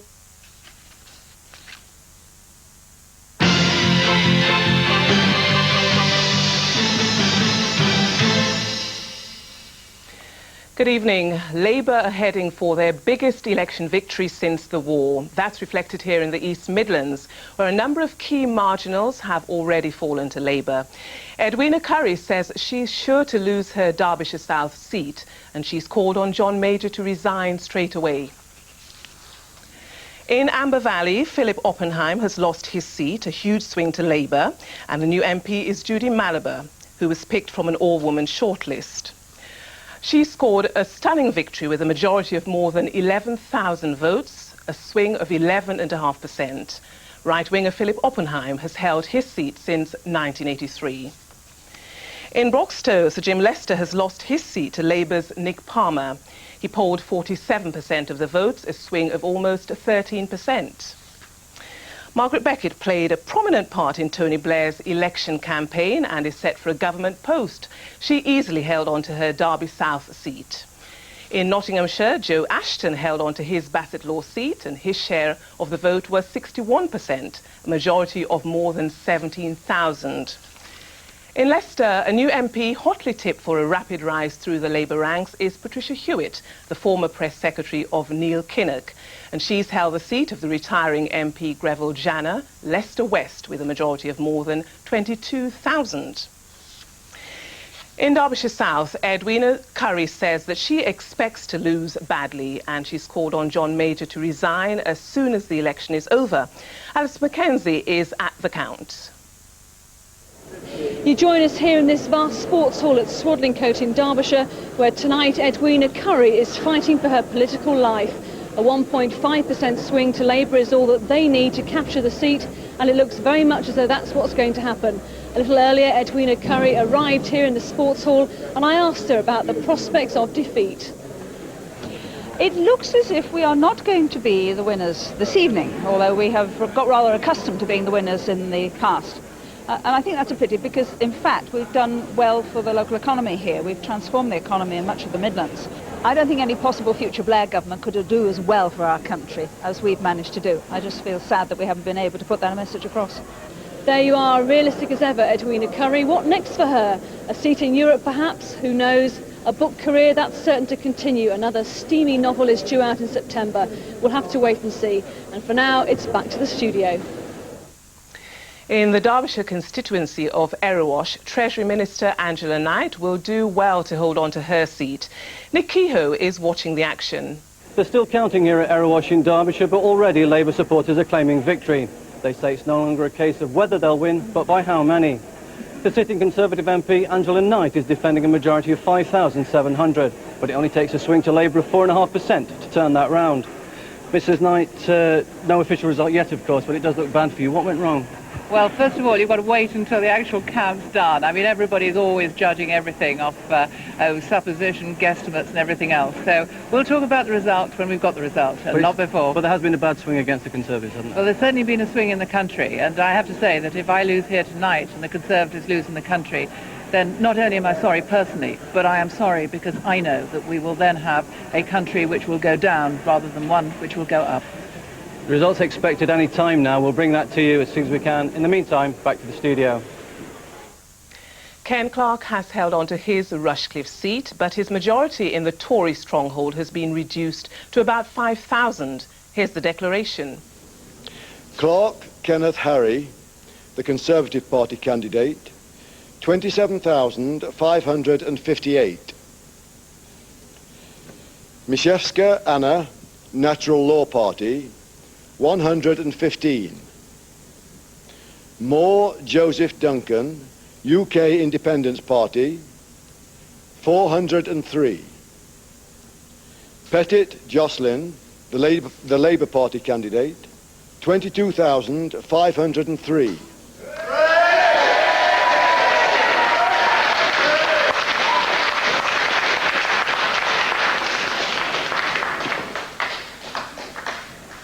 And I do hereby declare, I'll repeat that, and I do hereby declare that the said Kenneth Harry Clarke is duly elected Member of Parliament for the said constituency. Thank you. Brian Mulroney decided to abandon Peterborough because it was considered too marginal. Instead, he's trying to win neighbouring Cambridgeshire North West. We're still waiting for both declarations. Both counts are in Peterborough City, and Jane Saggers is there. In Peterborough, there are 2 MPs to be elected tonight, one for the city itself and one for the new constituency of North West Cambridgeshire. Peterborough is the seat which has been held for the last 18 years by the man who's risen through the ranks to become Tory party chairman.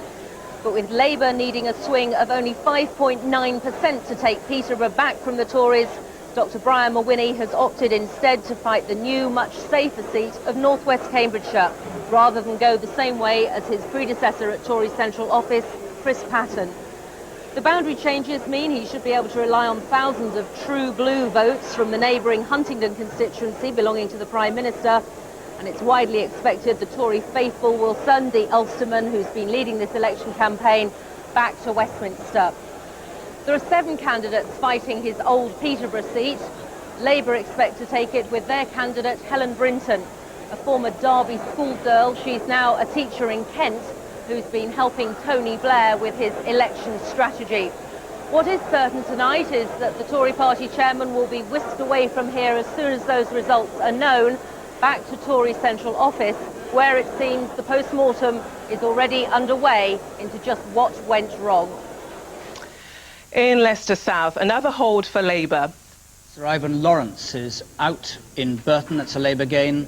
Lib Dems have gained Newbury. It's the seat they won in the 1993 by-election. Barbara Follett has gained Stevenage from Labour on a 13.9%. Barbara Follett, of course, was sometimes thought of as a Labour lovey, but in fact an extremely efficient operator in helping the leadership of the Liberal Labour Party to improve their dress and clothes and red roses and all the rest of it, Mike. Yes, I think I was struck by what you just said about Ivan Lawrence. I actually spent an afternoon going out canvassing with Ivan Lawrence to see how it was, and like so many of the Tory candidates, you know, this has come for a total bolt from the blue from him, because Ivan, you know, quite honestly was saying it seemed all right to me, you know, I know what the polls are saying, but I'm getting a good feeling, I'm not having doors slammed in me. They were all saying this, weren't they? That the feeling on the doorstep was all right. The feeling on the doorstep was right. Well, let's have a look. We'll see how the feeling on the doorstep did in Bristol West. This is William Walgrave's constituency seat. I, Joan McLaren, being the returning officer at the above election, do hereby give notice that the number of votes recorded for each candidate at the said election is as follows. Lady Beecham, Referendum Party, 1,304.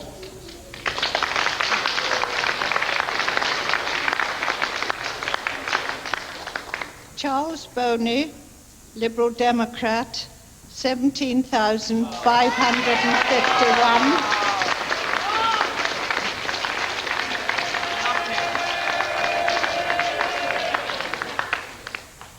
J. Brearley, Natural Law Party, 47.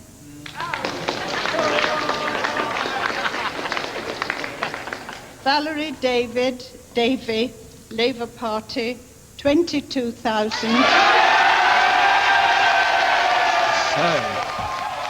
that looks like it for certain.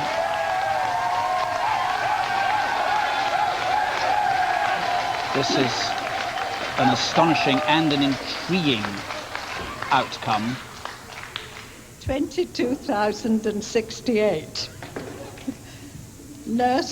Roy Nurse, Socialist Labour Party, 244.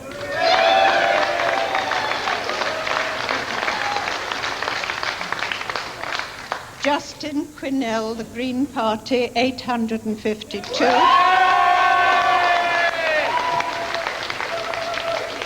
And here is the result for William Walgrave. William Waldegrave, Conservative Party, 20,575. So, William Walgrave congratulates his Labour opponent. She has won, and this is an extraordinary result, because Labour here has leapfrogged the Liberals to take this seat, which was thought to be a safe seat for the Tories. So John Major there in Huntingdon, waiting for his count, will be hearing these results coming in and will know that he's lost yet another of his former cabinet colleagues as they all fall by the wayside. These leading figures, Michael Portillo, William Walgrave, Michael Forsyth, Ian Lang, Malcolm Rifkin, the list goes on and on. I mean, this is a very serious proportion of the cabinet that he led that is now out of Parliament. He, of course, will be back in, but he has to put a very brave face on it tonight, as indeed do all his cabinet colleagues who've lost. I noticed just a little flash of a smile there. The Prime Minister is always gracious when he's talking to people, but he must be feeling absolutely dreadful. As bleak as it is possible to feel, I think. And he will take it very badly, personally. Well, I think if you put in the kind of battle that he's put in against his own party, it must be something.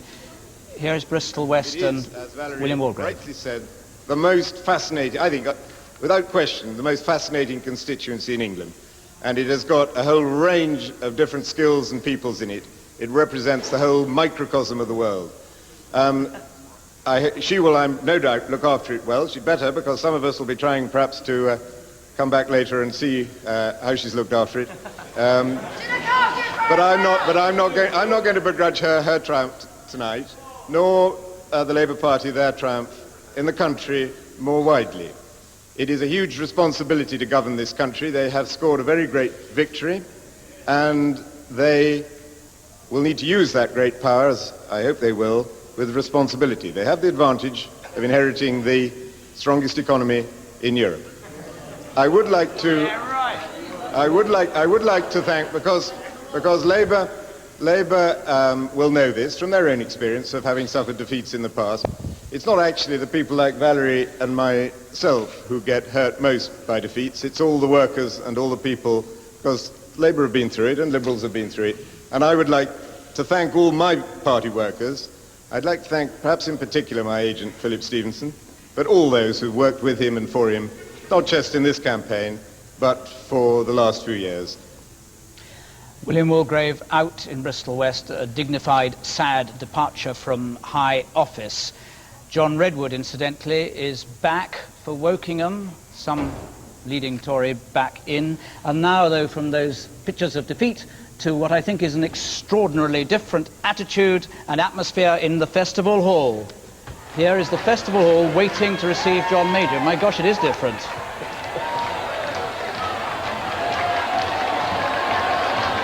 It is a scene of very great delight. Rather hope we can go back to the band up there. We expect to hear that Tony Blair will be there in about an hour or so. He's now in the air on his way down. But this is a celebration of people who have been waiting for this. Some of them maybe not for all that long, who are really new Labour. Some who've been with old Labour for a long time and have changed and adapted to join new Labour. But this is, they can't stop clapping, they don't know what they're clapping at, and it doesn't terribly matter because they're all extremely happy, aren't they, Mike? Well, they've promised their workers and their supporters this party win or lose. Obviously, it would have been slightly different had they lost, but a lot of people have worked for a very, very long time. Imagine what it would have been like in 1983 when they were right at the bottom, the absolute bottom of their fortunes when they had that devastating loss. And now they're going to have their night of celebration. And even their opponents, I suspect, would say that they deserve that celebration, because in politics, everyone understands one thing about politics is that you fight very, very hard, and you win some and it's nice, and you lose some and it's painful, but when you win, you allow yourself a frisson of pleasure. Absolutely right. And in William Walgrave's speech, as we heard just then, of course, he had very much in mind the party workers, and the Tory party workers will not only be feeling devastated tonight, in contrast to the sort of scenes that we see here, but they will also be very, very angry with what the parliamentary party has done in the Conservative Party. Just as the people here will look forward to a massive majority for their party and for their leadership as they head towards a Labour government that takes Britain into the celebration of the millennium, so the Tories